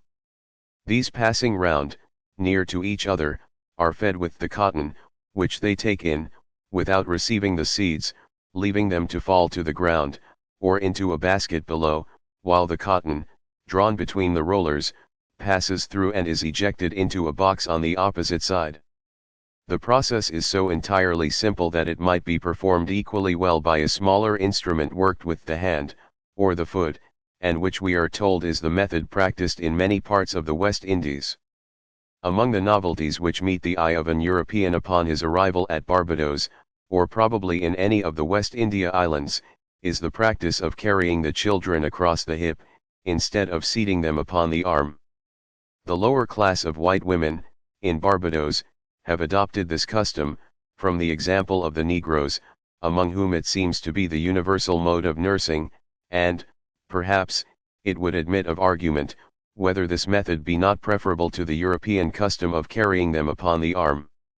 Seated upon the hip, the infant soon learns to cling, and in a great measure to support itself, but, placed upon the arm, it must always remain a helpless or dead weight upon the mother, being without the power of assisting itself, or relieving its position. A deformed Negro is a very rare object, and this may probably be attributed, in great measure, to the manner of nursing them in their infancy, for, besides the better mode of carrying them, they have the further advantage of being allowed to crawl about upon their hands and feet, in perfect freedom, unrestrained by ligatures, or tight garments. Although I have observed the mode of carrying children upon the hip to be the common method of nursing among the slaves, yet, when they have to carry them to a great distance, they neither place them upon the hip, nor the arm, but upon the back, and I have, frequently, been surprised to observe by what slight support they secure them in this situation. A mere pocket handkerchief, tied carelessly round the mother, often forms all their seat, and all their safety. A few evenings ago I had the afflicting opportunity of witnessing a scene of cruelty, which strongly exemplified the abject, and wretchedly humiliating condition to which human beings are subjected in a life of slavery. I happened to be waiting upon the quay for the Lord Sheffield's boat, in order to return on board, when two men, apparently white Creoles, came up, and seized a negro, who was standing near me, accusing him of having run away from his master. The poor black assured them that he had no master, that he belonged to Mrs., that he was well known in the town, and that they must, certainly, have mistaken his person, and, upon these grounds, urged the impropriety of their taking him to prison. But, regardless of his remonstrances, and of their own error, they tied him with a heavy cord, fastened his hands, and forced him towards the place of confinement. Curiosity led me to follow them.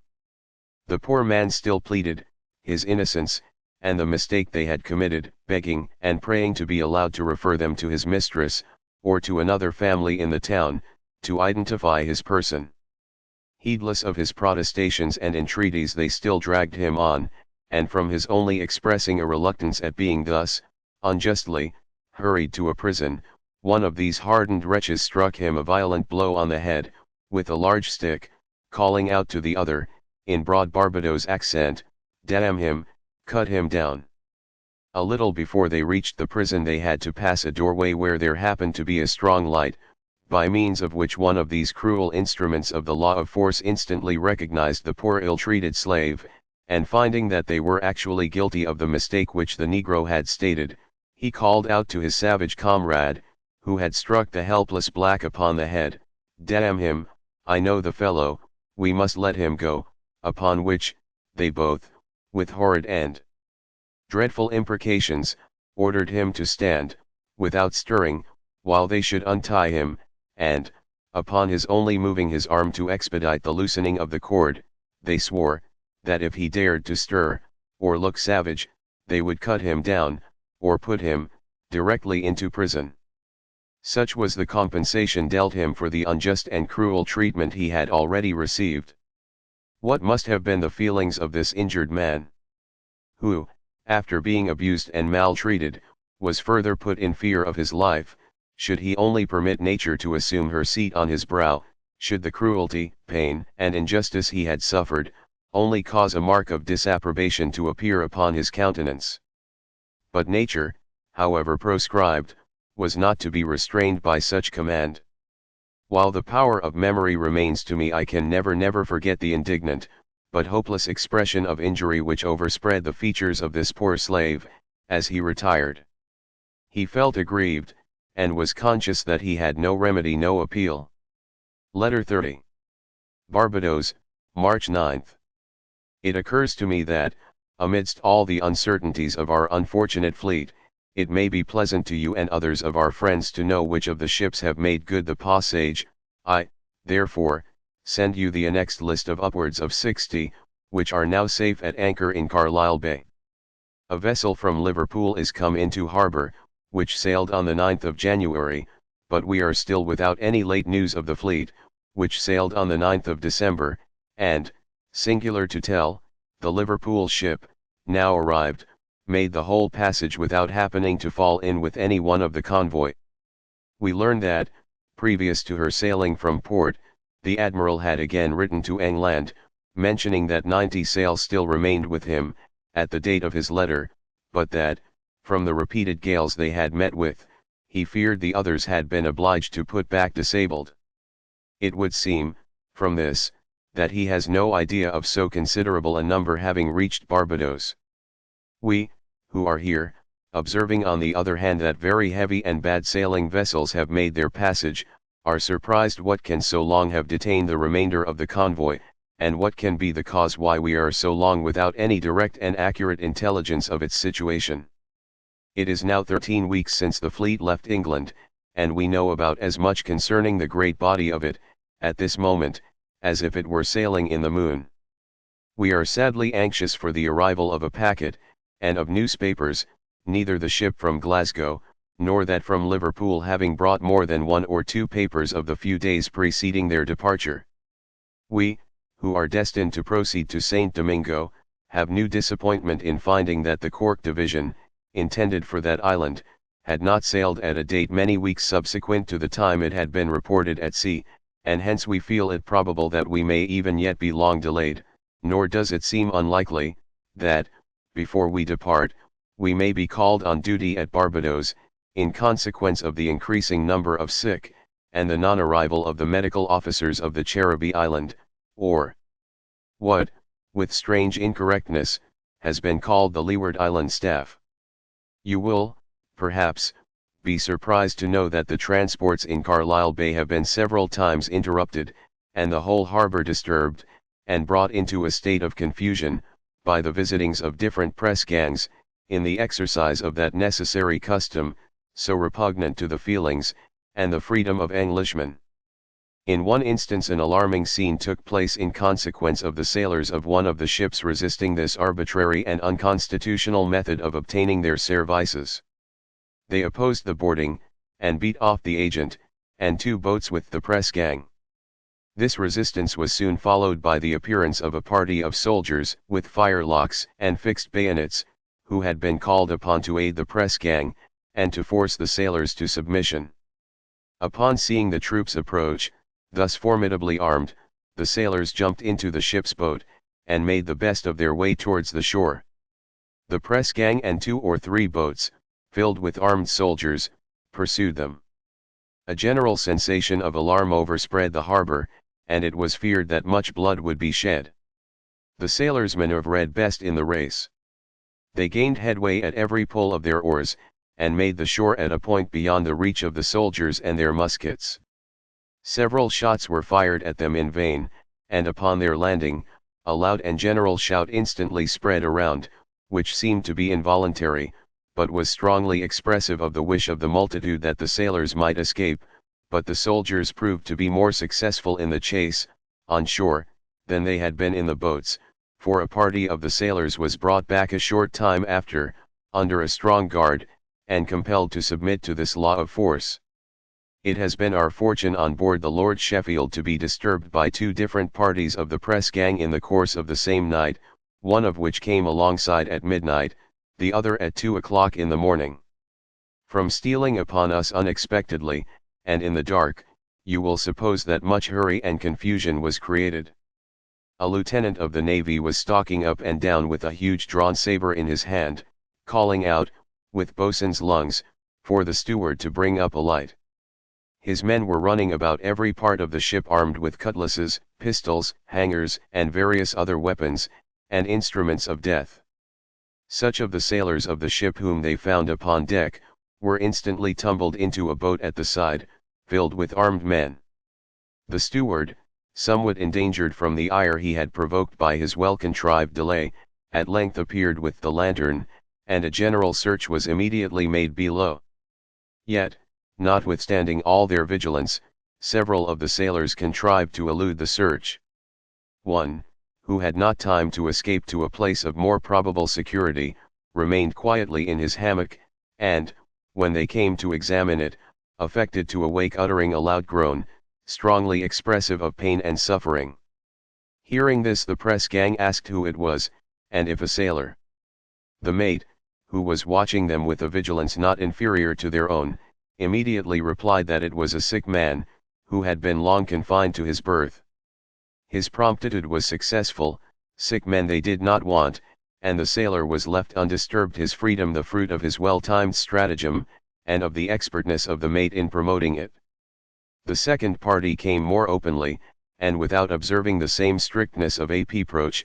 Consequently all the sailors who were likely to suit them, were secreted before they could reach the deck, and from the mate receiving them frankly, and assuring them that they were too late in their visit, in consequence of their comrades having but just preceded them, and taken away the greater part of the ship's company, they did not subject the vessel to so minute and prying a search, but, after looking generally round the ship, went quietly away without a man.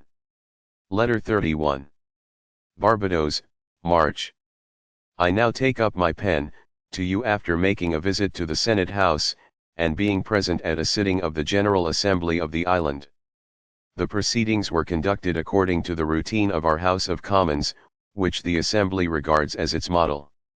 The representatives, like ours, are returned from the provinces, not, indeed, from each county, but from each parish, and, there being 11 parishes in the island, the Assembly, consequently, consists of 22 members.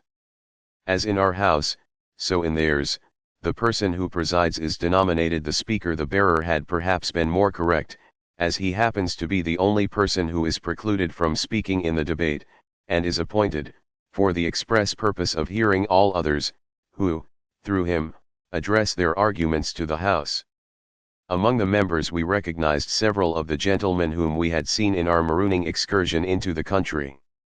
It did not happen to be a sitting of great interest to strangers, there being but little before the House for discussion, and, consequently, few debates. Reading and passing a militia act, and some other bills, constituted nearly the whole business of the meeting. One part of the proceedings, however, we thought to be strictly in the order of the day. It was excessively warm, and we were sadly parching with thirst, when 2 persons suddenly appeared with a large bowl, and a 2-quart glass filled with punch and sangaree. These were presented to Mr. Speaker, who, after dipping deep into the bowl, passed it among the members, nor was the audience forgotten, for we were most gratefully taught that the hospitality, so universal in the island, lives even in the Senate. The glass was handed up to us, and we found that it was correctly in order for strangers to join in this part of the debate. It came at a moment peculiarly opportune, and we drank deeply and cordially to our friends, and the House of Assembly. The Court of Chancery, with the Governor as President, was sitting in a chamber above, and, suddenly, a loud clamour, indicating discord and confusion, was heard from that quarter. We, therefore, left the House of Assembly and ascended to the upper house, in the desire of ascertaining what could possibly have caused such turbulent proceedings, when we found this august assembly totally absorbed in a quarrel between 2 of its members, who had interrupted the business of the sitting, and diverted the attention of the House exclusively to their personal dispute. Each remained obstinately inflexible, with regard to the required acknowledgment, and neither could be brought to any terms of concession. Hence, after a long interruption, it proved that the House had only to leave it to be settled as a personal quarrel, according to the feelings of the parties. Perhaps it had been more consistent had the Court, from the first, maintained its own dignity, and not suffered its proceedings to have yielded to a personal altercation within its own walls, which, it might have prevented, but which between the individuals it had not the power to control. There appeared no prospect of a reconciliation between the parties, nor of the harmony of the court being sufficiently re-established for the business of the meeting to be resumed. We therefore left them, in order to pursue our further engagements.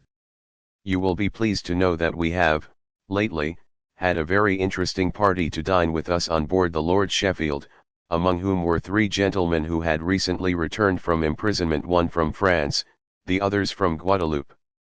The narrative of their confinement and treatment, together with some anecdotes of persons whom they had about them, afforded us much amusement, and gave to their details a high degree of interest.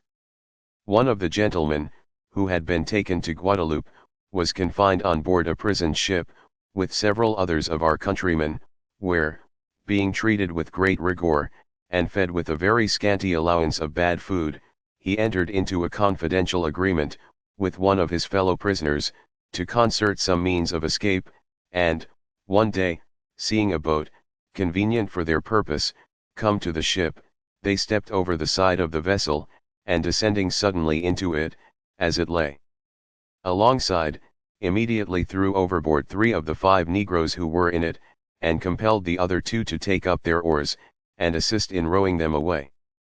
The success of this perilous enterprise was equal to the boldness with which it was undertaken. The sentinels fired at them in vain. Being once clear of the ship, they pulled the oars with vigor, and, encouraging the blacks to their aid, were soon out of reach. Neither boats, nor bullets were able to overtake them. They were quickly at sea, in their open skiff, and, gladly, entrusted themselves to the mercy of the elements. The weather favored them, and they soon made a port of safety in a British island. The manner in which the other gentleman who had been confined in Guadeloupe obtained his release was also attended with peculiar, and strongly marked circumstances. Having an opportunity of speaking with the secretary of Victor Hughes, he represented to him in strong colors the very serious personal injury his confinement might bring upon him, and urged the absolute impossibility of his release being injurious to any individual of the French nation, supporting his appeal with the offer of a sum nearly equal to £1,200 sterling, to be paid au citoyen secret heir, provided he would contribute his aid in obtaining him and 2 of his friends permission to leave the island. The secretary rejected the offer with disdain, expressing both anger and astonishment that he should dare to imagine that he was capable of being seduced by a bribe, adding that formerly Frenchmen were venal and might be bought, but now, citizen, we are republicans, and a good republican requires not a bribe to encourage him to the execution of his duty, nor is capable of being, thereby, impelled to commit a breach of it. He, nevertheless, listened with attention to the peculiar severity of the case, and having heard the particulars, appeared to feel a degree of interest regarding the hardships that were represented. Upon leaving the gentleman, he said he would try to intercede in his behalf, and intimated a hope that he might be able in the course of a week to communicate some report to him. A few days only had elapsed when the secretary returned, bringing with him the prisoner's release, which he presented to him, with felicitations, expressing himself happy in being the means of his regaining his liberty, and, peremptorily, refusing to accept, even the slightest compliment for the service he had rendered him. Would all men act thus, my friend, of how little consequence were it whether they were denominated republicans, aristocrats, or royalists? What the form of government, or who should rule the land, could be of little consequence, were honor and virtue made the rulers of men's actions. Speaking from the warm feelings of the heart, a very elegant writer has said, I cannot be more convinced of the truth of any demonstration in Euclid than I am that system of politics must be best by which those I love are made happy, but, perhaps, it might be said, with still greater correctness, that system of government must be best, where virtue, among the people, most prevails. It is idle to declaim against a government, while even those who complain have not virtue enough to withstand the seducing lures of corruption. Let the people be virtuous, and the government will never be corrupt. Were men to resist bribery, and to expose their seducers to public reproach, few attempts would be made upon their independence. But alas! Even those who are loudest in railing against corruption, but too commonly, when the magic wand approaches themselves evince that it was not virtue raised their voices. Too often the disordered appetite, which calls aloud for the high condiments of privation and patriotism, feels no nausea from a change of diet, but finds all its acrid gnawings speedily appeased by a well-dressed dish of loaves and fishes. Perhaps it may be doubted whether a true patriot, in the full extent of the term, ever existed, that is, a man who could feel himself so devoutly and abstractedly a patriot as, wholly, to forego every personal consideration, and devote himself exclusively to his country.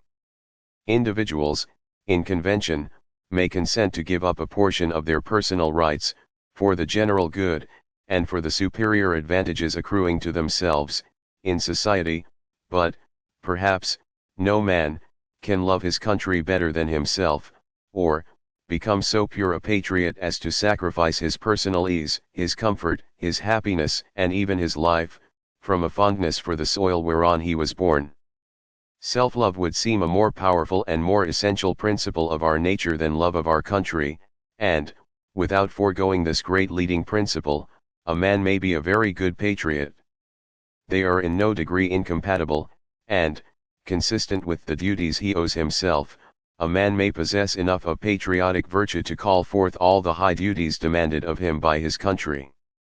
The love of fame, as a branch of self-love, is a much stronger principle of action than patriotism, and may lead to acts, whence the country is highly benefited, and which from intimacy of connection, when only superficially examined, may appear to arise from patriotism alone. Perhaps the greatest deeds of the most renowned patriots, whether of ancient or modern times, could the principle from which they were derived be fairly traced, or the secret motives which caused them be fully disclosed, would be found to have arisen, not barely from a patriotic feeling, but, in a still greater degree, from that powerful and infatuating passion, the love of fame. Could those modern great men, or those heroes of antiquity, who are said to have died for their country, have been fully made to believe that from the moment they ceased to breathe their names would never again be heard, or uttered that their remembrance would at no future moment find place in the minds of their friends or descendants, or in the annals of their country, and that their deeds would be instantly forgotten, and blotted out in utter oblivion, it is more than probable they had never regarded all the good their country might derive from the sacrifice as an equivalent for the loss of life, and that, consequently, those great acts, said to be, of patriotism had never been known. It has been said that were there no uniform there would be no soldiers. However much this may be doubted, it will, perhaps, be less disputed, that if no personal honor or fame were to attach to those great deeds, which are said to arise from patriotism, few would die from an abstract love of country. There is a happy something in our nature which leads all men to extol honorable and virtuous actions, and to deprecate such as are corrupt and vicious. However depraved himself, there is a certain upright conduct which, in others, even the most dissolute does and must approve. Every one, my friend, will esteem the conduct of the Republican Secretary, which has led me to fatigue you with these remarks. Alas! That every one would learn to imitate it? Then might these dire political contests cease, and then were it unimportant to Europe and the world whether France shall, finally, succeed in establishing a republican government, or grow weary of blood-stained faction and revert to a monarchy.